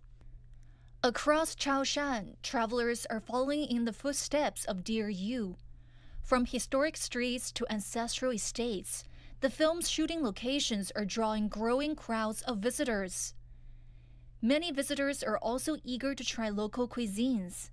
Chaoshan beef hot pot, clay pot porridge, and steamed rice rolls are adding flavors to their journeys. Cities including Shantou, Chaozhou, and Jieyang have launched themed travel routes inspired by the film, linking shooting locations with historical landmarks, food streets, and intangible cultural heritage sites. Many see the tourism and consumption waves triggered by Dear You's success as a vivid reflection of a wider shift in China's consumer market, as young people become increasingly interested in exploring and celebrating local cultures and traditions. 高一鸣 CGTN。 Farming on the roof of the world may sound like an impossible challenge, but in southwestern China's Xizang Autonomous Region, researchers are using modern technology to push the limits of high-altitude agriculture. Our reporter Wang Tianyu reports from Lhasa. Grapes, coffee beans, and fish. Wait, this is Xizang, the highest plateau in the world. I'm standing at more than 3,600 meters above sea level. Most people picture Xizang as snow mountains and dry grasslands, not exactly ideal for fresh produce. But inside these greenhouses in its capital Lhasa, agriculture is going high-tech. Our grapes are very tasty, says this researcher. The Xizang Academy of Agricultural and Animal Sciences has tested 60 grape varieties here. In the end, 6 were found to be suitable for this harsh climate. The strong sunlight and big temperature swings here make our grapes sweeter. And that's not the most surprising thing. Even subtropical coffee plants can grow here. We use shade netting and raise the humidity inside the greenhouse to help protect the coffee beans. When freezing temperatures arrive at night, the greenhouse is covered with an extra layer of insulation to keep the temperature above 8 degrees Celsius. You can eat it like a fruit.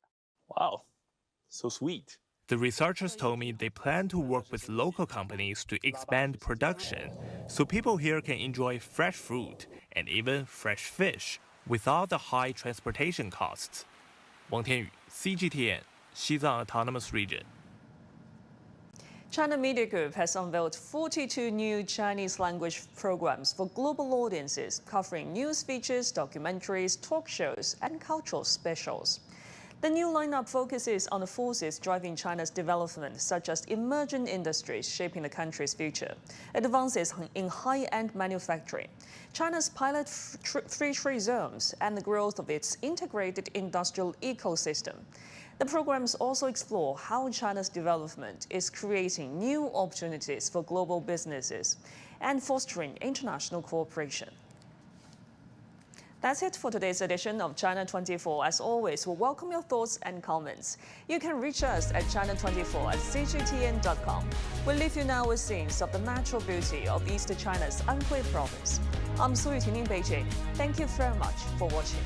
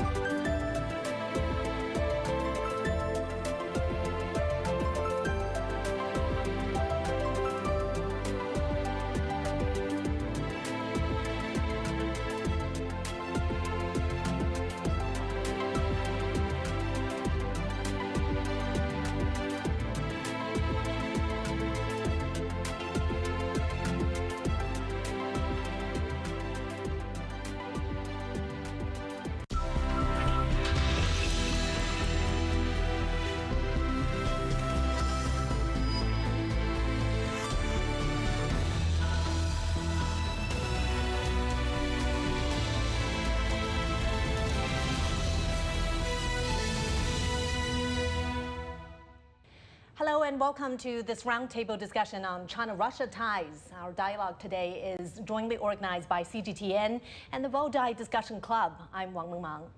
Russian President Vladimir Putin is visiting China this week as the two countries mark the 30th anniversary of the establishment of the China-Russia Strategic Partnership of Coordination and the 25th anniversary of the signing of the China-Russia Treaty of Good Neighborliness and Friendly Cooperation. Over the past decades, bilateral relations have developed on the basis of non-alliance, non-confrontation, and not targeting any third party. In an increasingly uncertain world, it's more important than ever to examine the nature and future of China-Russia ties. I'm pleased to be joined here in the studio by Professor Liu Baocheng, Dean of the Center for International Business Ethics at the University of International Business and Economics, and Professor Wang Xinsong from the School of Government at Beijing Normal University. Joining us online from Moscow are Professor Alexander Womanov, Deputy Director for Scientific Work, Head of the Center for Asia-Pacific Studies at the Primakov National Research Institute of World Economy and International Relations of the Russian Academy of Sciences, and Professor Oleg Barabanov, Program Director of the Valdai Discussion Club. He's also a professor at Moscow State Institute of International Relations. A very warm welcome to all of you, gentlemen. Now, so I'd like to start our discussion with you, Professor Liu. We understand that President Putin and Chinese President Xi Jinping have met over 40 times in the past 13 years. And this time, President Putin's visit comes right after U.S. President Donald Trump's state visit to China. Do you see any special signal in the timing of this visit? And how could we expect head of state diplomacy to navigate bilateral relations? That's a very good question. At the moment, when the world is looming large with a lot of uncertainties and even fragilities, for the head of states to create a comfortable environment to manage not only bilateral relationship but also regional and global relationship is utterly important, and it is even more important, in view of the fact that there are the type of political institutions in both China and Russia creates a more stable leadership. And now, during this critical time, and they have a number of important agenda in dealing with the global geopolitical situation and in managing the economic relationship, and also in bringing together more of the people-to-people exchange, etc. So now both of them see eye to eye that there needs to be a refreshed the global order, and also there's also needs a strengthened tie, particularly at the ground level in the trade, economic, and also financial cooperation, and that's why the regular meeting can really further enhance such a sort of engagement. But of course, there are a lot more differences in their understanding of the global situation, in their management, and also the strategic priorities. And let's now turn to Mr. Umanov for more insights on this engagement. We understand that China and Russia have repeatedly emphasized the principle of non-alliance, non-confrontation, and not targeting any third party. How does this principle shape the nature of this relationship, especially at a time of growing geopolitical uncertainty? It's not constrained. It's not bound by a bloc discipline. It gives each side enough room and enough flexibility. But at the same time, the world is changing. And exactly, you mentioned it correctly, it's not targeted against any third party. But the third party's behavior is significantly changing. So it's necessary to both our leaders, to Vladimir Putin and to Xi Jinping, to think and discuss what shall we do when third parties are trying to do something bad against Russia or China, because behavior of third parties have significantly deteriorated over these 25 years. For Russia, the key principle in Russia-China's relations is friendship its mutual understanding. And what's most significant, that exactly those principles of non-alliance and not targeting the third party allowed both states and both heads of states to accumulate significant capital of mutual trust. We understand that President Putin's visit this time coincides with two important anniversaries: 30 years since the establishment of the China-Russia Strategic Partnership of Coordination, and of course 25 years since the signing of the Treaty of Good Neighborliness and Friendly Cooperation. How do you assess the durability and strategic value of this relationship? I'd like to say that for us in Russia, for the Russian president himself, the questions of historical memory, the politics of historical memory are very important. He always base his current political decisions on historical background, on historical heritage. And that's now I'm sure that this year of two anniversaries will be very productive for our current cooperation. Thank you. All right, gentlemen, now let's focus on one aspect, which is trade and economic cooperation. Professor Liu, the two sides have kept momentum in this field, and China is now by far Russia's biggest trading partner by volume. How do you see the relationship going forward in trade and economic cooperation, and what do you make of the business engagement between the two sides?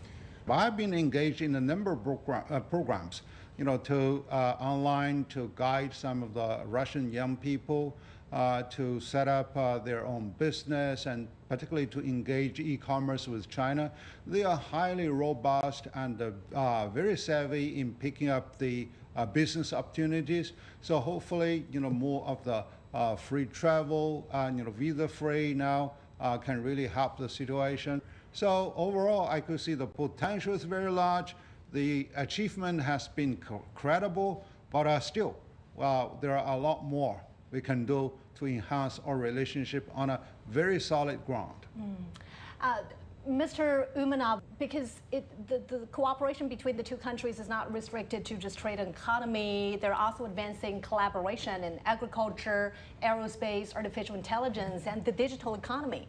Which sectors do you think holds the most potential when it comes to trying to achieve mutually beneficial cooperation? In a general sense, both our nations, both Russia and China, are now experiencing a serious change in our international business environments. Because both in Russia and China, we are concerned that now economic development is closely tied to issues of development security. It's very visible in both Russia and in China. At the same time, another similarity of our paths of development, well, definitely Chinese colleagues are aware that Chinese policy is the policy of extending and expanding the opening of China to foreign businesses. And I also like to draw your attention to the speech by President Putin. It was last week at the All-Russian Convention of Machine Engineers, and it's resonated broadly among Russian experts, and it was widely commended because President Putin said that Russia will not close its economy and Russian industries will not be closed. All right, and Professor Wang, this year marks the beginning of China's 15th five-year plan. It aims to enhance national security, tech self-reliance, and of course economic resilience, while also at the same time shaping a more multipolar and stable world order. What kind of potential do you think that this could offer for future collaboration between the two countries?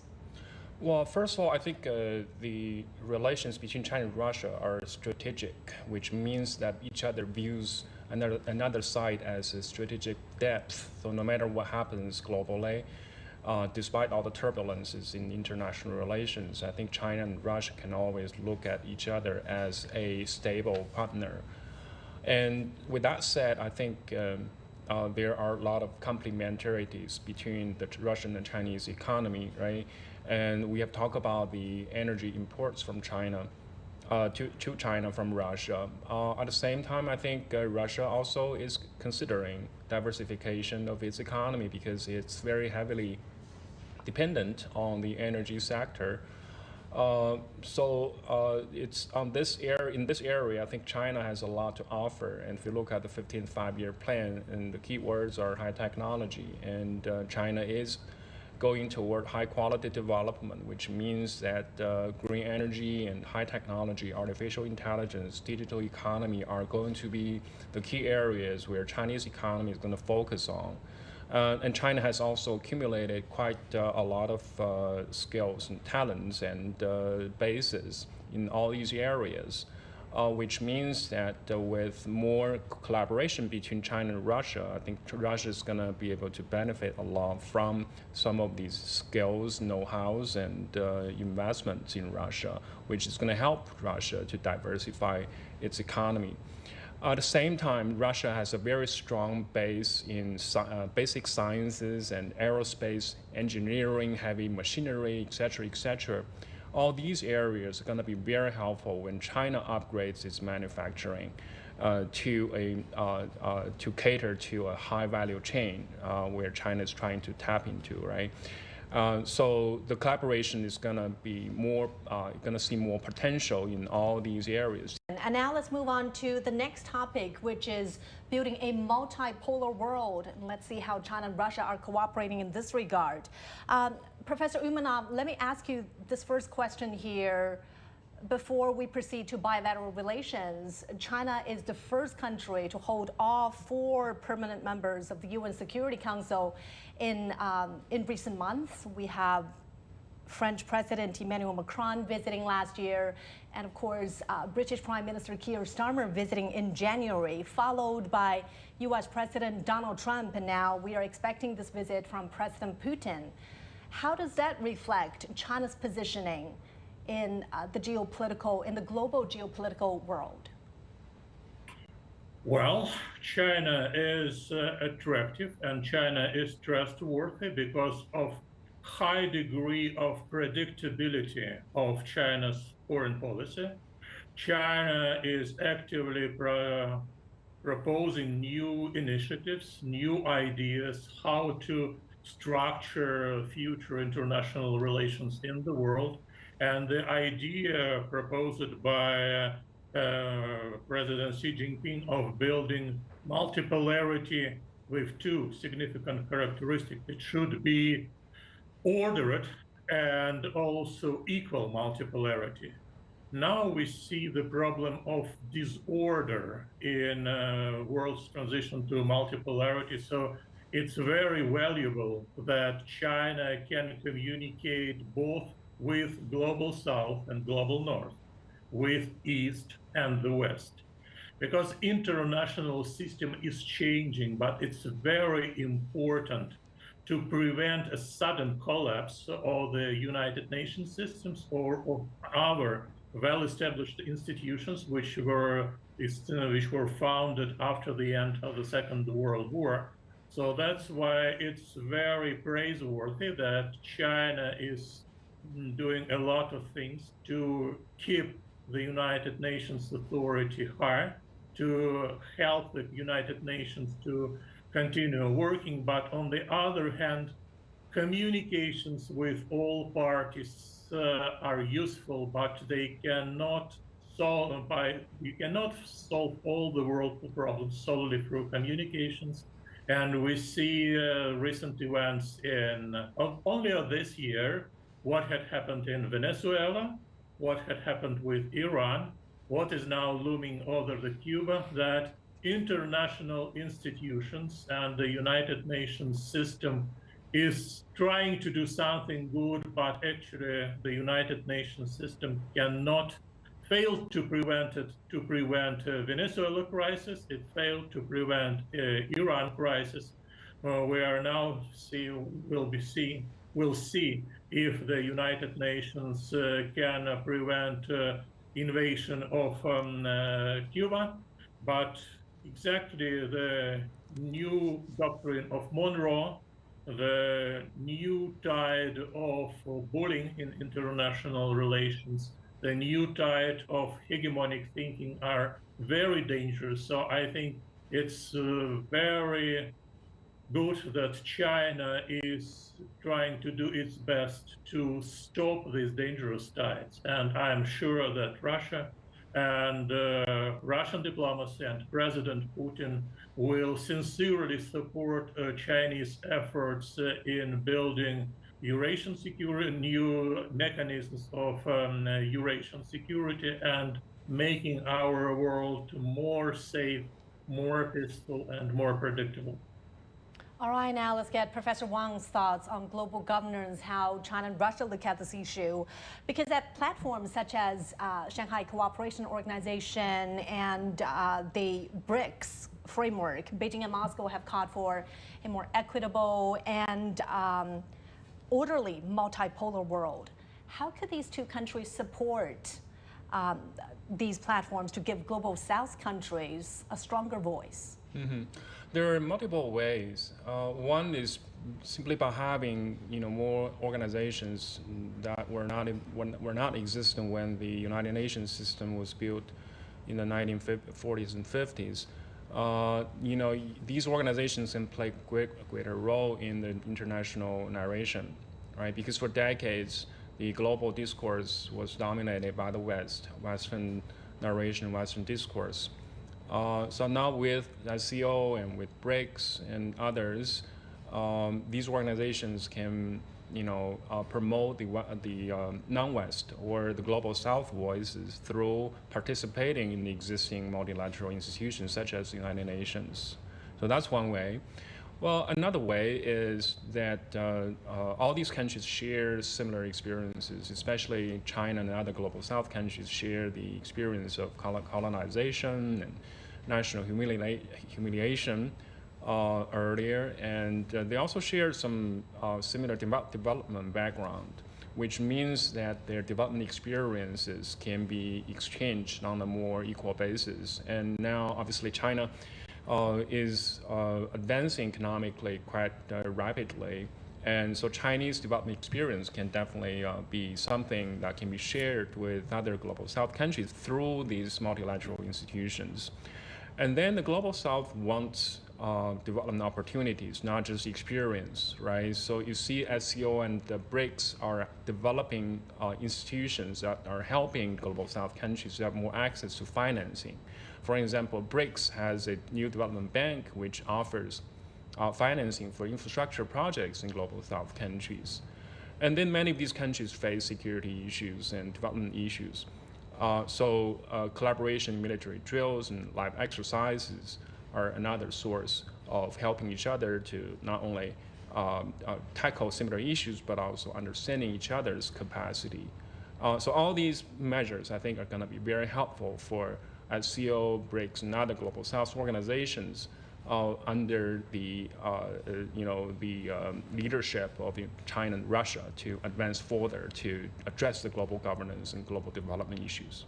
Professor Barabanov, Chinese President Xi Jinping has called on the two sides to promote the development of the international order in a more just and reasonable direction.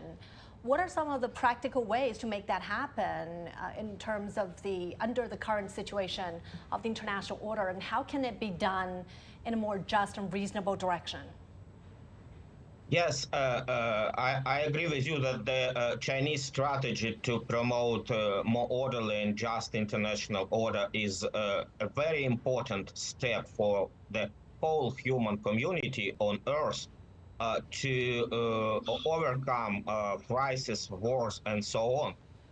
And for now, we see that, unfortunately, we have the growing tensions.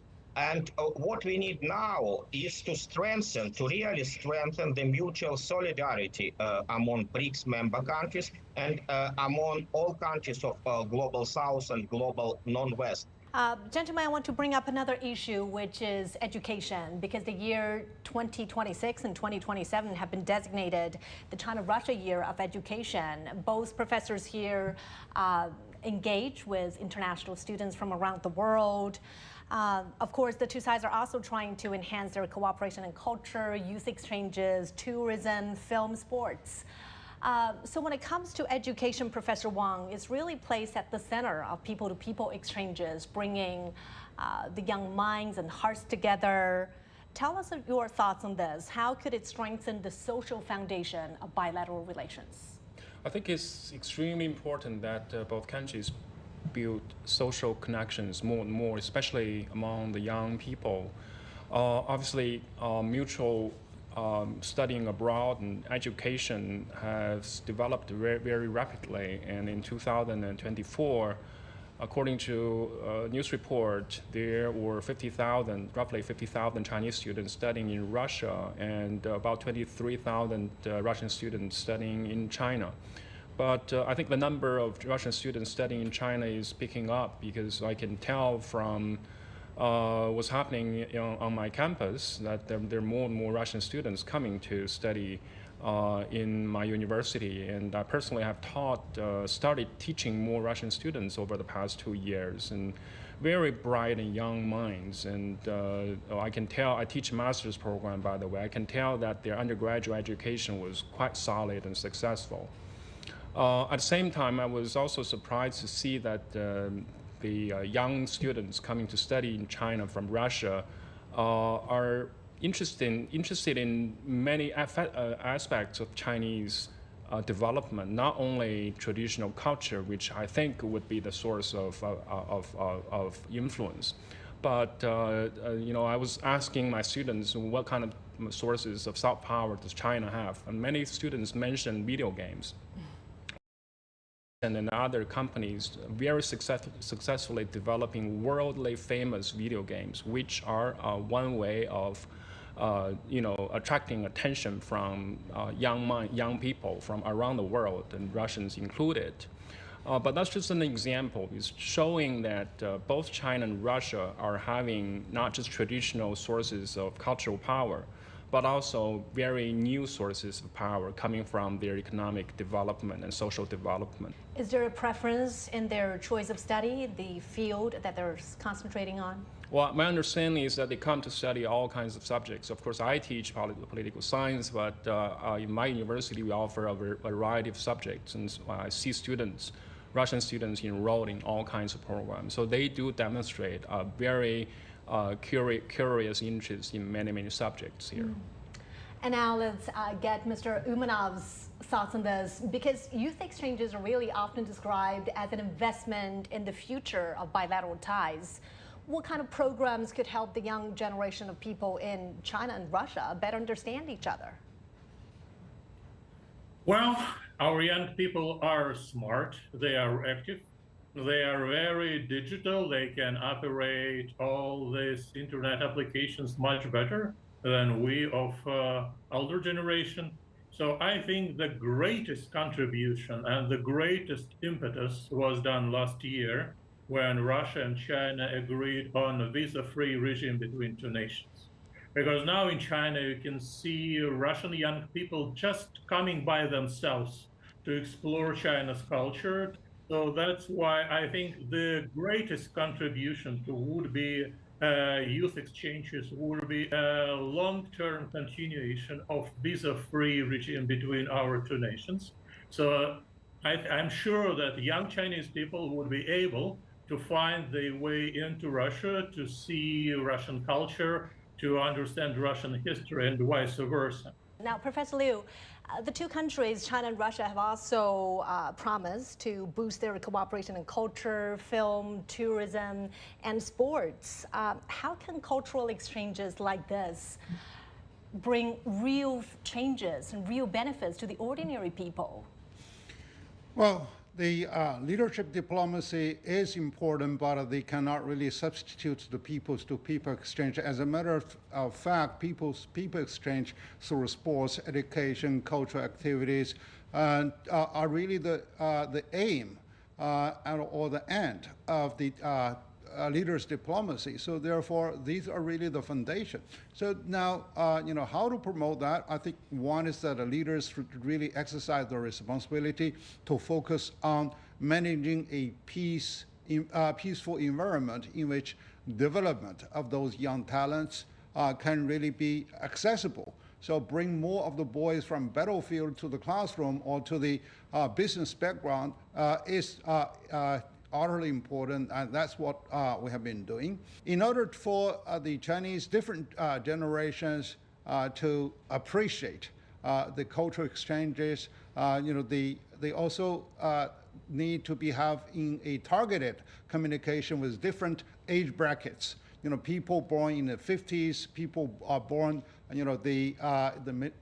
or what is called the millennials. They have very different views over that. So there needs to be a far better job in order to promote a better popularity of those cultural exchanges and educational exchange programs. Absolutely. And now, Professor Barabanov, looking ahead now, what should both sides do to ensure that people-to-people exchanges are not only symbolic, but also practical, sustained, and attractive to the younger generation? Yes, all of this is important for sure. And we also need to strengthen a kind of an institutional infrastructure for that. What we need, and what the colleagues already said, we need the program for not inviting students to study in Russia or in China, but for short time student exchange, for short time professors exchange. I see the growing interest in Russia among the students and others to learn the Chinese language. So we need some infrastructure, some institutional exchanges to give those people opportunity to visit China, to learn Chinese language in China, and so on, and vice versa. And also Russia has many things to do for it. So to develop the infrastructure for education, for educational cooperations and contacts is very important for me. Thank you. All right, thank you. We've covered a lot of ground in our discussion. I'd like to thank all my panelists, both here in the studio and online from Russia, Professor Liu Baocheng, Professor Wang Xinsong, Mr. Alexander Lomanov, and Professor Oleg Barabanov. We've agreed from our conversation that China-Russia ties are not limited to just one dimension. They encompass strategic mutual trust, practical cooperation, multilateral coordination, and a growing network of people-to-people exchanges. Now, as the two countries mark important anniversaries and celebrate the China-Russia years of education, bilateral ties are expected to grow even closer and stronger.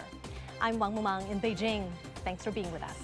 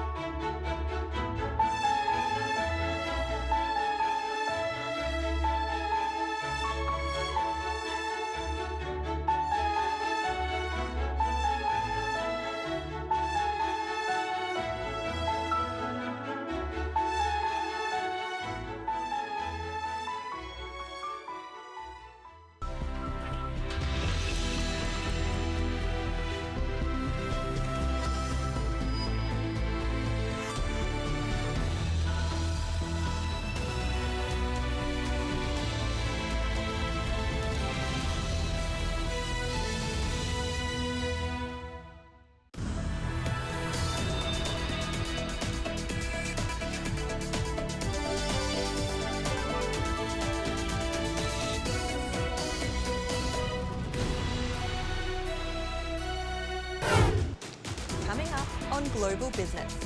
Deepening ties, Russian President Vladimir Putin hails the close strategic relationship with China ahead of his state visit to the country.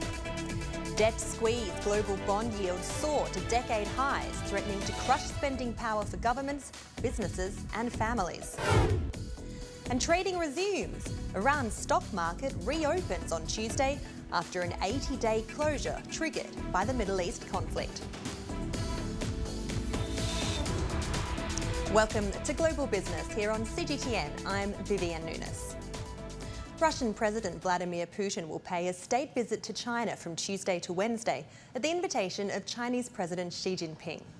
Putin's upcoming visit will be his 25th trip to China. Our reporter Wang Mangjie has more from Beijing. During the visit, Chinese President Xi Jinping and President Putin will exchange views on bilateral ties, cooperation in various fields, as well as international and regional issues of common interests. For more details, let's take a listen. Over recent years, under the strategic guidance of President Xi Jinping and President Putin, the China-Russia Comprehensive Strategic Partnership of Coordination for a New Era has enjoyed sound, steady, and in-depth development with expanding cooperation in various fields. Tangible benefits for the two countries and two peoples, and important contribution to maintaining global strategic stability and upholding international fairness and justice. This year marks the 30th anniversary of the establishment of China-Russia Strategic Partnership of Coordination, the 25th anniversary of the signing of the China-Russia Treaty of Good Neighborliness and Friendly Cooperation, and the year to kick-start events of the China-Russia Years of Education. The two sides will take this opportunity to continue deepening and elevating relations between China and Russia, so as to inject more stability and positive energy to the world. Bilateral trade accounted for about $228 billion in 2025. And the ongoing China-Russia Expo, which is held in northeast China's Heilongjiang province, is another example that witnesses bilateral trade and economic cooperation. Meanwhile, mutual visa-free policies also boost bilateral exchanges. Closer cooperation have also expanded in fields such as music and arts. This year is also the beginning of the China-Russia Years of Education, which is expected to further boost the bilateral exchanges on education and people-to-people exchanges. President Putin says Russia-China relations have reached a truly unprecedented level. In a video address on Tuesday, Putin said regular high-level exchanges are key to advancing bilateral ties and unlocking their potential. He said the special nature of Russia-China relations is reflected in their mutual understanding and trust, win-win cooperation and support on issues involving core interests. Putin also noted that trade between the two countries has surpassed $200 billion with settlements now conducted almost entirely in Russian rubles and Chinese yuan. Putin stressed that the close strategic relationship plays a major stabilizing role globally. Despite global economic uncertainty, trade between China and Russia continues to expand. Here's a look at the latest figures and the key forces driving the growth. Despite mounting global economic challenges, trade between China and Russia is maintaining strong momentum in 2026. Latest figures from the Chinese Ministry of Commerce show bilateral trade reached $61.2 billion in the first quarter, up 14.7% year-on-year. China's exports to Russia climbed 2%, while imports from Russia rose 9% over the same period.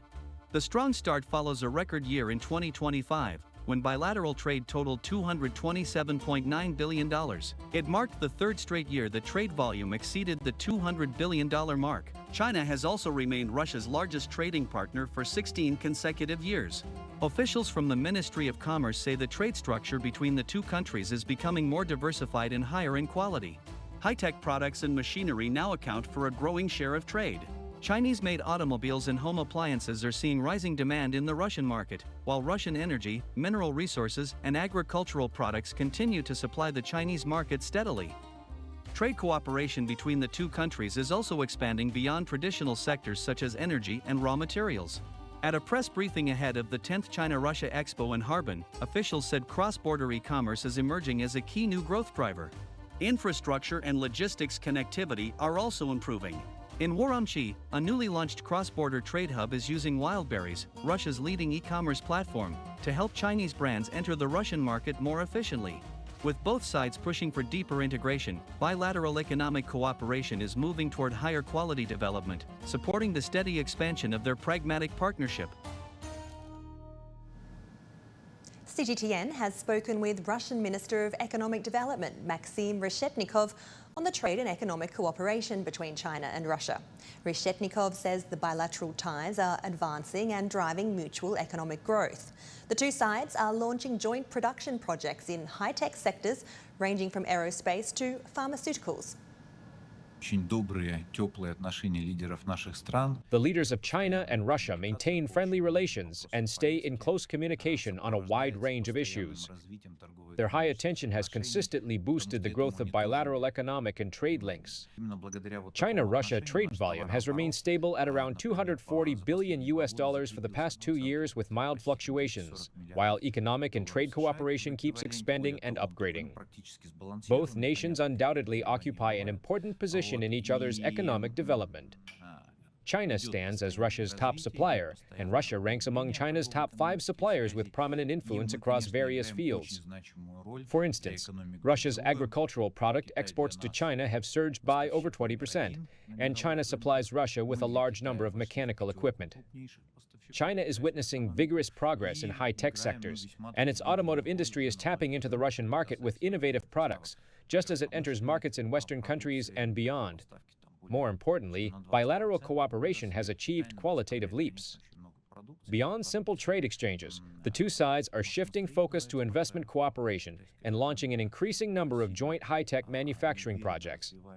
Such cooperation helps deliver faster and better results than separate efforts, covering aerospace, aviation, nuclear energy, pharmaceuticals, and more. These efforts lay a solid foundation for future development, enabling mutual progress and shared benefits for both countries. China's exports to Russia bring high-quality products to its neighbour and also inject new momentum into Russia's industrial system. Our reporter, Ho Jing, visits one of Russia's largest online B2B trading platforms, founded by a Chinese entrepreneur, to see how it's facilitating this shift. Let's take a look. This is Sun Tianshu, the founder and president of Chifa Digital Trade, an online platform that supports B2B cross-border trade between China and Russia. Sun speaks fluent Russian, and every year he spends almost half a year in Russia facilitating bilateral trade. 从91年到2018年，将近27年的时间啊。那么这27年的时间 In 27 years, from 1991 to 2018, China-Russia trade expanded from just a few $1 billion to $100 billion. In the 6 years that followed, it surged to nearly $250 billion. The market potential remains vast.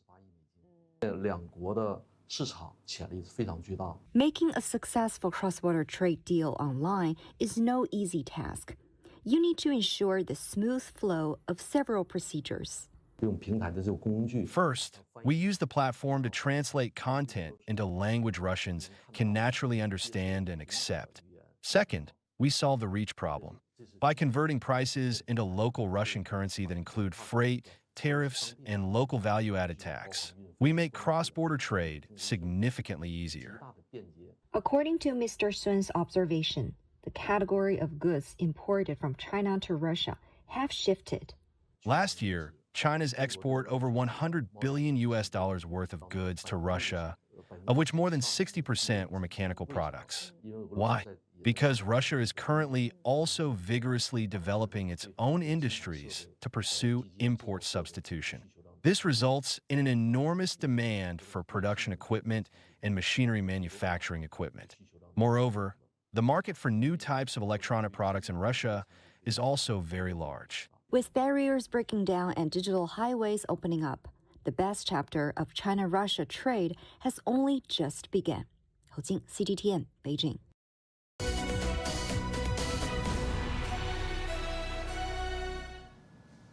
China's Xizang Autonomous Region delivered high-quality growth throughout the 14th five-year plan period. In 2025, Xizang's GDP grew by 7%, fueled by a strong 17.2% surge in fixed asset investment. Retail sales also rose a solid 4.4%. And that momentum has carried into this year. In the first quarter, the region's GDP expanded by 6.1%, the fastest growth rate in the country. Farming on the world's highest plateau may sound impossible, but in Xizang Autonomous Region, researchers are using modern technology to push the limits of high-altitude agriculture. Our reporter, Wang Tianyu, has this report from Lhasa. Grapes, coffee beans, and fish. Wait, this is Xizang, the highest plateau in the world. I'm standing at more than 3,600 meters above sea level. Most people picture Xizang as snow mountains and dry grasslands, not exactly ideal for fresh produce. But inside these greenhouses in its capital Lhasa, agriculture is going high-tech. Our grapes are very tasty, says this researcher. The Xizang Academy of Agricultural and Animal Sciences has tested 60 grape varieties here. In the end, 6 were found to be suitable for this harsh climate. The strong sunlight and big temperature swings here make our grapes sweeter. And that's not the most surprising thing. Even subtropical coffee plants can grow here. We use shade netting and raise the humidity inside the greenhouse to help protect the coffee beans. When freezing temperatures arrive at night, the greenhouse is covered with an extra layer of insulation to keep the temperature above 8 degrees Celsius. You can eat it like a fruit. Wow, so sweet. The researchers told me they plan to work with local companies to expand production so people here can enjoy fresh fruit and even fresh fish without the high transportation costs. Wang Tianyu, CGTN, Xizang Autonomous Region. You're watching Global Business. When we return, trading resumes. Iran's stock market reopens on Tuesday after an 80-day closure triggered by the Middle East conflict.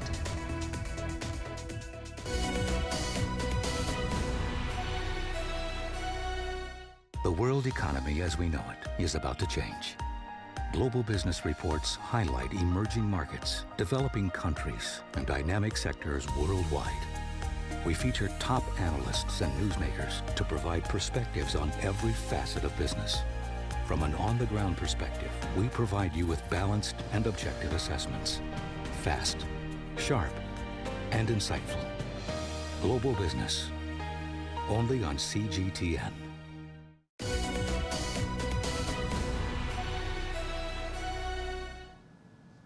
Investors are selling off global bonds over fears of lasting energy inflation, pushing yields higher. The average borrowing rate for G7 governments on 10-year debt is approaching 4%. That's up from around 3.2% before the US-Iran war began in late February. The yield on the 10-year US Treasury note is now around 4.6%, its highest level in more than a year. And the rise in Treasury yields is becoming a concern for investors, given its role as a key borrowing benchmark. In the Eurozone, the German 10-year bond yield hit a 15-year high of about 3.2%. The bloc's annual inflation rose to 3% in April, driven largely by a sharp rebound in energy costs.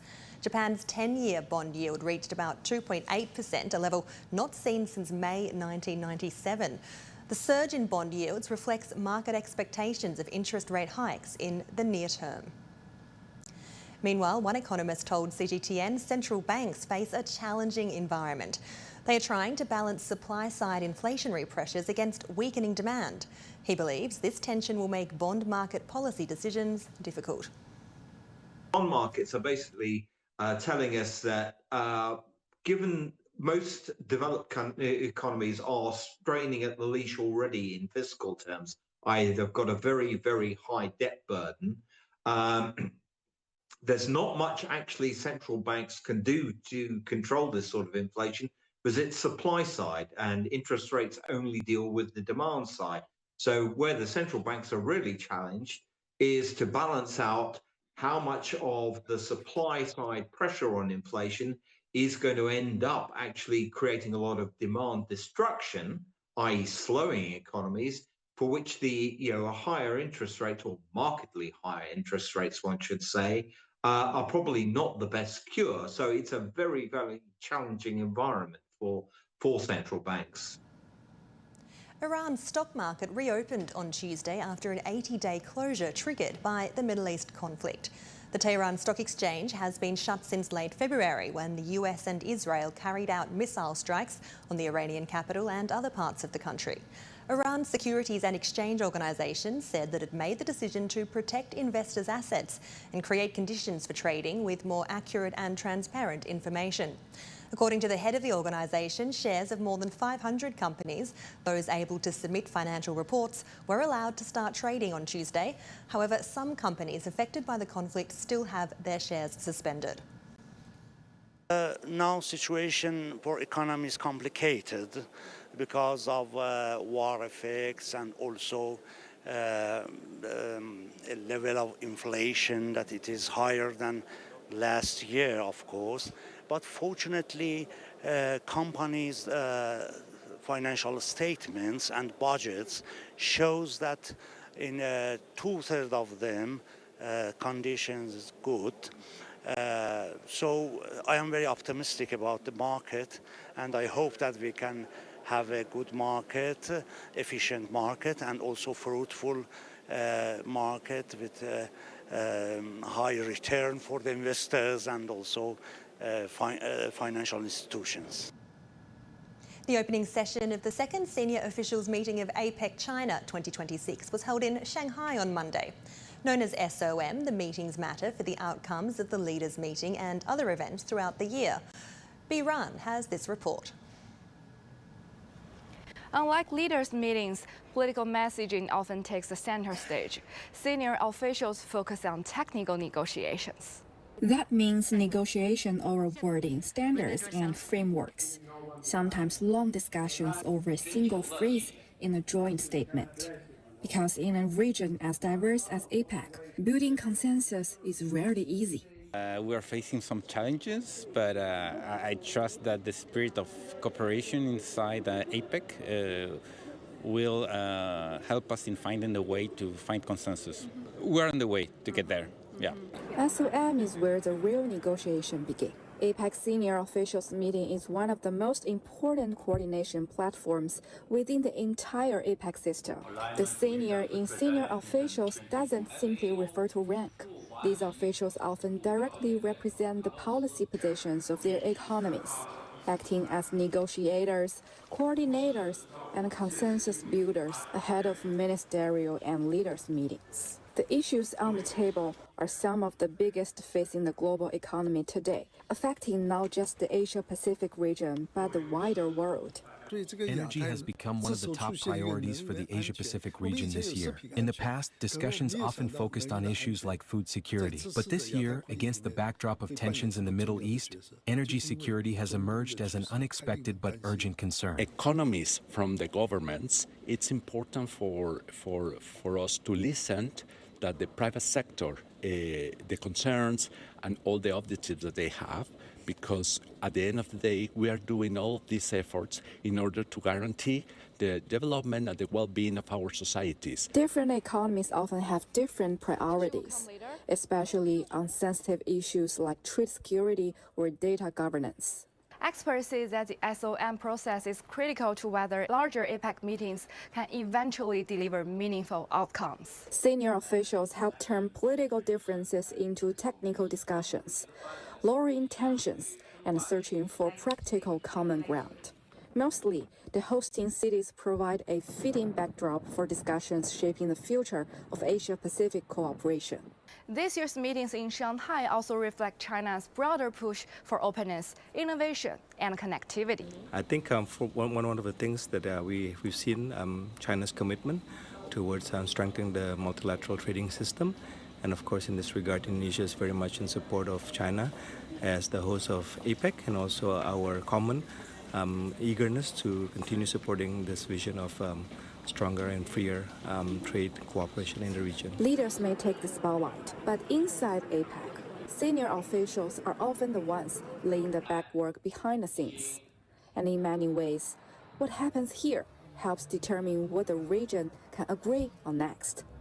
Yan, CGTN, Shanghai. Leading economic minds are gathering in Chengdu to deliberate on key economic issues and matters under the theme Global Financial Governance in a Changing World at the Tsinghua People's Bank of China School of Finance Global Finance Forum. The spotlight is on how China is providing a financial security dividend for a fragmented world. To explore what this means for emerging markets, CGTN's He Jingyi sat down with Kairat Kelembetov, former Deputy Prime Minister and former Governor of the National Bank of Kazakhstan. So speaking as a former central bank governor, how urgent is it for emerging markets to seek alternatives to the US dollars? And how much of a difference financial systems like China's CIPC can make when facing de-risking? We are exporting from China a lot, starting from like a telecom, high-tech industry productions for like 5G, smart cities. So for this, we need payments in Chinese currency.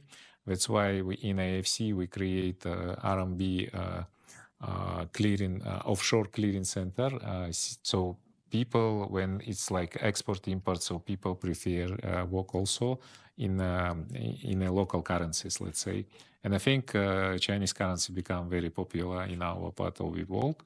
Beyond this, I think that we also in cooperation of capital markets. Recently, the Sovereign Wealth Fund, Samruk Kazina, and Sovereign Wealth Fund, Baitirek, they also issue panda bonds in Hong Kong Stock Exchange. So I believe it's also a good future when we can bring liquidity from Chinese market, mainland and Hong Kong markets to Central Asia, to Kazakhstan. Yes, I think what China made in terms of the green finance, it was like, it's a real revolution. So I think we all worry about the problem of the climate change. And so we're now moving from the previous like hydrocarbons-centric economy to more alternative sources. I think in a very short period of time, China rebuilt the financial ecosystem. So the central banks kind of motivated the commercial banks to provide loans to the companies which are focusing on developing the energy, wind and solar energy power. And I think that we see is a great result from one side, but from the other side, the green financial system itself is also a good mechanism which we have to learn from China. For the global south, I believe there's also good opportunities, because if they're doing like green finance and they also want to bring energy, the solar and wind energy, so the equipment is from China. So it's relevant when you're using the Chinese liquidity for buying equipment here, but kind of funded by the Chinese financial institutions. The Global Trade and Investment Promotion Summit of 2026 has been held here in Beijing. The event brings together global officials and business executives to discuss how to navigate economic uncertainty and drive future growth. Cao Chufeng has the story. Monday's Global Trade and Investment Promotion Summit 2026 in Beijing has brought together government officials, business leaders, and experts from more than 50 countries. China's Vice President Han Zheng delivered a keynote speech, putting forward suggestions to promote the steady and sustainable development of global trade and the world economy. First, jointly foster an open and cooperative international economic environment. Second, jointly cultivate new strengths for innovation-driven development. Third, jointly enhance the resilience of industrial and supply chains. Fourth, jointly advance reform of the global governance system.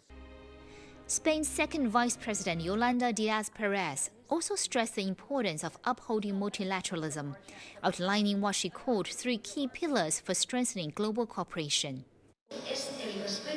One pillar is respect for sovereignty. The second is a commitment to innovation and strategic autonomy. The third is social justice. The Beijing initiative of the 2026 Global Trade and Investment Promotion Summit was released by the China Council for the Promotion of International Trade on behalf of business representatives attending the summit. The initiative also puts forward 5 proposals to promote global economic growth. First, foster new quality productive forces. Second, promote open cooperation in industrial and supply chains. Third, empower economic and trade cooperation through artificial intelligence.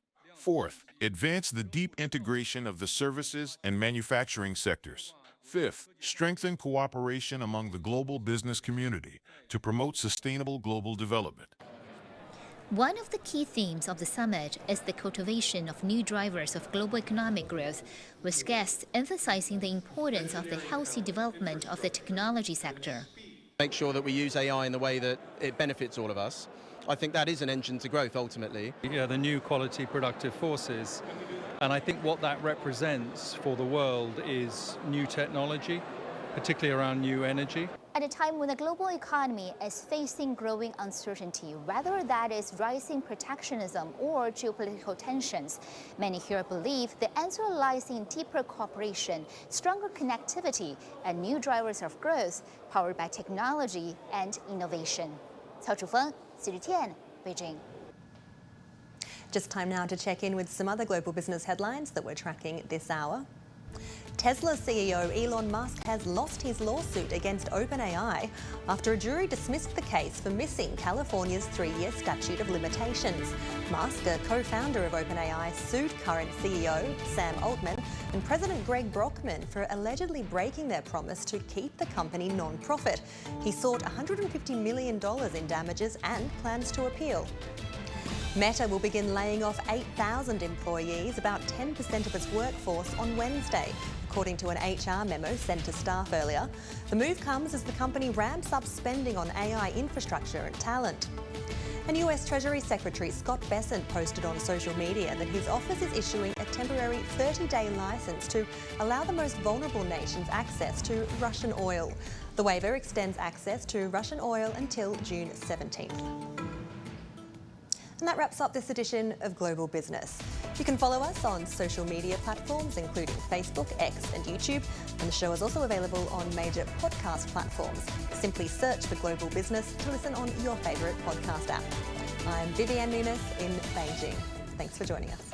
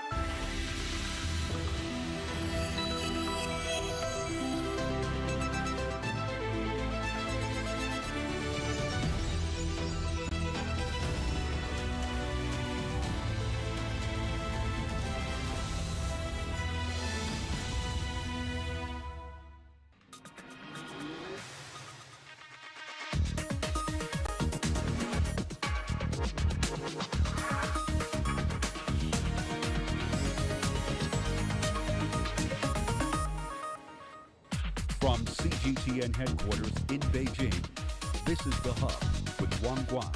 Hello and welcome to The Hub. I'm Wang Guan in Beijing. Russian President Vladimir Putin is in Beijing from May 19th through 20th for a two-day state visit.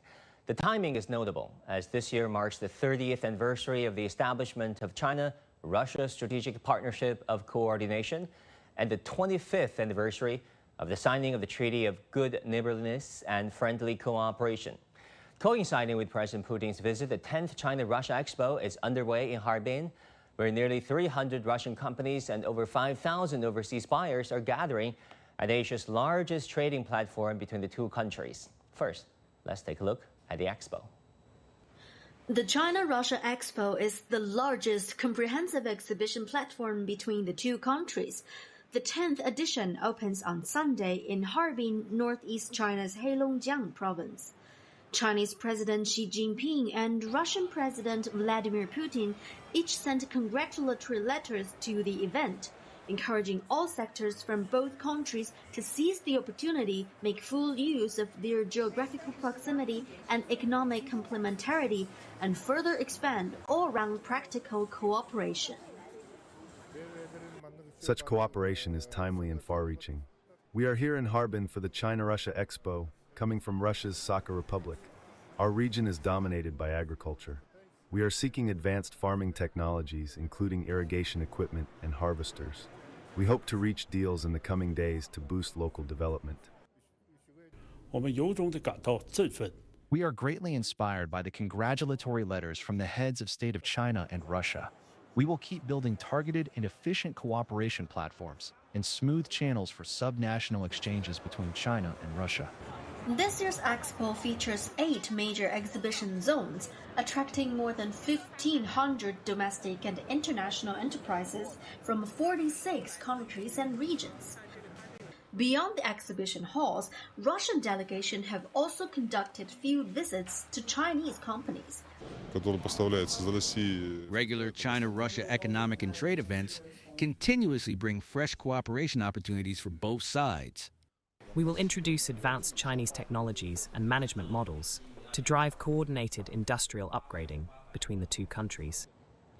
Now, with the economic ties between China and Russia entering a more mature and resilient phase, what kind of new momentum could this visit bring to bilateral relations?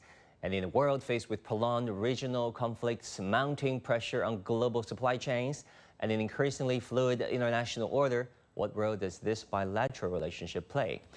To explore all these questions and beyond, we're joined in Beijing by Konstantin Sheping, commentator and China Friendship Award recipient. In Shanghai, we have Professor Zhao Long, director of the Institute of International Strategic and Security Studies and Shanghai Institute for International Studies. And in Almaty, Kazakhstan, we have Klaus Lors, distinguished professor of history and international affairs at the University of North Carolina. Now, a very warm welcome. Professor Zhao Long, why don't I start with you?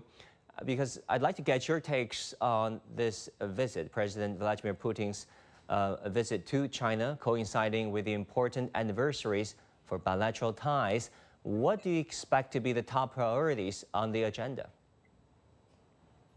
Well, I think this visit, of course, comes at a very symbolic moment for China-Russian relations. You mentioned about the 2 anniversaries. They are quite important.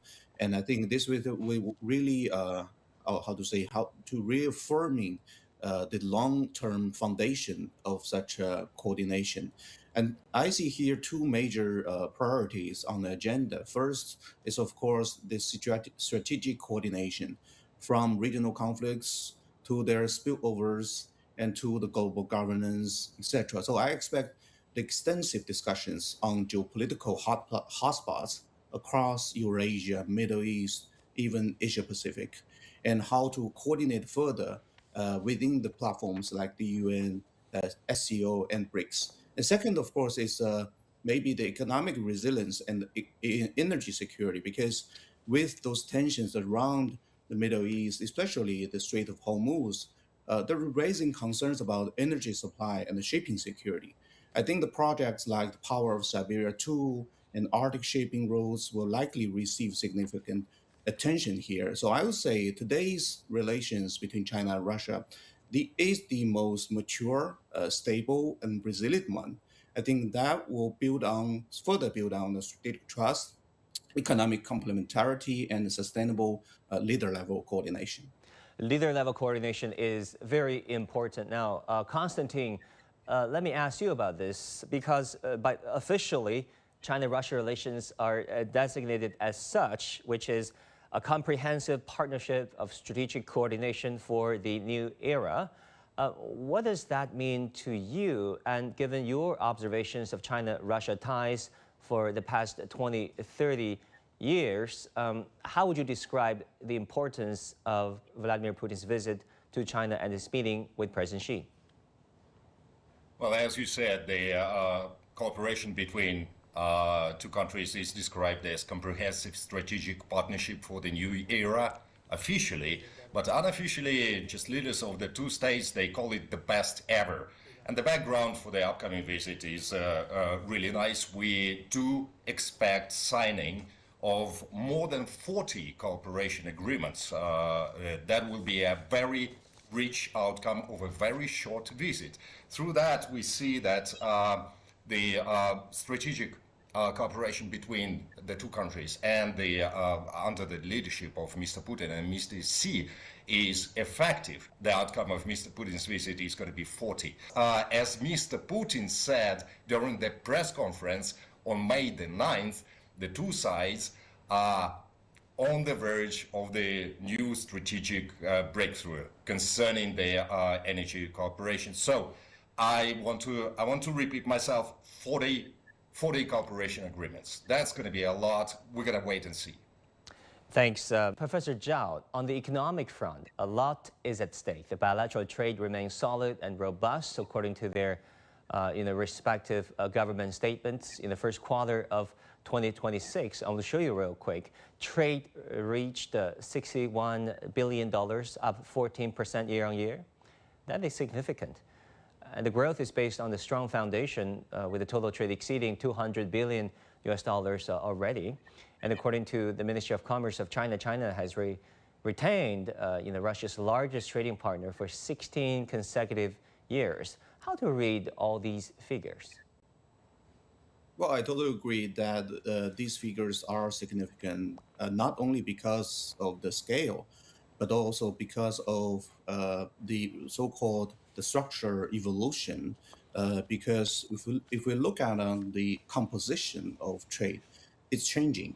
So energy is still the backbone, but I think the cooperation is becoming much broader between us.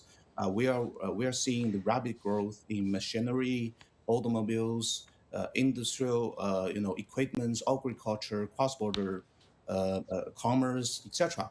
So I think the relationship is really moving from a relatively a simple commodity trade toward to deeper industrial integration and even supply chain coordination.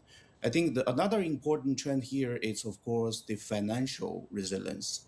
Our trade is purely based on the local currency settlements, almost reached to 99%. So I think that both sides understand that the next stage or mission for us is not simply to do more trade, but to higher or to reach so-called higher quality of the bilateral trade through improving, connectivities, technological cooperation, and long-term investments.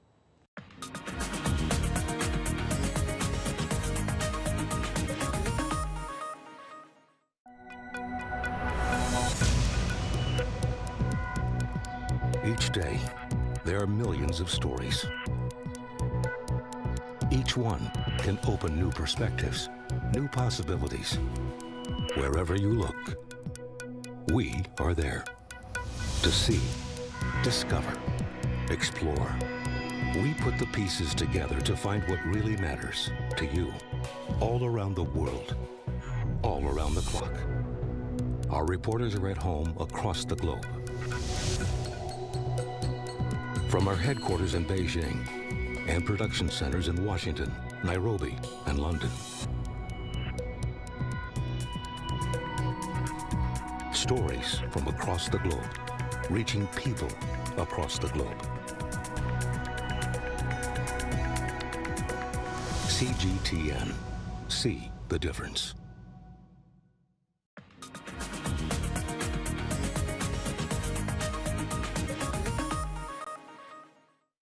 Professor Lars, if I go back to you, sorry for the technical glitch. I was asking you about your expectations on what's going to come out of the summit between the two presidents. Yes, I'm sorry about that too. I think it is an important visit, and what we can expect is really agreement and deals regarding trade, energy, and also talks about geopolitical issues. What Mr. Putin also wants to know is really about the visit of President Trump to China. As in any relationship, there's also a lot of skepticism, and I believe that Putin will want to find out from President Xi whether any deals between the United States and China have been made which have not yet been known to the rest of us. And I think he wants to find reassurance that the close Russia-China relationship is continuing despite President Trump's recent visit.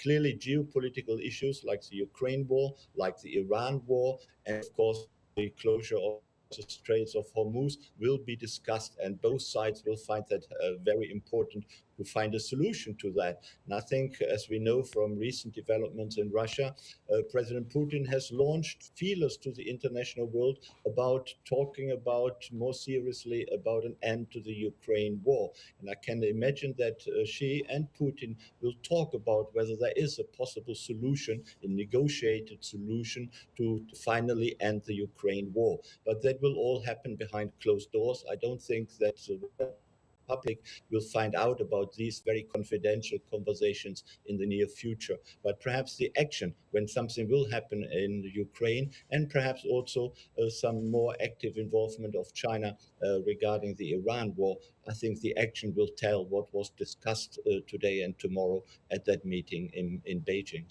Yeah, definitely, we'll keep an eye on whether and how small-scale discussions will be arranged between the two presidents, because we know previously such meetings took place at leadership compounds as well as state guest houses on both sides for China and for Russia.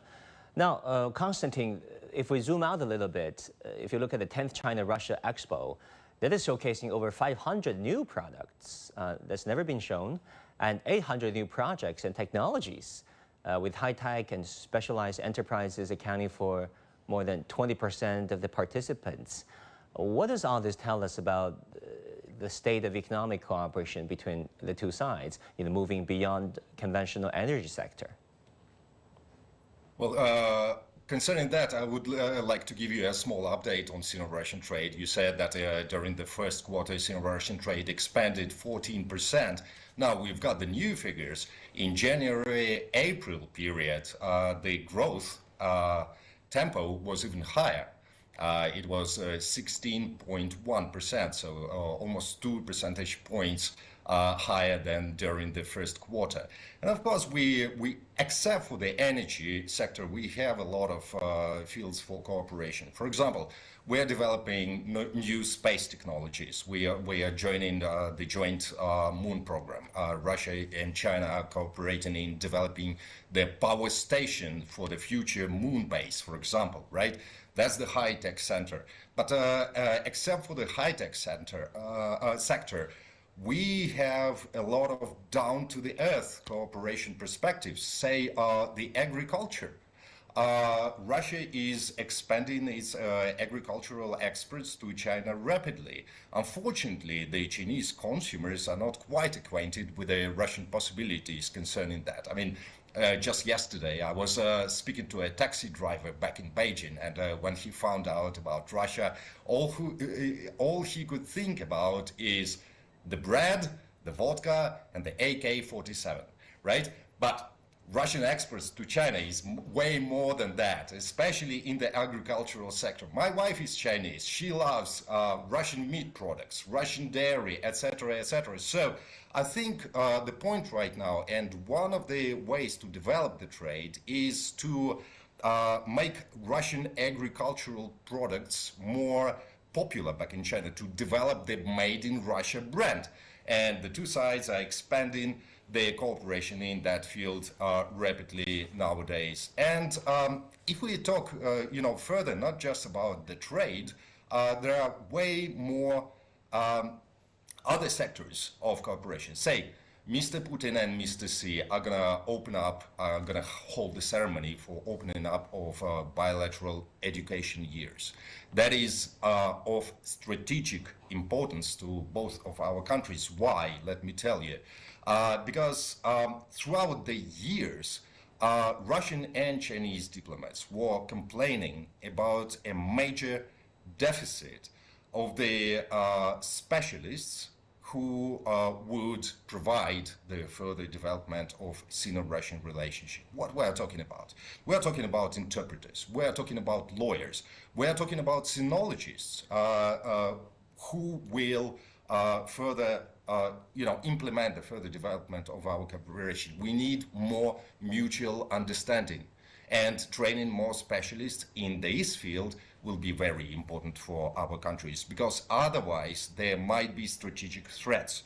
I remember after the collapse of the Soviet Union, the Russian sinology school also collapsed and basically depended a lot on the Western sinology school. So the West could provide and push a lot of its own agenda into a Sino-Russian cooperation. We need to be independent about that, and we need to further develop the sinology school back in Russia and Russian studies back in China to deepen our mutual trust, understanding, and cooperation. This is the basis of the further development of our cooperation. So a lot of sectors to discuss, a lot of I can see a lot of passion you talking it's about not just the people-to-people trade. exchanges. I mean, you yourself being the highest, you're receiving the highest honor that the Chinese government can possibly give to a Russian national, for that matter.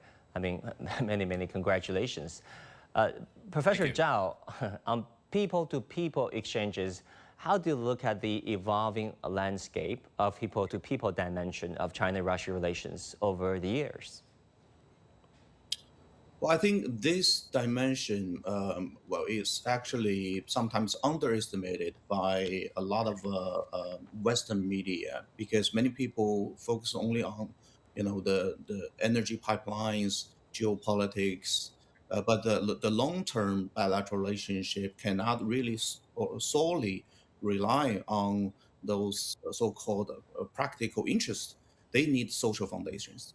So I think the fact that there are huge numbers of students are studying in each other's countries combined, and I think there's a so-called university alliances between us, which become the world's largest bilateral academic cooperation network. So I think I totally agree with Professor mentioned that the importance of creating the new talents pool to evolve more specialized, well-trained experts on Russia and China, not only to emphasize exchanges of the languages or of the histories of both sides, but also to focus on those emerging technologies to prepare more talents, engineers, media professionals, even entrepreneurs, which could further adapt this new reality of the industrial revolution, the AI age. I think this may be the key, the topic or the importance for us to further enhance the people-to-people ties between us. I mean, it's very important to have a global perspective on China-Russia relations, because some folks in the West look at it, from a very different angle. Now, Professor Loris, there is this perception in the West that somehow China-Russia partnership is essentially a de facto alliance aimed at countering another major power. But Beijing and Moscow insist that this relationship is fundamentally about strategic coordination and common development. It's about jobs, it's about employment, it's about growing the pie, not necessarily forming a bloc against any other country. Deterrence, we don't know, but threat, definitely not. How would you explain this framework, made by Moscow and Beijing of non-alliance, non-confrontation, and not targeting any third party? Well, the NATO alliance is, of course, has a membership of 27 nations. Here we are talking about two countries, China and Russia. But it is, of course, true that, and that is what we discuss right now, that China and Russia are very close and have grown increasingly closer in the last few years. And that refers to almost all aspects, including energy and trade, but also dual use goods, which can be used for both military and civilian products. And that is, of course, highly contentious in the West. It's difficult to prove that, but many analysts say there is, much closer cooperation between Russia and China, which goes beyond mere trade and energy. And it is true that it should not be the case that we think of the world in power blocks, whether China and Russia are confronting the West, whether the West confronts China and Russia. We should think in the West as one global camp. So we should really overcome that thinking in power blocks. But at the moment, global geopolitics really seems to push the traditional thinking in power blocks. Maybe I can also just add something about the issue we just talked about, the people-to-people exchanges. Many countries are divided by all sorts of things, particularly war, of course, and conflict and energy problems.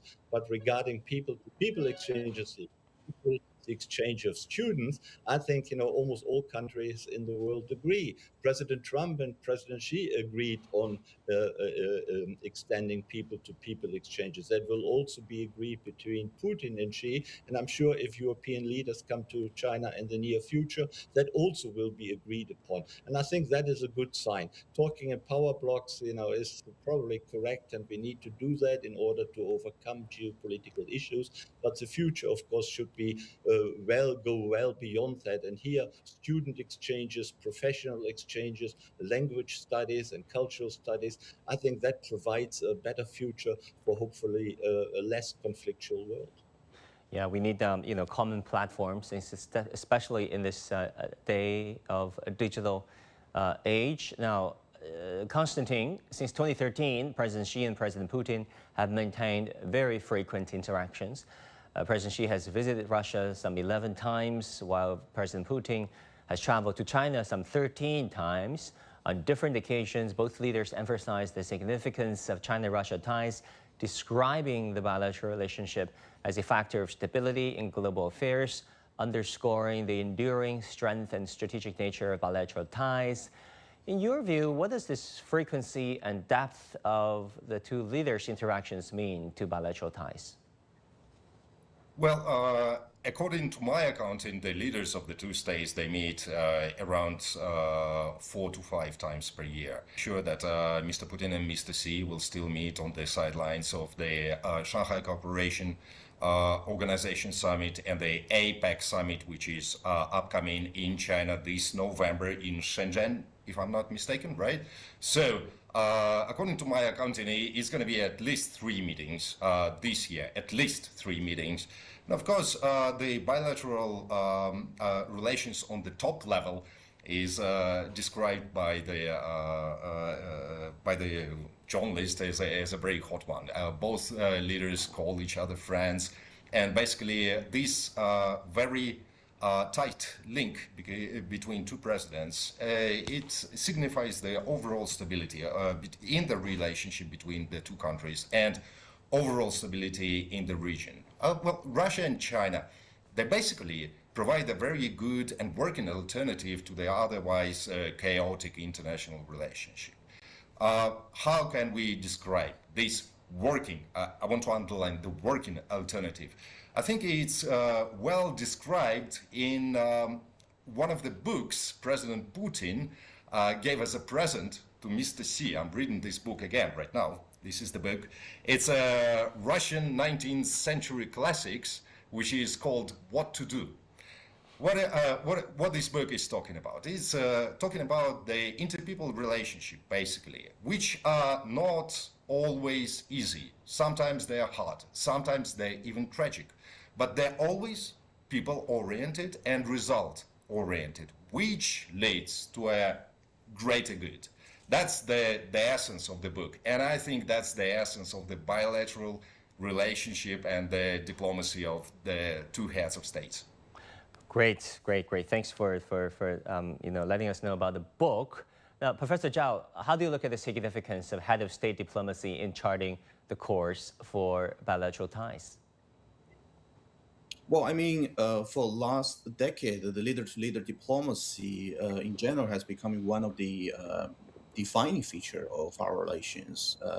It not only provides the top-level strategic guidance of our relations and cooperation, but also really becoming a stimulus to the more practical cooperation and at more, the top-level design of what kind of a concrete plan for our future cooperation. And in this context, I think, for example, this type of diplomacy played a significant role for those long-term corporations, which sometimes involves long-term investments, financing, and more geopolitical, external effects. So these kind of coordination, very frequent coordination between the leaders, will serve a very solid foundation for that. Another part I would call this kind of diplomacy also helps to overcome some bureaucracies. Let's say, sometimes between the major powers, the cooperation always will encounter very complicated administrative system. So when the strategic direction is quite clear, established by the leaders, by the top level, I think the cooperation, coordination among the different ministries, regions, or the enterprises will become much smoother and faster. In that sense, I think these kind of diplomacy is almost like the strategic anchor for the current, strategic coordination between our two countries. For this edition of The Hub on CGTN, stay tuned and see you next time.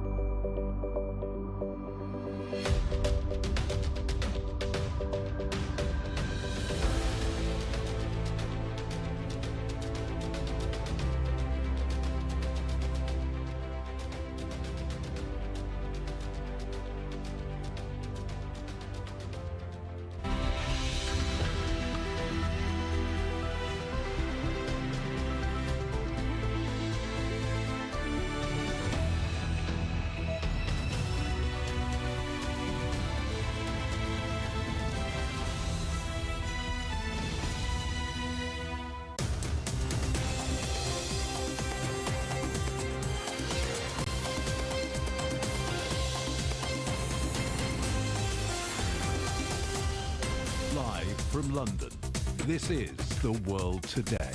Hello, I'm Jamie Owen. Welcome to the programme. Our top stories. Russia's president says ties with China are at an unprecedented level. Vladimir Putin is due to land in Beijing for a state visit. Our other headlines, the World Health Organization says it's concerned by the scale of the Ebola outbreak in Africa. Some experts warn it's spreading faster than previously thought. President Trump backs off resuming the attack on Iran as Gulf countries say more time is needed for negotiations. Top. Allumage P120 et décollage. And a new chapter in China-Europe space cooperation with this joint mission to unlock the secrets of Earth's magnetic shield. Russia's President Vladimir Putin is about to land in China for his state visit. He's due to hold talks with President Xi Jinping. Beijing says the leaders will discuss international issues of mutual interest. In a video address ahead of this trip, Putin said China and Russia are working to boost political, economic and defense ties, insisting the relationship is focused on peace and universal prosperity. Today, Russia-China relations have reached a truly unprecedented level. Their special nature is reflected in the atmosphere of mutual understanding and trust, a commitment to pursuing win-win and equitable cooperation, conducting respectful dialogue, and supporting each other on matters affecting the core interests of both countries, including protection of sovereignty and state unity. Our correspondent Wang Wengjie is in Beijing. What are we expecting from President Putin's state visit? Well, to further advance its ties, this is how China's foreign ministry described President Putin's China visit this time. During the visit, Chinese President Xi Jinping and President Putin will exchange views on bilateral ties, cooperation in various fields, as well as international and regional issues of mutual interests. You know, ahead of his visit, President Putin delivered a video message reiterating the close strategic coordination partnership between Russia and China. This is also his first time to do this, to send a video message before his state visit. This year marks the 30th anniversary of the establishment of the China-Russia Strategic Partnership of Coordination, as well as the 25th anniversary of the signing of China-Russia Treaty of Good Neighborliness and Friendly Cooperation. So bilateral ties have been strengthened during these years. How, for example, bilateral trade accounted for about $228 billion in 2025. The ongoing China-Russia Expo, which is held in northeast China's Heilongjiang province, is also another example to witness bilateral trade and economic cooperation. Meanwhile, the mutual visa-free policies boost bilateral ties, and the close cooperation has also expanded in fields such as music and arts. This year is also the beginning of the China-Russia Years of Education, which is expected to inject a new momentum into the bilateral exchanges of education and people-to-people exchanges. And back to this time's visit, China's foreign ministry said this is President Putin's 25th visit to China. So the two sides are expected to take this visit as an opportunity to continue to promote the development of China-Russia relations to a higher level, which will inject a greater stability and positive energy into the world. Back to you. Wang Wengjie in Beijing. Thank you. Our correspondent Wang Wengjie in China. Let's talk next to Andrei Fedorov, the former Russian deputy foreign minister. Andrei Fedorov, welcome. Good to see you. First of all, are Russia and China really closer than ever? Yes, we are very close, but please don't understand this is that Russia and China will create a kind of union, especially military union. No, this close cooperation doesn't mean that we are standing absolutely on the same ground on all the issues, and it will be one of the main topic in Putin's visit to China to understand where we are, where we're together and where we are not very much together. From Moscow's perspective, how significant is this visit? It's very important because China for us, we can call China for us as a safety belt from the economic point of view, and of course key foreign policy partner, especially in the current situation. And it's very important that this visit is going on soon after Mr. Donald Trump's visit to Beijing. And it's very important for Putin to understand whether this Trump's visit made some changes in the Chinese foreign policy or not. Energy, of course, expected to be a major part of the agenda. Just how important is China now as a market for Russian oil and gas?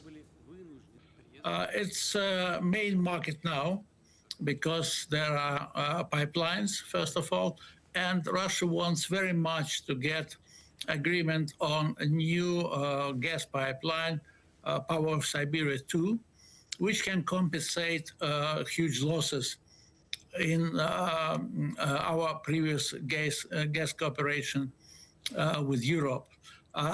For Russian Gazprom company, it's a major project for the future because it can guarantee for about 10 years, 10, 15 years of intensive work, and it can really increase the market.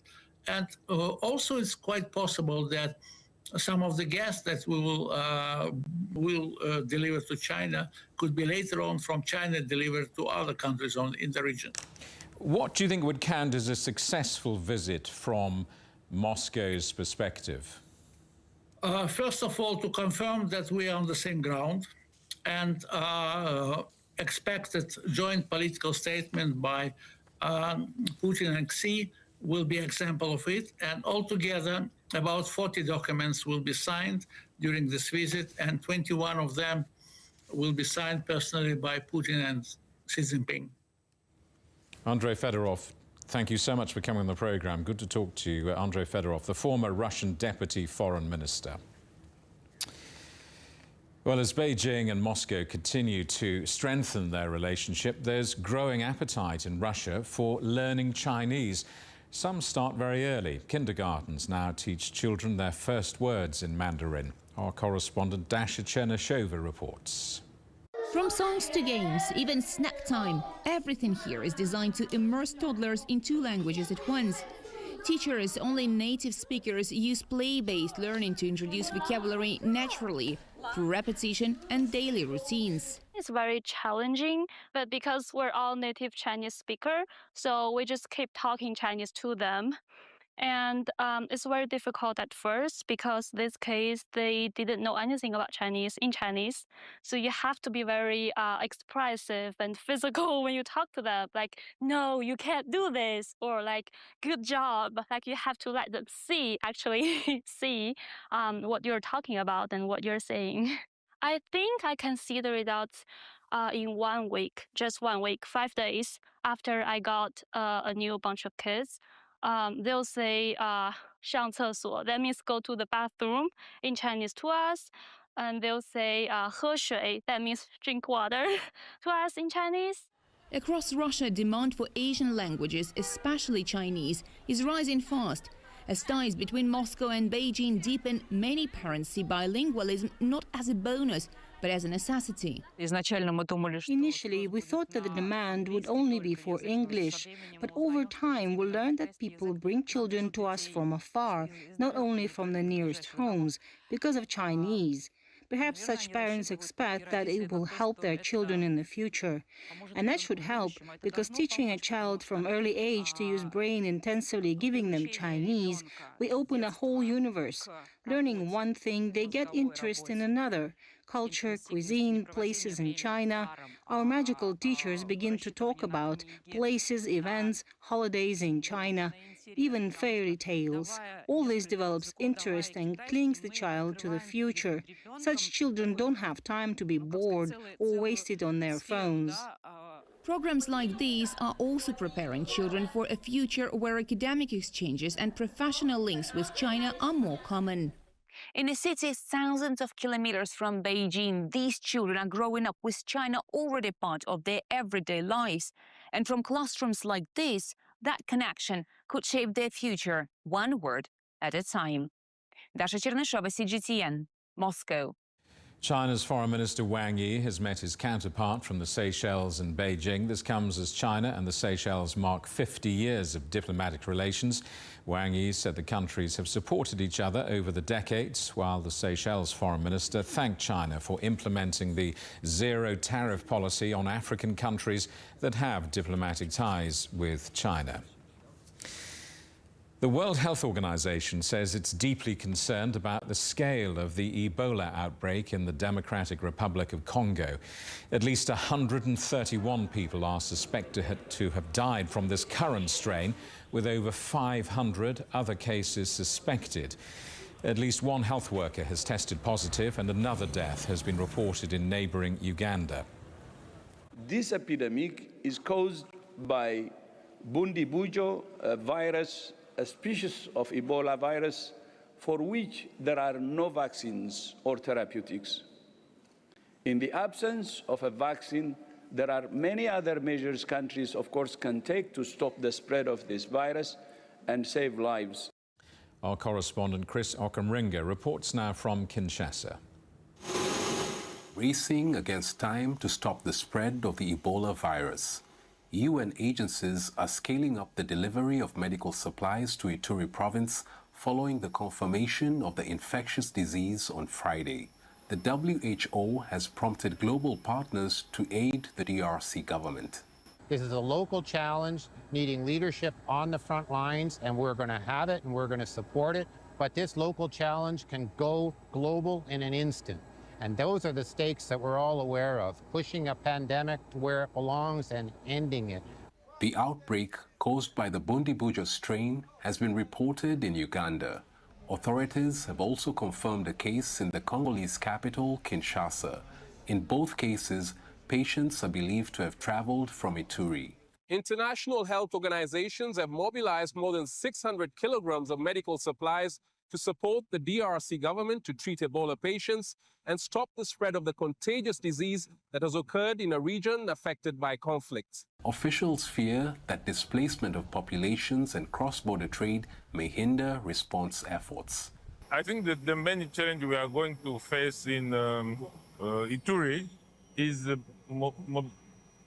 population, because the population there is very, very important, and they're going they go everywhere. So you know that there are many traders there, so the people are going everywhere. This is the big issue we challenge there. Countries bordering the DRC are considered high risk. The WHO has urged them to enhance surveillance and report cases. Rwanda has closed its border with the DRC in the western province of Rubavu following the announcement. The latest Ebola outbreak is the 17th in the DRC since 1976. Scientists say the disease spreads through contact with the bodily fluids of infected people. Chris Ochamringa, CGTN, Kinshasa. You're watching CGTN. Still ahead, Chinese and European scientists successfully launched this mission to explore Earth's magnetic shield.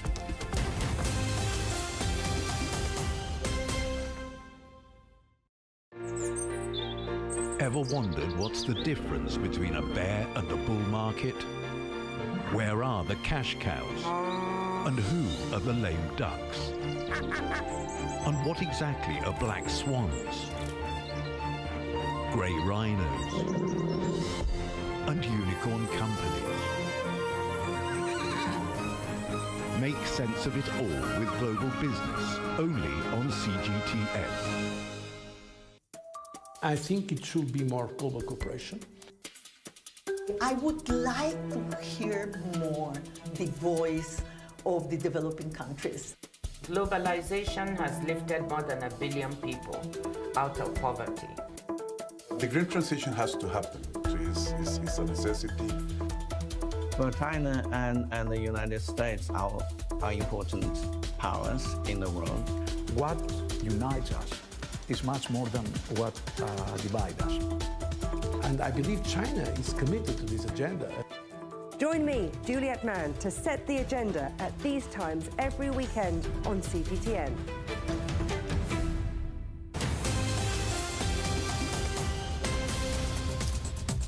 Hello, welcome back. A reminder of our top stories. Russia's president says ties with China are at an unprecedented level. Vladimir Putin is due to land in Beijing for a state visit.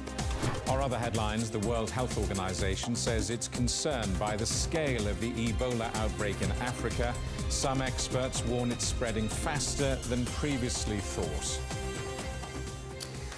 Iran says its latest peace proposal to the United States calls for the end of hostilities on all fronts, including Lebanon, and reparations for war damage. State media and Tehran also want sanctions lifted and an end to the U.S. blockade in the Strait of Hormuz. President Trump says he's paused a plan to resume attacks on Iran after a request from Qatar, Saudi Arabia and the UAE. Well, Iran's president has defended negotiations with the United States, saying dialogue doesn't mean surrender.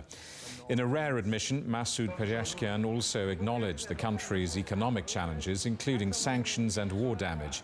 Iran's stock market reopened on Tuesday after an 80-day closure due to the war. Israel has carried out more strikes on Lebanon and issued evacuation orders for 12 towns in the country. That's despite the extension of the US-backed truce. At the same time, Hezbollah announced new attacks on Israeli forces. On Monday, Lebanon's health ministry said more than 3,000 people have been killed in the country since this war began in March. Well, fuel prices in India have gone up for the second time in a week due to the war in Iran. Petrol and diesel prices rose after the government said state-run retailers were losing nearly $78 million a day. New Delhi is the majority shareholder in the key retail firms, but says it has no plans to offer financial support. Well, rising fuel prices are also having an impact in Greece. The country's tourism industry is critical to the economy, but higher costs are causing concern for the summer season. Our correspondent Evangelos Sipsas reports. At the Stavros Niarchos Foundation Cultural Center, Greece's tourism leaders are gathering for the 34th General Assembly of Association of Greek Tourism Enterprises, with Prime Minister Kyriakos Mitsotakis taking the stage as the country prepares for another crowded summer. We have proven in the past that through cooperation between the state and the Greek Tourism Confederation, we can overcome great adversity. We did so during the years of the pandemic. But outside the conference hall, the challenge is global. Brent crude was reported close to $110 a barrel, while shipping through the Strait of Hormuz remains below pre-conflict levels. For Greece, that means the oil shock is not distant. It reaches directly into summer travel. Greek tourism today shows strong momentum, but also resilience in an environment of intense competition through crises and conditions of uncertainty. Higher fuel costs can raise airline fares, ferry tickets, cruise expenses, and hotel operating costs. On the islands, where food, supplies, and tourists arrive mostly by sea and air, even small increases can quickly be felt. Here in Athens, this is more than just a tourism meeting. It's a test of how Greece plans to defend one of its most important industries at a time that the instability in the Middle East is already reaching the price of a summer holiday. If the overall pie shrinks, we must be the country that suffers less from this crisis. This may also create some additional opportunities for Greek tourism. Therefore, adaptability, speed of reaction, and absolute coordination in dealing with any crisis are now an institutional skill in our relations with the world of tourism. For Greece, the challenge now is to protect demand, keep travel moving, and defend one of the country's most important sources of income. Sun, sea, and summer remain the image, but this year, oil may shape the season. Evangelos Sipsas for CGTN, Athens. At least 2 people have been killed and 17 others injured by a Russian strike in Ukraine's Perukiu. It followed another Russian attack with 1 woman dying in Kharkiv. Meanwhile, a NATO jet shot down a stray Ukrainian drone over Estonia. The country's defense minister said Ukraine did not have permission to use its airspace. 2 teenage suspects are among 5 dead in a shooting at a mosque in San Diego in California, an incident being investigated as a hate crime. The gunman opened fire, killing a security guard and 2 other men before shooting themselves. The mother of one of the suspects had earlier alerted the police that her son left home carrying weapons. Cuba's president has warned that a United States military assault on his country would cause a bloodbath. Miguel Diaz-Canel was speaking as Washington imposed new sanctions on 11 officials in Havana. Cuba's president said the island is enduring multi-dimensional aggression from Washington, including an oil embargo affecting energy networks. The European Union is expected to drop import duties on US goods in an effort to stave off President Trump's threat of higher tariffs. The deal, which would scrap duties on industrial goods and grant preferential access to US produce, was struck last July but taken 10 months to be implemented by the EU. Elon Musk says he'll appeal after his legal action against OpenAI co-founder Sam Altman was thrown out. He'd accused Altman of breach of contract by turning the ChatGPT maker into a profit-making company following a $38 million donation. The court ruled that Musk had waited too long to file his legal action. The SMILE space explorer has successfully launched on a mission to better understand space weather and how the Earth is protected from the sun. Taking off from French Guiana, the aircraft made contact with Earth and deployed its solar panels, allowing the sun to power its systems. This marks the first time the European Space Agency and the Chinese Academy of Sciences have jointly designed, launched and operated a mission. So why do we need to know more about the weather in space? Our correspondent Jen Copestake explains. Every second, the sun hurls streams of charged particles towards the Earth, a constant flow of solar winds. We are able to survive this onslaught because we are protected by an invisible shield called the magnetosphere. Until now, we haven't fully understood how the magnetosphere works and how these winds affect it. The satellite launched in the SMILE mission will be able to orbit far enough away from the Earth to see this process for the first time. SMILE will have 4 key instruments on board. The first is the soft X-ray imager. Its design is inspired by the eye of a lobster and will aim to capture the first ever X-ray images of Earth's magnetosphere. This will show where the solar wind compresses the magnetosphere and where energy breaks through, causing auroras in the night sky. The second instrument is the ultraviolet imager. It will observe the auroras above the poles, tracking where energy from space enters Earth's atmosphere. It connects the activity we can't see in space with the light show we can see on Earth. The third instrument is called the magnetometer. It measures the strength and direction of the solar wind's magnetic fields before they reach the Earth. This will help scientists determine how powerful a solar storm could become. And the light ion analyzer is the fourth instrument. It will measure the particles carried in the solar winds, revealing what is hitting the Earth's magnetosphere and how much energy it contains. Solar storms can disrupt satellites, communication systems, and power networks across the planet. By giving scientists here on Earth a full view of the magnetosphere, SMILE could help improve space weather forecasts and help to prevent disruption of the modern technology that our lives rely on. We struggle enough working out what the weather on Earth is going to do. Right. I mean, why do we need to know more about the weather in space? What's important for us on Earth, as we've just heard, as far as disrupting things like GPS and satellite communication.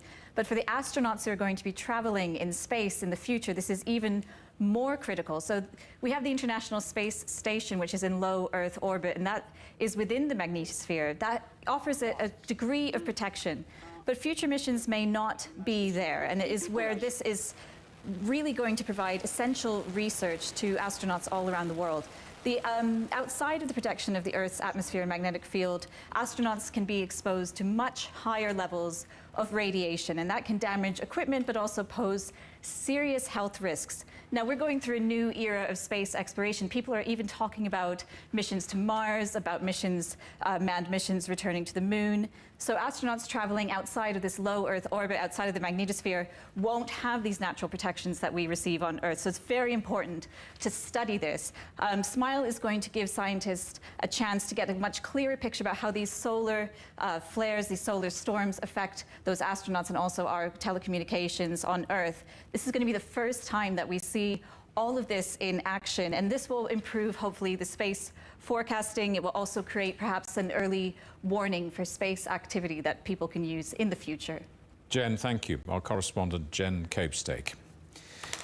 Well, Dr. Colin Forsyth is co-principal investigator for the overall mission, and he's been talking to our documentary series, Razor.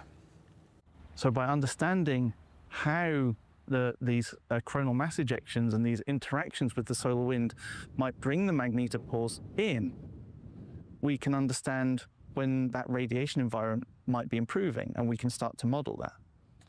On top of that, though, when we have that interaction, when we have these coronal mass ejections hitting the Earth, we can end up with an event called a geomagnetic storm. SMILE, we're doing the fundamental science. We're trying to understand how the system works. And then from that, we're going to work with other people, with other scientists, to try and do the prediction to get that forecasting for space weather. It's always been a 50-50 mission. We're calling on expertise from both camps to make sure that this mission is really successful. Working with our Chinese colleagues has been brilliant. They are absolutely superb, and so we work with them. They have ideas, we have ideas. It all comes together, and it's going to be a fantastic success. And you can see the rest of that interview in a SMILE special on CGTN's Razor programme this Sunday at these times. Back to today and the headlines again. Russia's president says ties with China are at an unprecedented level. Vladimir Putin is due to land in the next few minutes for a state visit. Our other headlines, the World Health Organization says it's concerned by the scale of the Ebola outbreak in Africa. Some experts warn it's spreading faster than previously thought. And President Trump backs off resuming the attack on Iran as Gulf countries say more time is needed for negotiations. And that is the world today. Thank you for watching. There's more news on CGTN Europe's channel on the Telegram app, or scan this QR code on your screen to get stories and updates sent direct to your phone. We're back with more news at the top of this hour. Coming up next, it's World Insight, but for now, from all of the team in London, it's goodbye.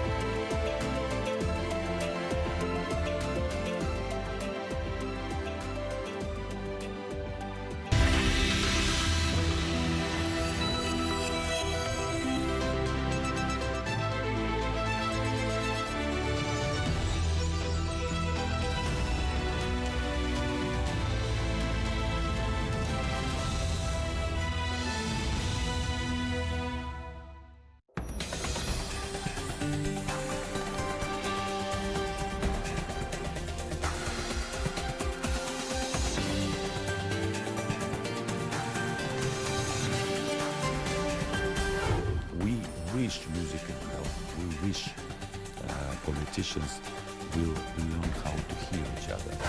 It's exactly our mission to promote this general view of the world as the culture belonging to the whole world.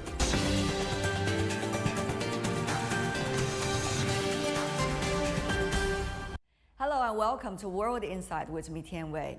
At the invitation of Chinese President Xi Jinping, Russian President Vladimir Putin will pay a state visit to China from May the 19th to the 20th, his 25th visit to the country. Bilateral relations have reached a truly unprecedented level. President Putin of Russia said on Tuesday in a video address ahead of the visit. According to the Chinese Foreign Ministry, though, the two presidents will exchange views on bilateral ties, cooperation in various fields, along with international and regional issues of mutual interest. Beyond high-level politics, deep cultural and people-to-people exchanges have always been the bedrock of this relationship. This cultural harmony brings back fond memories of my previous exclusive conversation with Russian maestro Valery Gergiev at the iconic Mariinsky Theater. The city where I grew up is surrounded by